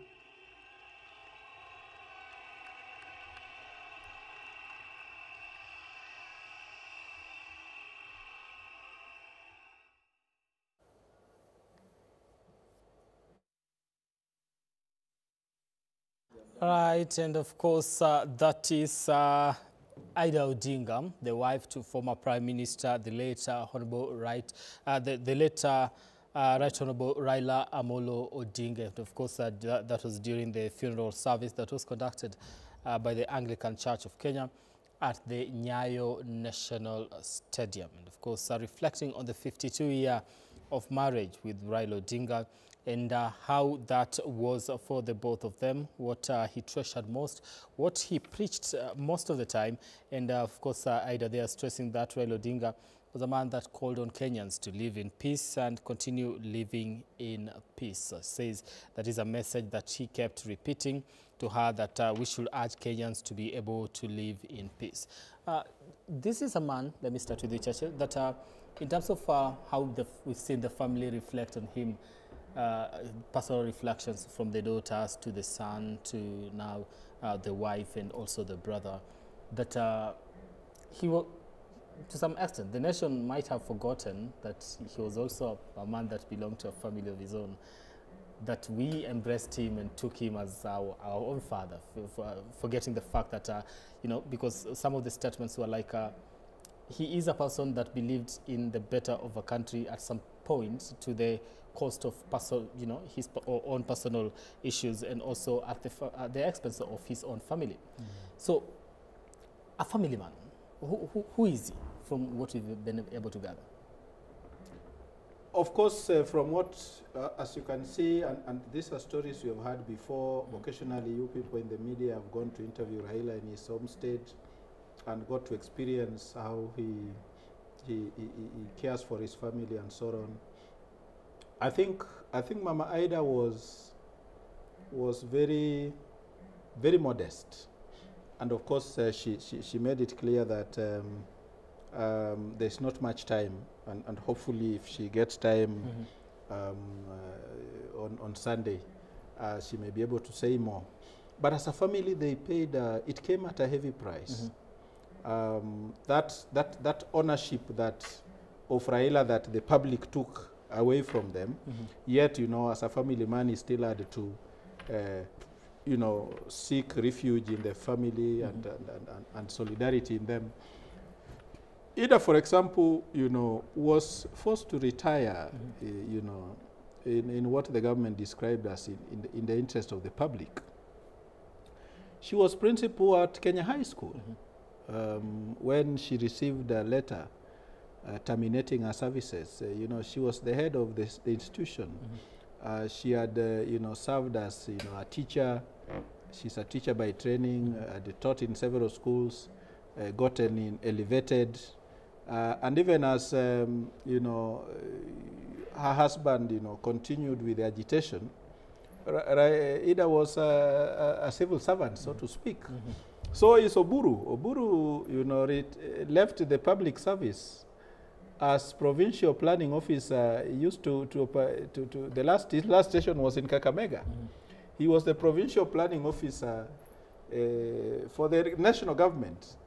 That, you know, his late father, his brother, you know, used to agitate. He was doing that at the same time his brother is actually... Exactly. Even Junior here is a civil servant. You know, a lot of Kenyans don't know. Yeah. Junior, the surviving son, is a civil servant. So the Odingas have had this arrangement where, you know, the fact that a member of the family is part of the civil service and therefore part of the government does not stop you from, you know, asking questions and asking hard questions. So they have paid a price as. And Mama Ida alluded to it, trying to explain why there was kind of a distance between Junior and Winnie. And because, you know, those were one of the stints that Raila, you know, spent in prison, at times in exile. I remember as a student in high school, one time, when Raila ran up to, Norway, crossed into Uganda by boat, a very simple boat, dressed like a Legio Maria fella to disguise himself, and so on and so forth. So there are many things that the family went through that, you cannot explain in a function like this. But perhaps, and I even saw when his nephew was reading the eulogy, there was a lot of, because it's a long story that requires a whole book, which you cannot, present with people. So I think as a family, he has done very well. All his children are educated despite the challenges they had. All children, some of them have had occasion to work with the government. Even, the youngest, Winnie, of course, is one of the members of the East African Legislative Assembly. So he had all these, balls to juggle. On the one hand, he has a family to bring up because as Africans, our success is measured in terms of how we have been able to bring up our family. They have all been able to get an education. They have, of course, experienced a number of deaths in the family. Raila himself, lost his firstborn son in a very abrupt and, calamitous way. The guy had left just, to have fun, as everybody would do, only to come back in a condition where, he lost his life. Then there are challenges, of course, with Rosemary. She fell ill after that, and is still recovering. But one would say, has done fairly well in terms of recovery. So they have had those challenges, and of course the other members of the family that they have lost. Jaramogi, at that time I remember we were in the university when Jaramogi died in 1994. And then we are told, Jaramogi collapsed, was rushed to Aga Khan Hospital in Kisumu, and pronounced. It's the same way that his son has left us. And so those have been challenges. And then, of course, Fidel, the brothers, Raila's brothers, that his elder brother Oburu enumerated. So, like any other human person, despite the nerves of steel that Raila is perceived to have had, he lived like any other human person. And despite the fame and so on, there have also been those challenges at a personal level, and I think that's what Mama Aida was referring to when she said they had ups and downs like any other person, but some of the experiences they went through as a family have come to bear on Raila's interface with the rest of society, and so some of those values that they embraced of being truthful to one another, being forgiving, searching for reconciliation and fraternal relationship, is what Raila of the 2000, until now he has departed, came to represent. Because there's a way in which experiences you go through at a personal level and at a family level impact on the community and the larger society that you interact with, and I think those are valuable lessons that the rest of us can take moving forward. And it helps us to understand some of the difficult decisions or decisions that at some point when they took them, we found very objectionable. The Gen Zs find this latest very objectionable, and of course called him all manner of names and so on. But you remember Raila the other day said he doesn't care what people think. Even when he was, he was reflecting on the CDF, and he thinks now that, more than a decade after the advent of devolution, we can no longer have, MPs superintending over the constituency development fund, yet we had county governments that should be the one taking charge. And that therefore means that our members of parliament, whether they are in the Senate or the National Assembly, are compromised, they are conflicted. At a time when we have even had a law passed and assented to, the conflict of interest bill, which is now a law. You know, so those are some of the things that Raila, you know, has unfortunately left before he could see through. And I'll tell you this to illustrate the transformation that Raila continues to. When we were at Bomas, Raila had no problem with the many counties, for instance. In fact, the Bomas draft toyed with the idea of 74 counties. Because at that time we had 74 districts that had been created. But now, when you know we were developing the constitution, we said, why can't we? Because some of those districts were so tiny, not economically viable, would lead to a lot of so much, you know, many human resource and so on. We said, you know, the administrative cost would be unbearable. But of course, scholars came and told us that the current structure that we had those same administrative structures we were talking about. So we said, okay, let's base it on economic viability. We want units that can be able to generate resources also. Its own resources. And so on and so forth. So that's when, you know, we reduced them to 47.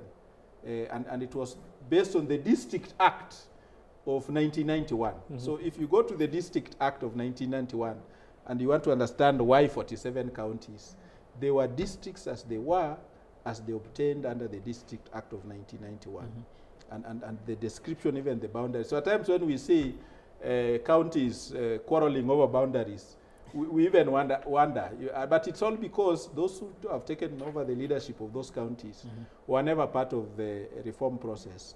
Most of them were opportunists who are looking from the comfort of their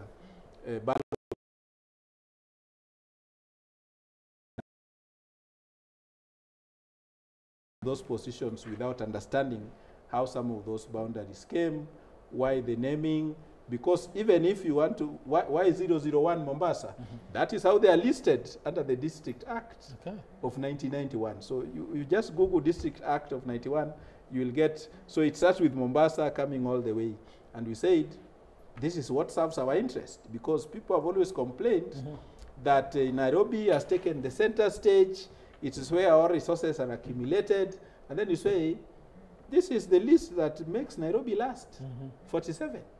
So let's demonstrate that, you know, this new constitution is there to remove the tradition, the historical marginalization, you know, that counties in the coast, in northern frontier districts, and so on and so forth. So that is how we came up with the 47 counties. Okay, and still, we wanted still on the 47. Yes.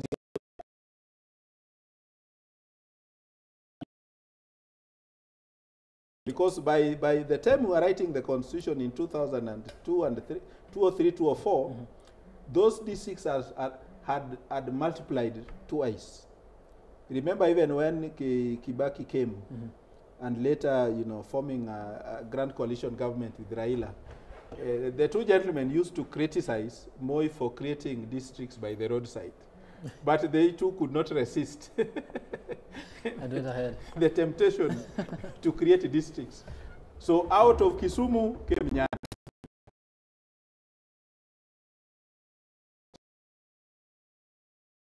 Say east, west, what, and so on and so forth. So by the time we were doing the constitution, we had 74 districts. 74. So in terms of now going back to the 47, now we went back to the 91 Act. We went to the District Act of 91. So we did not follow what had actually come after in terms of we said, you know, we are going to have too many units and so on and so forth. So we reverted to that. But now, Raila, what does Raila say recently about those district counties? He says even Nigeria, whose, you know, territorial expanse is much bigger than Kenya, has fewer states than Kenya. So Raila was now beginning to reflect on even the viability of some of these. 47 is quite and I think at some point, you remember, even at one of the devolution conferences, he tried to encourage the governors to consider merging some of these units. And I remember in that very function, the governor for Vihiga County,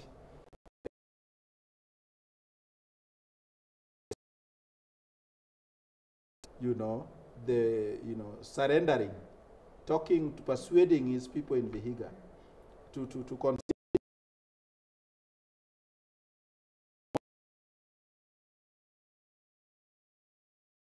under the BBI, and the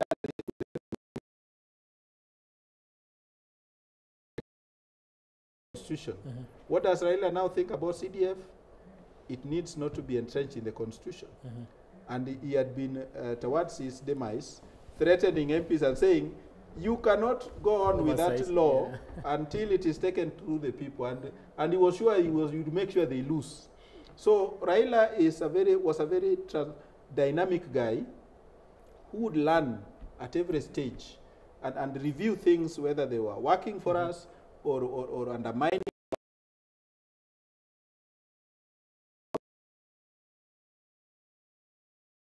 If you look at Raila of the 80s, of the 90s, and the Raila of the post-2010 constitution, you see a completely transformed Raila who now practice real politics. In fact, one of the articles I've done since his demise was to liken his politics to that of, what I was calling Bismarck.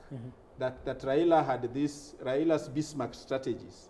Because if you look at the history of Europe and how Bismarck in the 80s, fought to consolidate the different German ethnic communities under one entity, and how he would go out of his way to protect those ethnic Germans from external aggression, especially by the France and so on and so forth. So I've submitted a piece for possible publication in the People Daily about Raila's Bismarck strategies that kept him an enigma in Kenya's political landscape.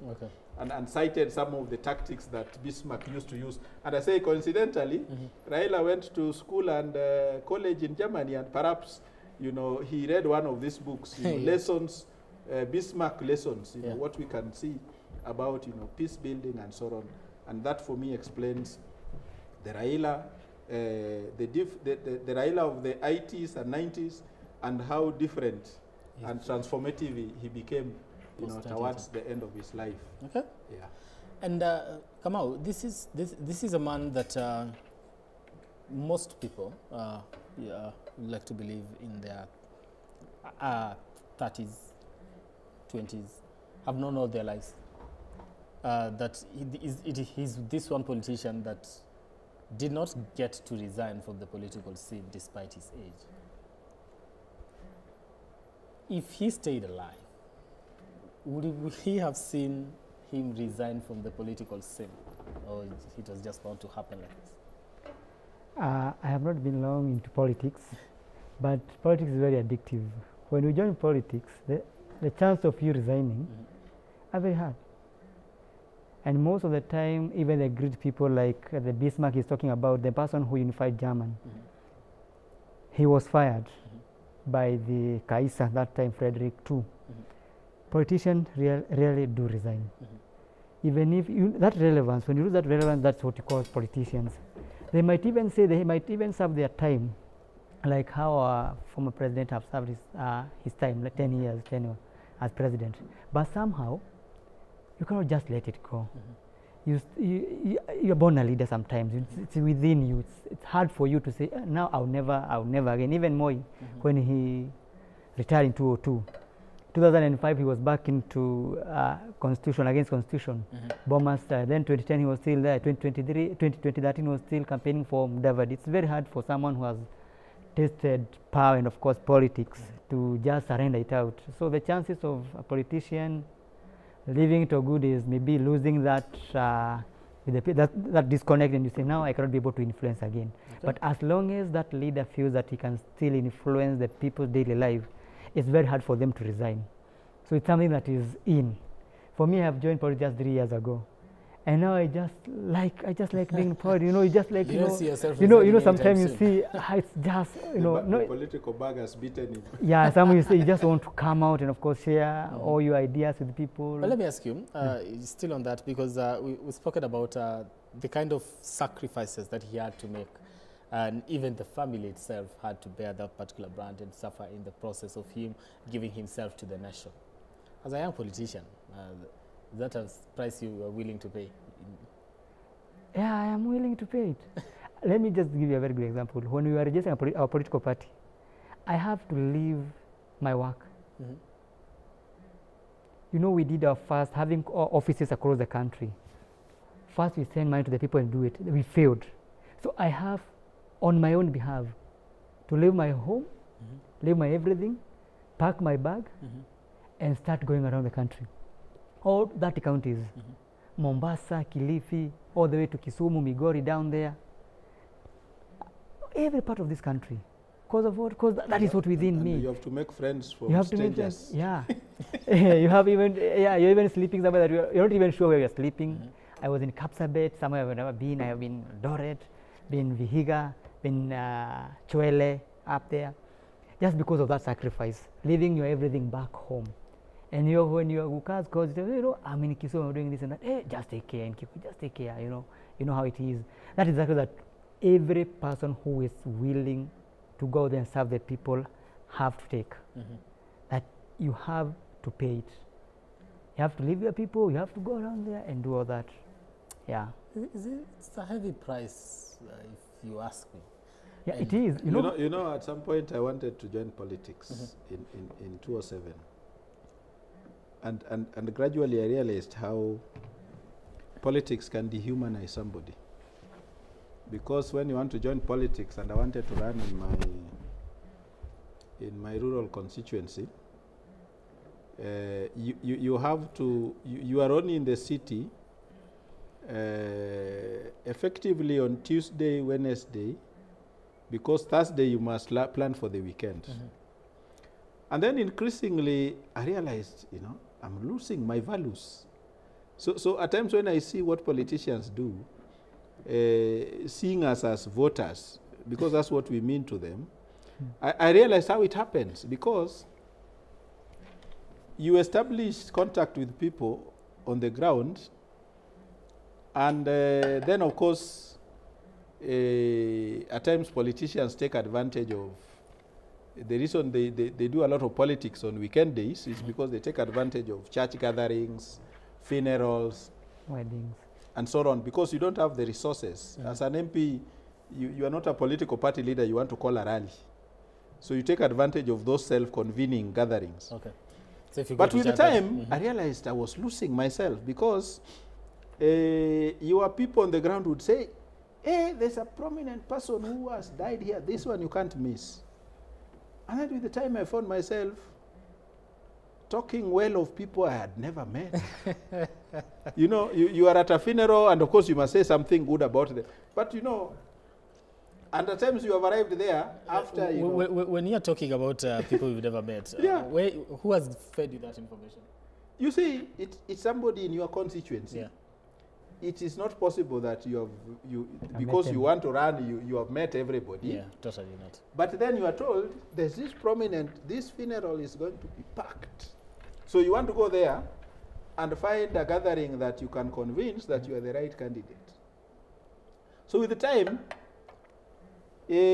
my people on the ground would be the first from Wednesday, Thursday. They peruse the papers. Not everybody's death gets announced in the newspaper. Yeah. So for you to be able to be put on the newspaper, you must be really prominent. Yeah. And that gives you an indication of how many people either depended on this person or friends he had made, connections, and how crowded.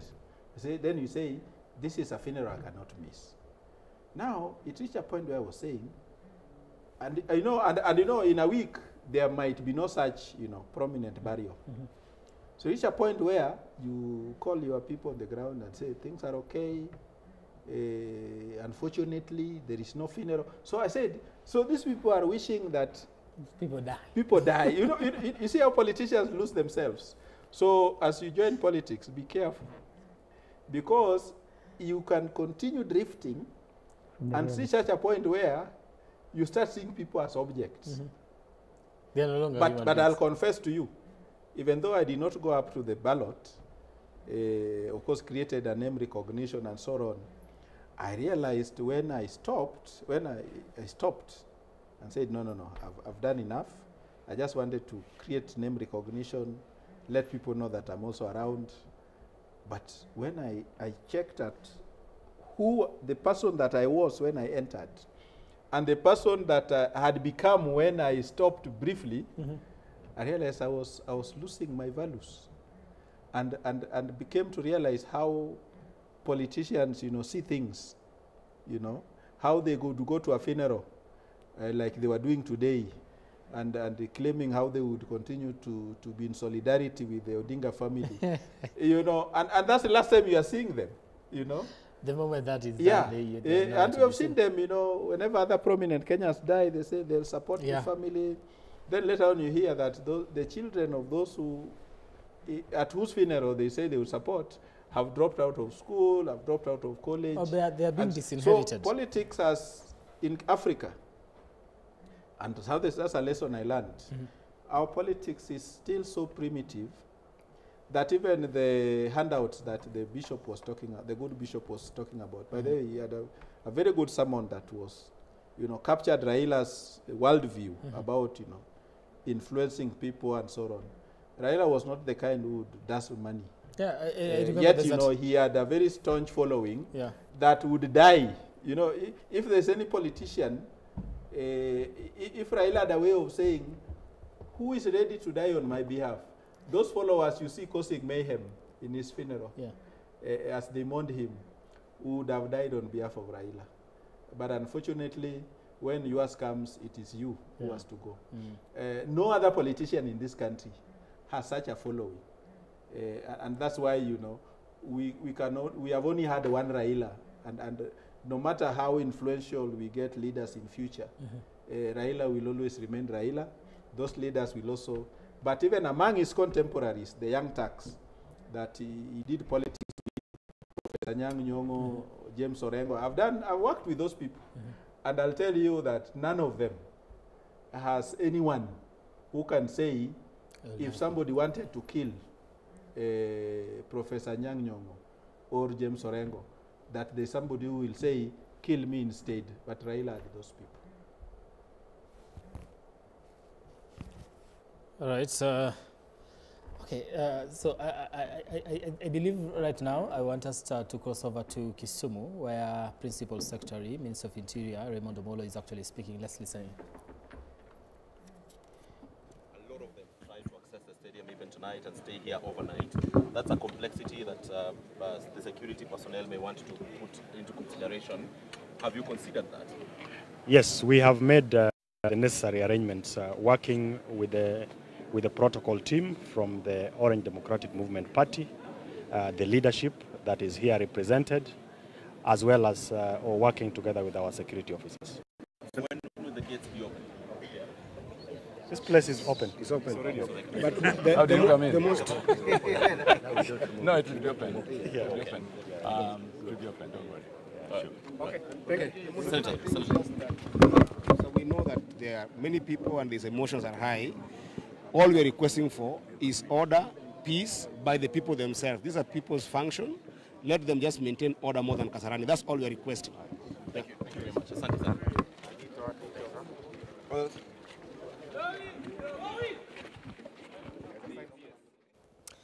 All right, and of course, that was a short briefing in regards to the preparations for tomorrow's body viewing of the late former Prime Minister, the Right Honorable Raila Odinga, in Kisumu. We've seen that's the Principal Secretary in the Ministry of Interior, Raila Amolo, of course, accompanied by other leaders, including Eddie Okach.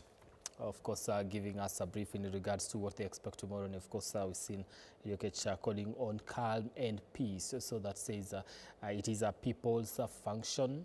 So that what they are calling for is for the people of Kenya to be able to maintain just peace and calm during that particular process as they view the body of the former Prime Minister Raila Odinga, which will be flown to Kisumu Jomo Kenyatta grounds in the morning. And of course, that particular process is supposed to start at around 9 a.m. and it will continue all day until 3 p.m. in the afternoon, where the body now will be taken to his home in Siaya County, and that is in Bondo at his farm, of course, where the preparations for his burial already kick-started yesterday with the arrival of his brother, that is Oburu Odinga, who now gave the go-ahead when it comes to now announcing to the family that Raila Odinga was dead, opening the compound once again to the public for mourning. We saw also the grave digging exercise already commenced.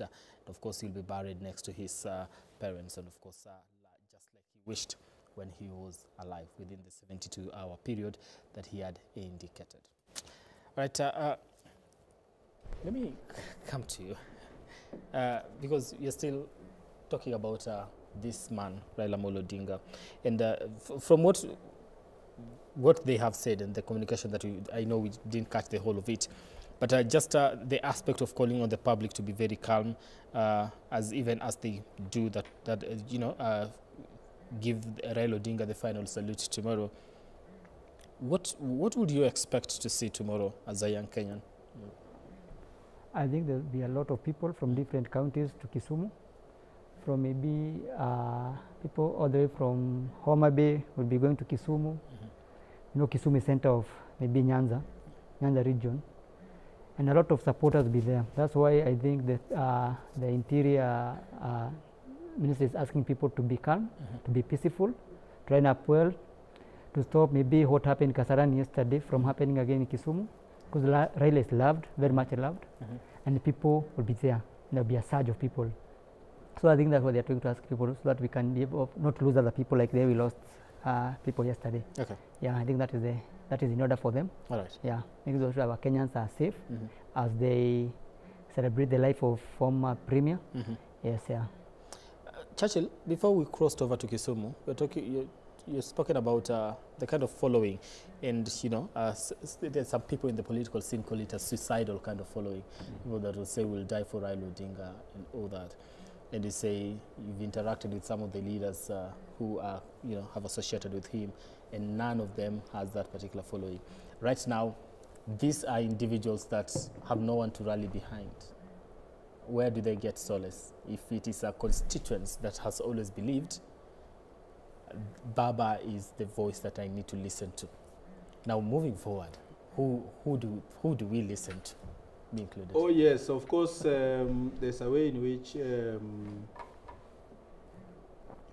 some of us who believed in Baba as our ideological soulmate have been rendered orphans, so to speak, politically. But of course, leaders will always emerge.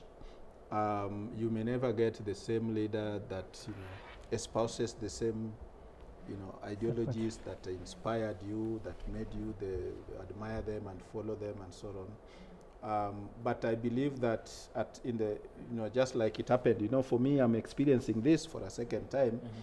Earlier, those of us who were born at the peak of the Cold War, when there was, East and West, the East and West divide, and some of us found ourselves, leaning, towards the East, ideologically, socialist in orientation, and that's why most people, found Raila's ideology and standpoints on a number of issues pro-people. So there'll be a lot of that gap. There are, of course, other people who believed in him and who shared the same ideology. People like Professor Nyang' Nyong'o, Governor James Orengo, and so on. But because of their current positions as governors, they find their hands mostly tied to what they have to do on a day-to-day basis, because they are they are holding executive positions. So there is still that ideology within Raila's following, and I think in the fullness of time, just like we felt, some of us felt offended when Jaramogi died. You know, little did we know that, you know, another leadership will emerge through his own son. I'm sure there are people that have worked with Raila that will emerge as an embodiment of the vision that he had and the ideologies that he held around socio-economic and political issues. So there's going to be a bit of groping in the dark for some time. So it's not an immediate thing. Yeah. I was happy to see that the party has already moved to put in place an interim leadership that you know, Oburu, who actually accepted that, you know, when it came to politics, Raila was his leader. Yeah. So that means that, you know, he understands the thinking that Raila had, and of course they share together and so on and so forth. So in a sense, there's going to be a break, yet, you know, some form of continuity as time goes by. But of course, we all know that that generation of people have enumerated are not growing any younger. Oburu, Nyong'o, even Orengo himself is not growing younger. And so in the next, you know, 5 or so years, some of them may want to call it a day. There's no position, for example, that Professor Nyong'o can aspire to beyond his second and final term as governor. I think he's also celebrated his 80th birthday last week. You must have seen that on social media. So is Oburu. Orengo is slightly, but not by many years, again 2 or 3 or something like that. They are not far apart in terms of people who are, you know, once called the young Turks. So there is going to be a generational change in leadership. There's a whole crop of leaders that have been working with him. We believe that now that we are approaching the 2027 elections, there's going to be an opportunity for somebody to emerge. And good leaders are those that emerge, not those that are crowned in boardrooms or by council of elders. So there is, of course, going to be that gap. But after the burial and moving forward, and luckily there are by-elections, so we'll be seeing those who, you know, will be going to those constituencies to articulate the vision of the party. And it is that leader who will be seen to be an embodiment of and able to articulate that vision that Raila had, that, you know, will ultimately, you know, bag the prize that, of course, comes with the responsibilities. Okay. And of course, you have to be courageous. You know, it's not just about articulating, just like a microphone, any megaphone can do. But you must be passionate, be seen to believe in those things, you know. And luck. Yeah, you know. And of course, you know, all these things that Raila owed his leadership to charisma. It still accounts for a lot of leadership. Today, we see a lot of following by, you know, that, you know, the immediate former deputy president enjoys in certain. Yeah, the guy is charismatic in his own way. He's very creative when it comes to sloganeering and so on and so forth. So that's how leaders are made. Yeah, okay. And leaders are made during crises like this. So who is going to be that leader who is not just going to be opportunistic, you know, taking advantage of the crisis to apportion the leadership to himself, but, you know, genuinely, and being perceived to be genuine about what you say and how you conduct yourself and how you embrace the concerns and aspirations of the people. Let me ask, we saw the family speak, and maybe we shouldn't go there, but we will. You know, the kids come out and, you know, eulogize the father. And if at all you say during the when Oginga Odinga died, there's a particular lot that felt, okay, we are orphaned. Then we found a father under his son. Are we likely to see one of the Odingas actually taking over the mantle? Yes and no. At times it doesn't happen seamlessly like that. I'm seeing leaders across the region struggling with that transition. At times, fate as a way of also managing things. So yes, it may not be seamless. We saw, for example, what happened with the Kenyattas. You saw the hiatus between when the senior Kenyatta, passed on, and when Uhuru came up. So there was quite a break. And so the same is going to happen. Today we still have the second Kenyatta. But don't write off the Kenyattas. There's a Kenyatta who will come. Yes. So yes, even with the Odingas, the same will apply. It may not happen immediately. For now, we have, the party has considered it wise to, also, because party positions will be articulated even during this burial ceremony. Nature abhors a vacuum, so anybody may want to take advantage. There may start to be grumbling that can tear the party apart. So they did the right thing. I think the timing was good. That yes, let's go back to the elders to hold us together as we figure out how to give our final respect to the party leader and so on and so forth.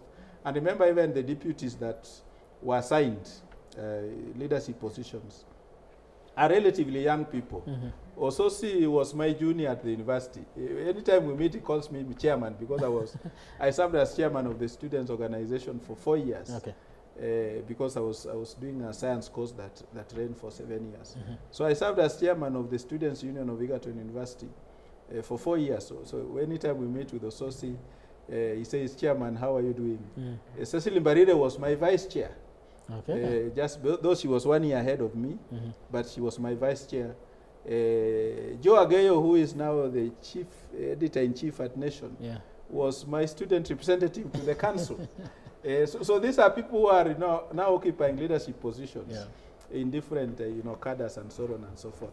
So these things will happen, and I believe that even the following that Raila had and continues to have, and will continue to have even in his death, will be inherited by a leadership that will be perceived by that following to be the embodiment of the vision and ideologies that he held. And of course, it does not happen, again, there is a way in which these ideas also get impacted by what happens, the context. So that leader ought not to be one who once believed in socialism. But today's ideology is about good governance. It's about respect for rights. It's about transparency and accountability. Those are the ideologies of today, and which he really, helped to articulate.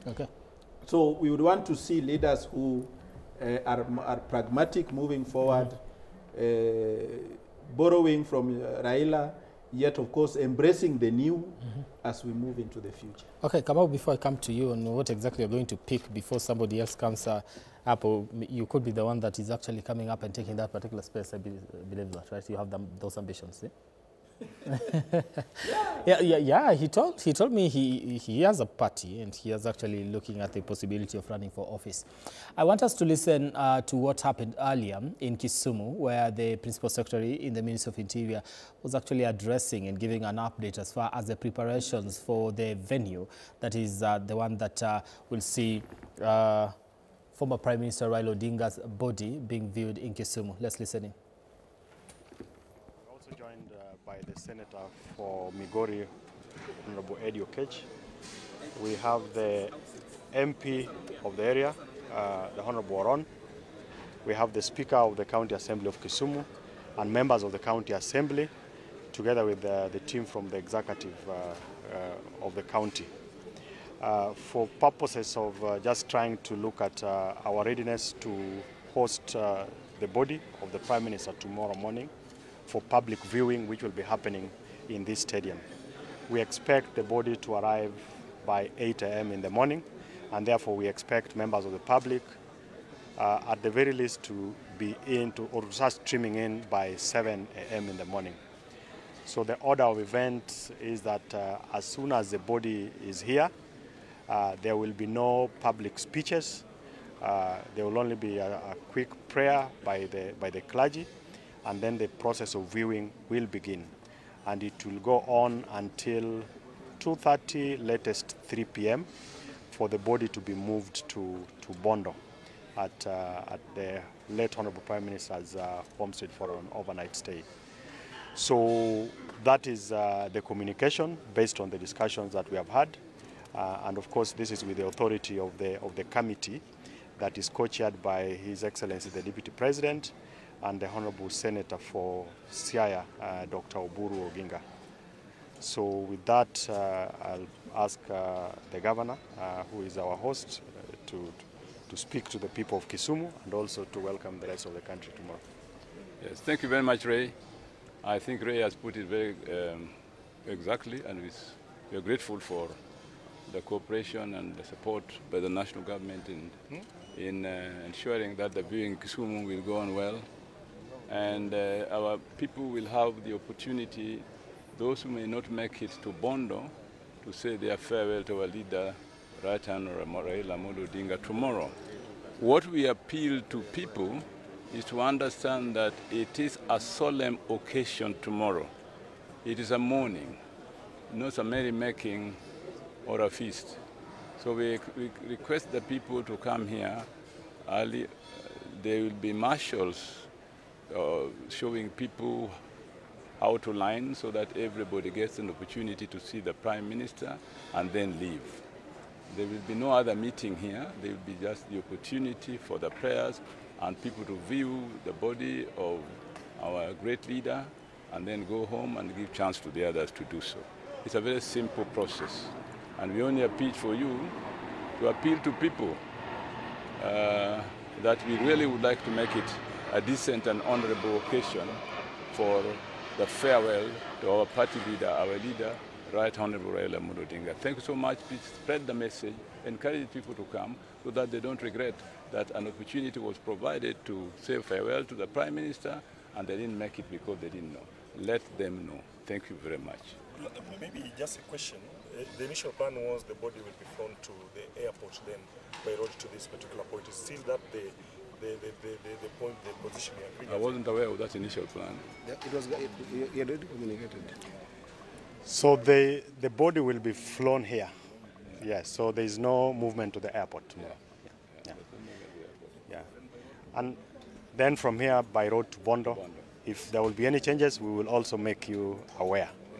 Yeah, but just lastly is to appreciate Kenyans and all our friends who have been part of this mourning process. We've had a good event today at Kasarani. We expect at Nyayo, sorry. We had Kasarani on the other day, yesterday, and we know that we'll have a good event, viewing and farewell exercise here tomorrow and subsequently on Sunday in Bondo.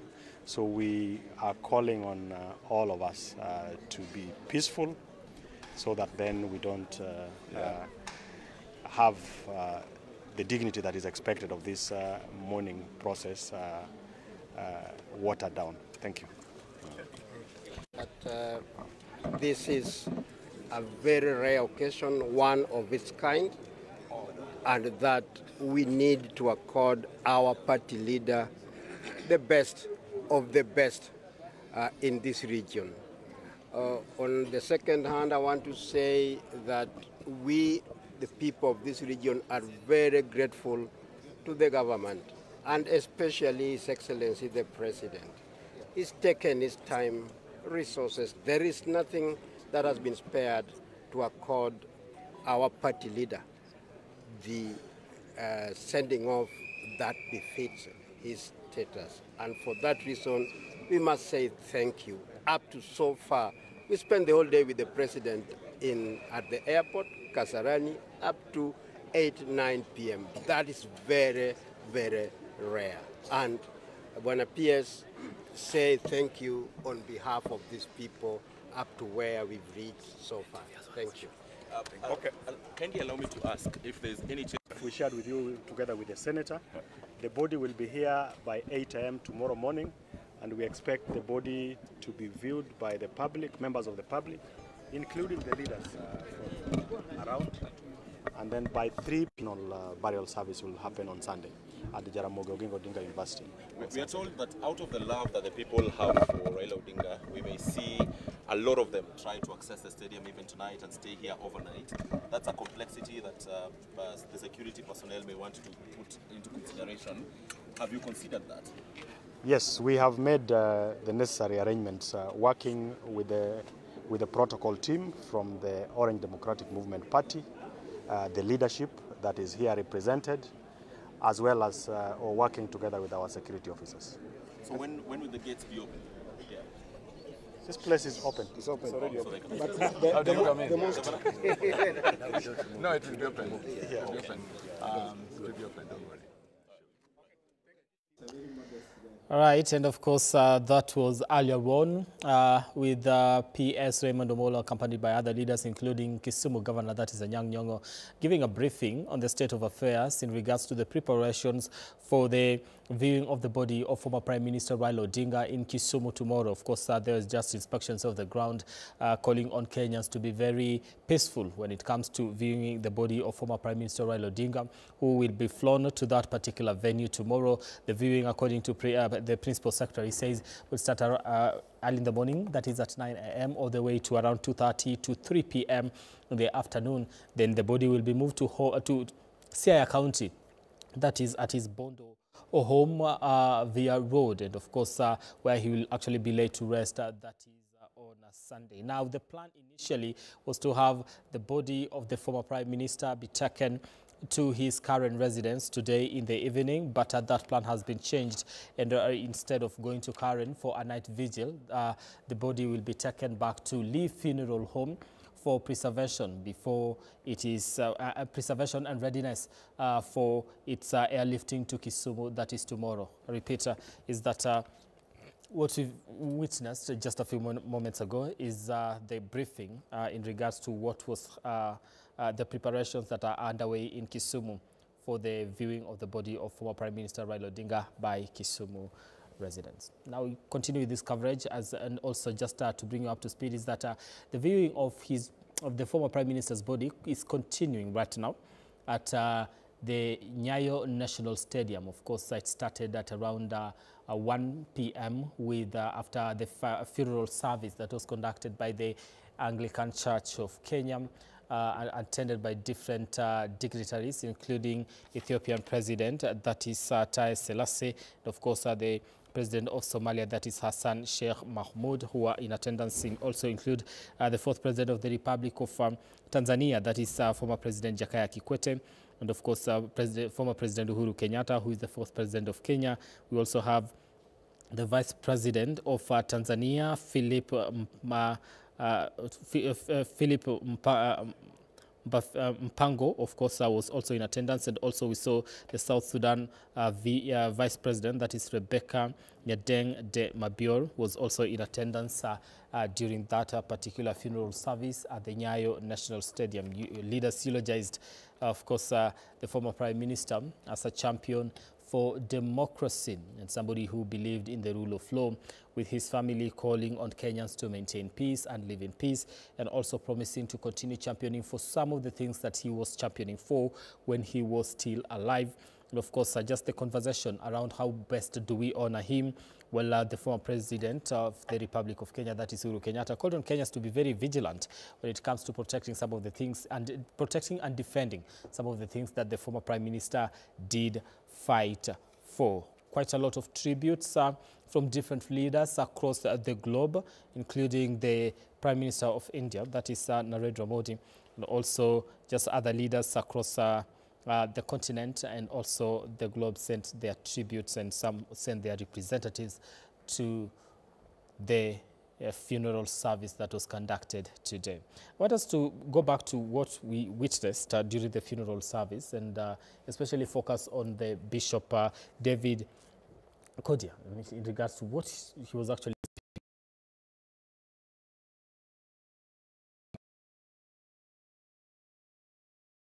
Churchill. Yeah, I think Godia captured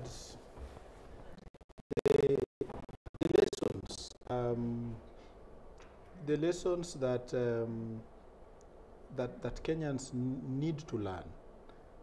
He anchored his preaching on what Raila stood for, juxtaposed it with what he sees happening around, the looting of public resources at the two levels of government, including, you know, in Raila's own backyard. We have had instances where, you know, just in his own Siaya backyard, not too long ago, you know,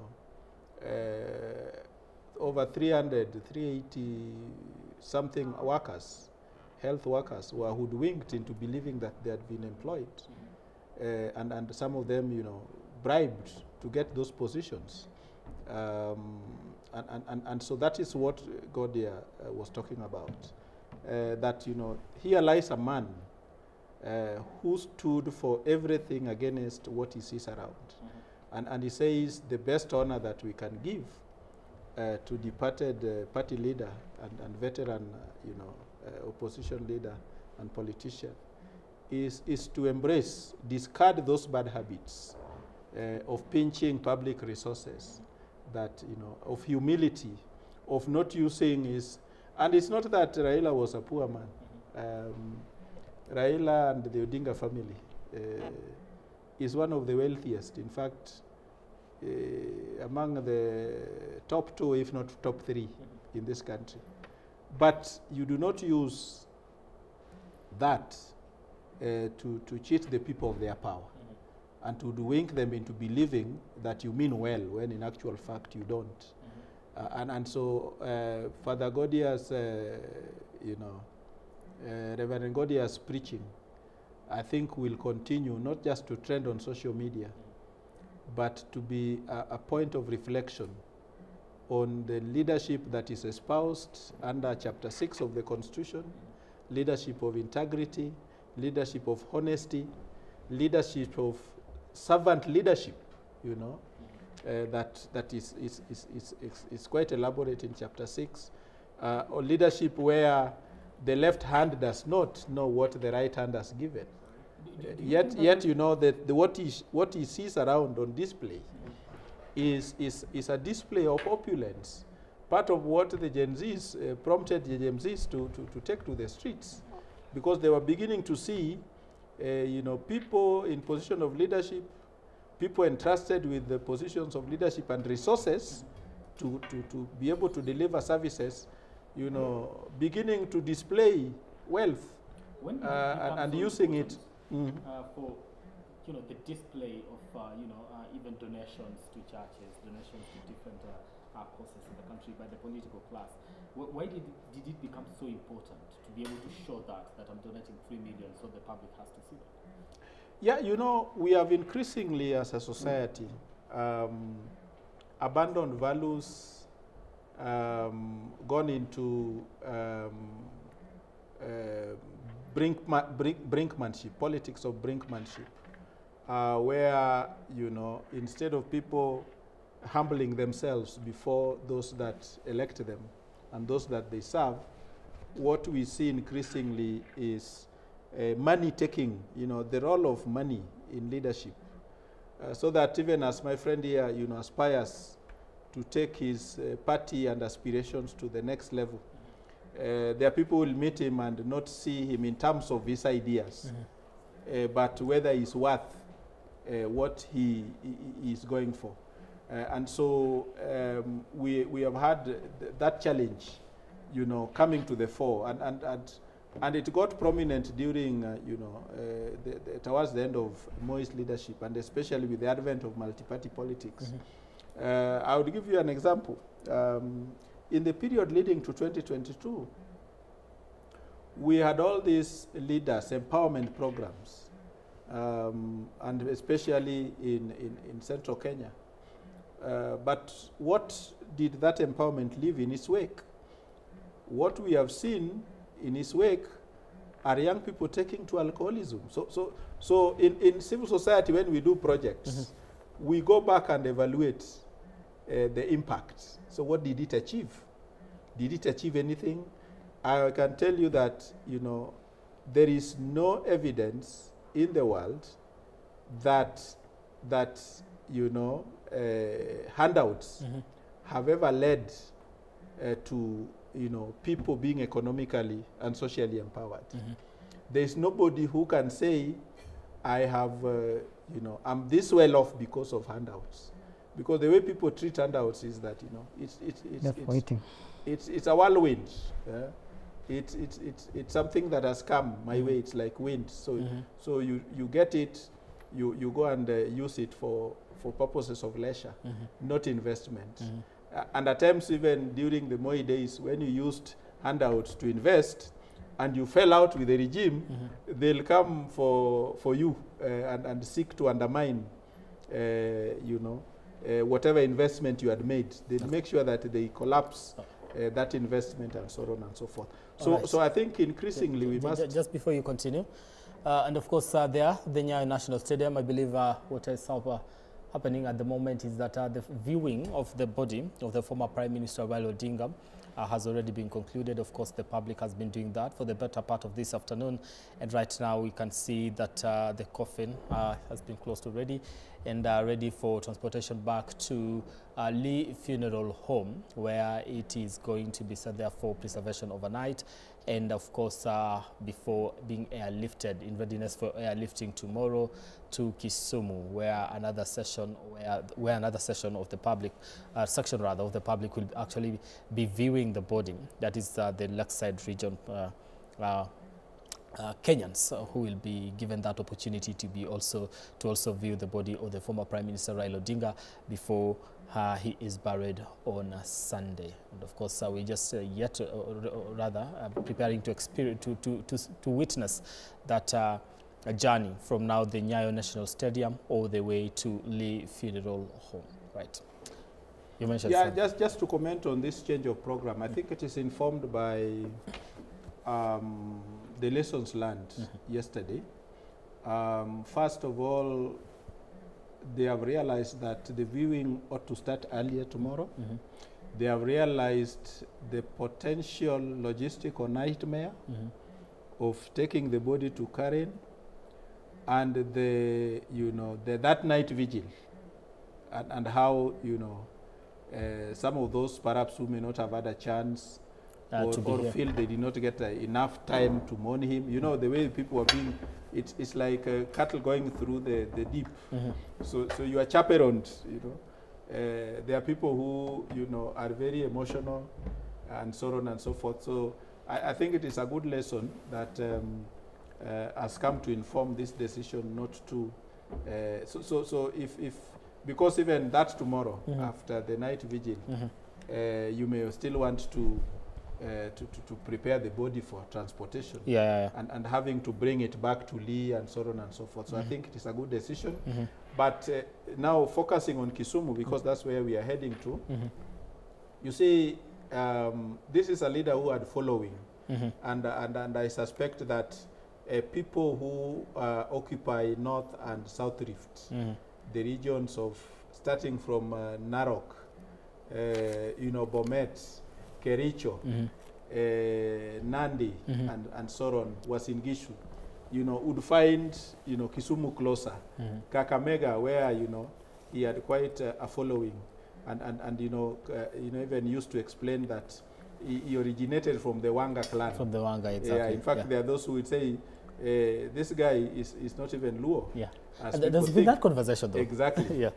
So he originated from that clan. And so on and so forth, and how, you know, the Wanga clan, you know, are linked with the Ogunja and Ogenya, and that's why even, you know, there are people who will tell you that, you know, this guy CS for energy. Iwandai is not Luo. In fact, when he did his homecoming, who was the person ushering people in? The governor of Kakamega. And people from Luo Nyanza would come and say, you say welcome home, and then you would ask, so what do you mean? I say, you people are forgetting, this is one of our own. This is our son, we lent you this side, and so on and so forth. So, and then as he had pointed out, the 4 counties of Nyanza, Siaya itself, because there'll be no viewing when the body reaches Bondo, I think. So some of them will want to come. It's a state affair, and therefore there'll be a bit of security cordons and arrangements.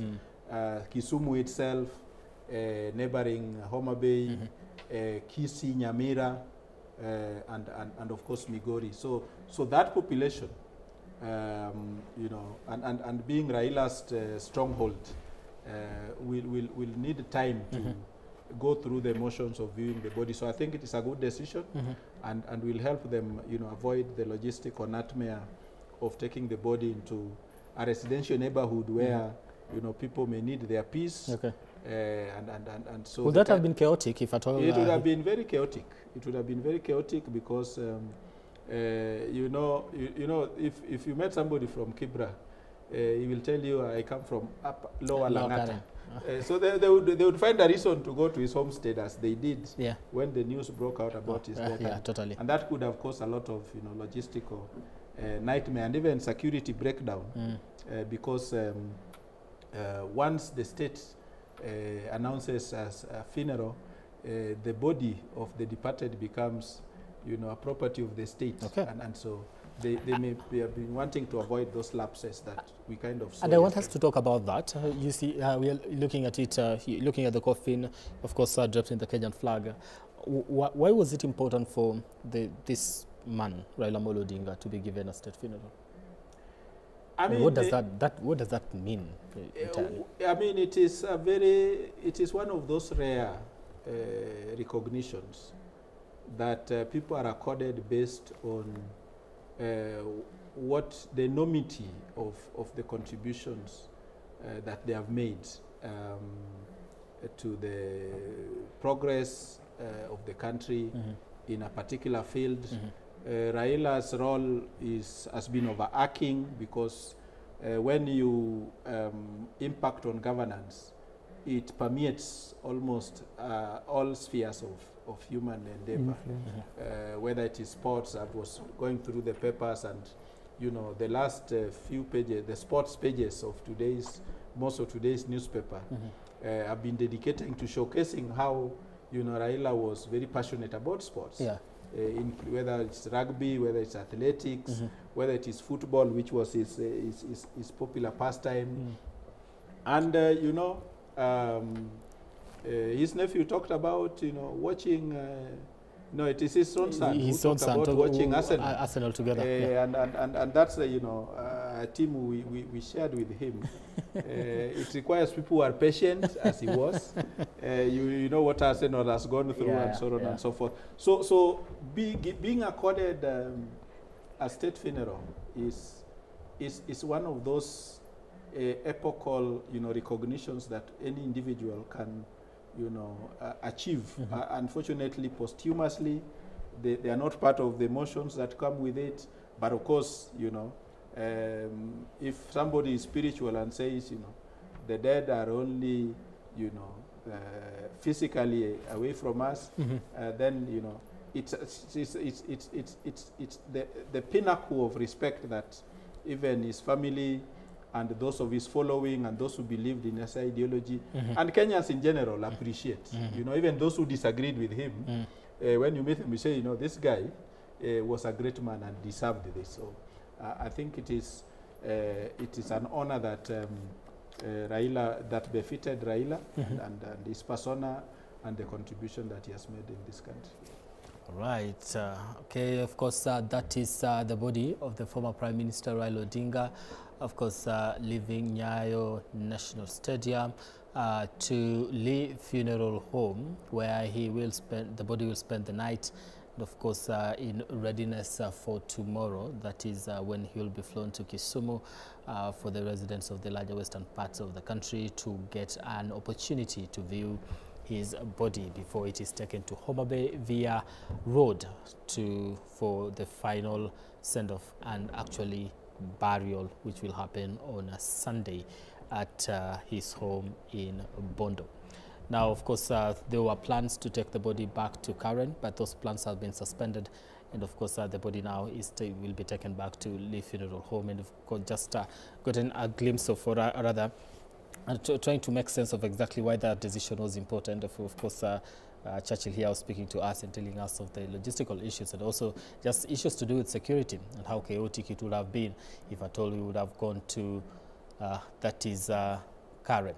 Of course, Kenyans there feeling the pain and just celebrating the life that is of Raila Amolo Odinga and the kind of impact that he has had in the political scene and also just the country at large. A lot of people, like Churchill had said earlier, have been left orphans, not just a man that belonged to his family, but also belonged to the whole nation. And that has been evident with what we've been able to witness since yesterday, since the arrival of his body at the Jomo Kenyatta International Airport, all the way to Kasarani.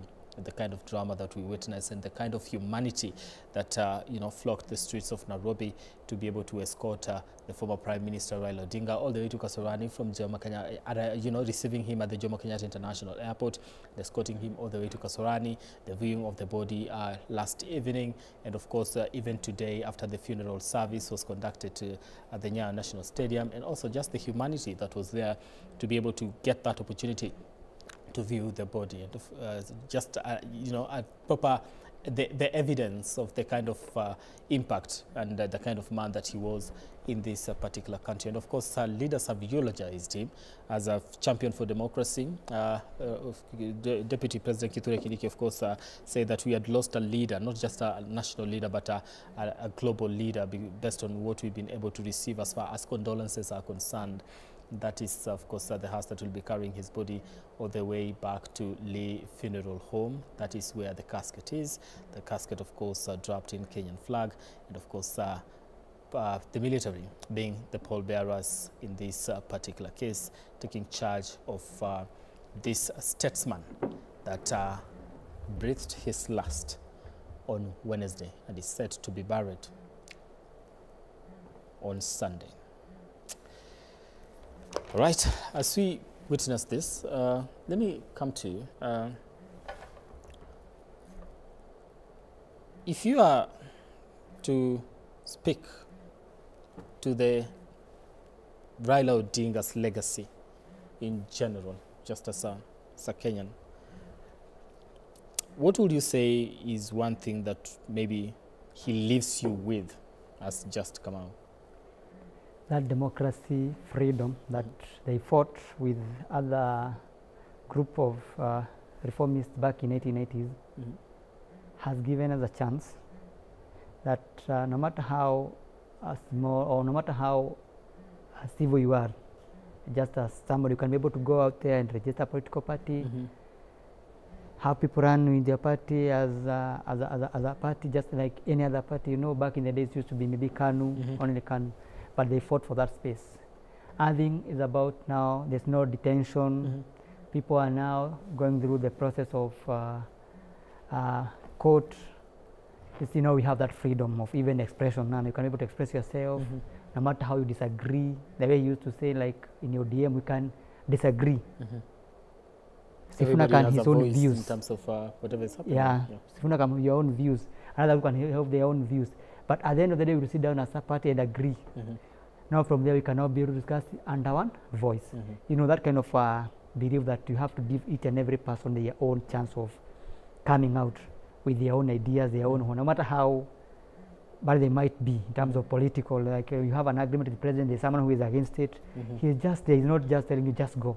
He's just accommodative. You know, I wish we can have that kind of a life that we are able to accept other opinions. Not all of what I say has come out from the We Alliance Party is the take. That we take other people's views. We accept what they are saying. We sit down now, discuss democratically, say, oh, you come out, your views, we have disagreed maybe by majority of our neck. And now our nini is this. This is what we say, but now we agree all. That's what I think that you can be able to say Raila or give us that kind of a nini life in terms of politics. Yeah. Another thing about family, We know now the way we have in terms of current life. People are now running away from families. They're not as strong as their family they used to be. But now you see how Raila and his wife Ida, the way they celebrated that love for the past 52 years.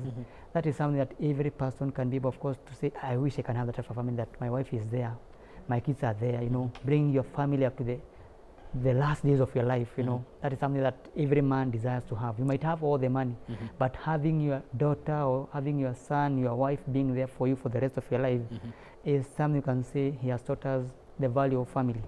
Yeah. Okay. And of course, that is the body of the former Prime Minister Raila Odinga leaving Nyayo National Stadium. Destination is Lee Funeral Home, where the body is going to spend the night there for preservation and, of course, in readiness for tomorrow's airlifting to Kisumu, where now another section of the public, that is the larger Western region, will get an opportunity to view the body in Kisumu before it is transported to Homa Bay. And of course, the viewing of the body in Kisumu will start at around 9 a.m. and it will go all the way to 2:30 to 3 p.m. Of course, that communication has been made by the committee, the funeral planning committee. And of course, we did see the Principal Secretary in the Ministry of Interior, that is Raila Amolo, accompanied by other leaders, including the Kisumu Governor, that is Anyang' Nyong'o, you know, making rounds on that particular ground, ascertaining that everything is actually ready for tomorrow. And they said that they are set. They were calling on the public to be calm and mourn Raila Odinga in peace, and say it is a people affair, but also just to maintain peace in that particular process. Now, what was happening today, of course, so the funeral service, then later on, we did have the body viewing that started around 1 p.m. all the way to, at this particular moment, which is about 5 p.m. And now that particular process has been concluded. The public has finished viewing the body of former Prime Minister Raila Odinga at Nyayo National Stadium. And now the body has left for Lee Funeral Home, right? Was this, did you expect it to end quickly?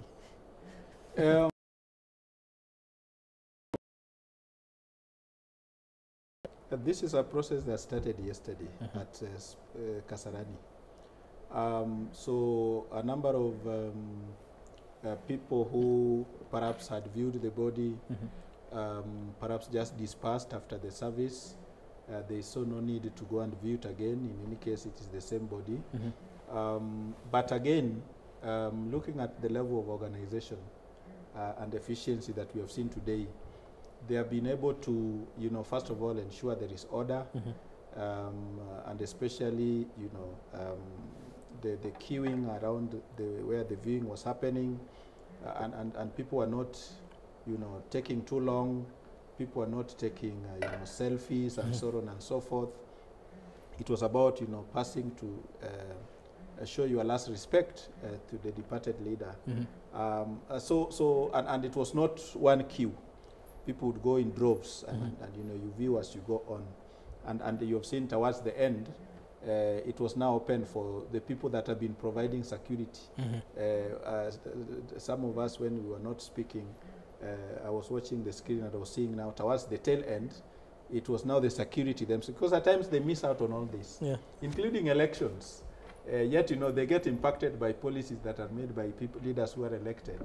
So I think it was a good thing to also allow the security people to also have a chance to view the body and pay their last respect to the departed leader. So in a nutshell, combine this with what happened yesterday, because yesterday, even after the disruption, so those who had not viewed were allowed at 6, as late as 6. So the body was leaving Kasarani, you know, towards 8:39, and I think because of those lessons learned and the constant appeal that we saw, including from Mama Ida herself, you know, appealing for people to be calm. We have already seen Kisumu people being prepared that, you know, if indeed you had respect for Raila, and this is your last chance to pay your last respect to him, let us be orderly. And I'm convinced that, you know, if people follow that on a first-come, first-served basis, come, and they have already ruled out, speeches. It's not a rally. It's a chance for ordinary people that, and even political leaders that would want to, pay their last respect. It will be open from 8:30 all the way to 2:30, and they seem to be ready to extend up to 3. And because part of the reason, they can easily lift the body to Bondo.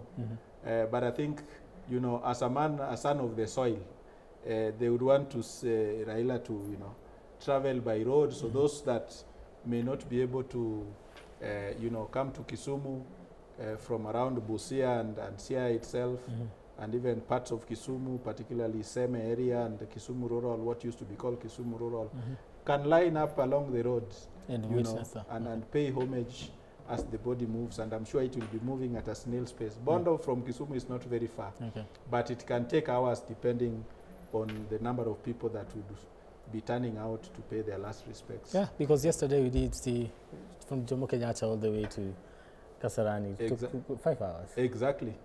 And that's why they want to leave as early as 3 at the latest, so that they are able to maneuver. It's a distance that ordinarily can take you 30 minutes by driving, or an hour. But I suspect tomorrow it might take as many as 3 hours. Okay. Let me understand, I believe even as we come closer to a close, do we understand, he enumerated it in terms of what he believes in, what he has picked from Raila Odinga. And I saw a comment online, people having a debate on exactly, because you see, as much as he was loved, there's some people that will have other negative things to say about him. Then there's this conversation in regards to, give us a breakfast. Let us mourn the man that we know Raila Odinga was, because you have no idea what he represents and what you are enjoying right now that he represented and fought for. Do you believe the younger generation has that particular idea on why this man is being given this kind of, respect after his death? They may not, but luckily there is a lot now that is being exchanged on social media, even from his brief history, and I'm sure even the eulogy that was read, I'm sure there will be a softer version of it on social media platforms, so that people. So if you look at the entire expanse of Raila Odinga's life, you see a man who kept his eye on the prize, no matter how long it took. You see a man who had the patience to be an Arsenal supporter. You see a man who was resilient. He would be put in detention, come out with a clenched fist. In one of the pictures I've seen and videos I've seen on electronic media, he's captured on a still picture when he left, one of the stints he left detention, and being received by his father. And his father is greeting him, holding him on the shoulder. That picture was taken on one of the many occasions that he left prison. So you see, persistence, you see resilience, you see a man who is able to bounce back. And that has characterized his life. Even when his opponents during elections taunted him, that, this time around we are taking you to Bondo. They are the same ones who would reach out to him and say, can you come to my rescue? Because they could not proceed without him. And so that is the gentleman that will be buried on Sunday. He's a man who, believed, in fact, the immediate former president captured one of the beliefs that Raila had, knowing that, without external vigilance, you can easily lose some of the gains you have made. And the former president, Uhuru Kenyatta, was saying, we must not, cede ground on some of those gains that we have made as a country. And Raila constantly believed in that there is no democracy in the world, no matter how perfect, that has reached a stage of perfection where you do not want more. And if you are not vigilant, there are forces that will always want to claw back on those gains, and that is what the former president was voting us against. And now that in the light of the fact that Raila, who always, mobilized, that vigilance is gone, we need to be on the watch out so that, and we have seen it since 2022. Yeah. Attempts to, take us back to those days when you needed permits to hold assemblies. We have seen encroachment on our right to protest. We have seen, extrajudicial killings and many other ills. So should we stand against some of these things, especially on the issue to do with the, because there's been that conversation in regards to how best do we practice the right to assembly, because some people believe that it has been violated and we need to somehow control that. We don't need to. We need to establish a culture that respects dissent. You see, even at home, people will protest immediately somebody is born. That cry that a newborn baby gives is a protest. The newborn finds himself or herself in an environment it was not used to. Okay. So that cry itself is a protest. Yeah. That's when it begins. It is a right that is due to us by virtue of being human beings. The mere fact that we are gives us the freedom to protest. I think what we need to watch on, first of all, and revolving around all this thing of compensation, is to make sure that even if the courts will allow the compensation to proceed, we must put in place safeguards, guardrails that will ensure that we don't relapse into the very situation that has led us into compensating survivors and victims of protest. Okay. So we need to review that law, the Public Order Act. That is the law under which the right to protest is exercised. It's a law that was passed way back in 1952, at the peak of Mau Mau revolt, the state of emergency by Sir Evelyn Baring, and so the law was made to manage the situation at that point in time. Unfortunately, despite Kenyans adopting a very liberal constitution that respects the right to protest under Article 37, we still have that law as the only law that is used to manage public assembly and protest. Okay. And so we need to seize the opportunity, review that law, make sure that it measures up to international standards and best practices and principles on the right to protest, including the right to be held to account in case any law enforcement officer violates that right. All right. Let me get your final remarks as we wind up on this conversation. I have heard you saying about whether the young generation will know whether Raila fought for something meaningful in his life. I believe people like us, we never met Tom Mboya. But through reading books and, of course, history, we were able to know in 1965 they have written a certain book, a certain paperwork by Mwai Kibaki. So I think and I believe if, with the support of the government, of course, the government is the one who makes in the policies, the people who are behind us, of course, even us, they will start now studying about maybe devolution. They will look at the history of our devolution. They will look at 2007, between 2007 to 2010, who was the main proposer of that constitution, that changes of devolution, Raila Amolo Odinga.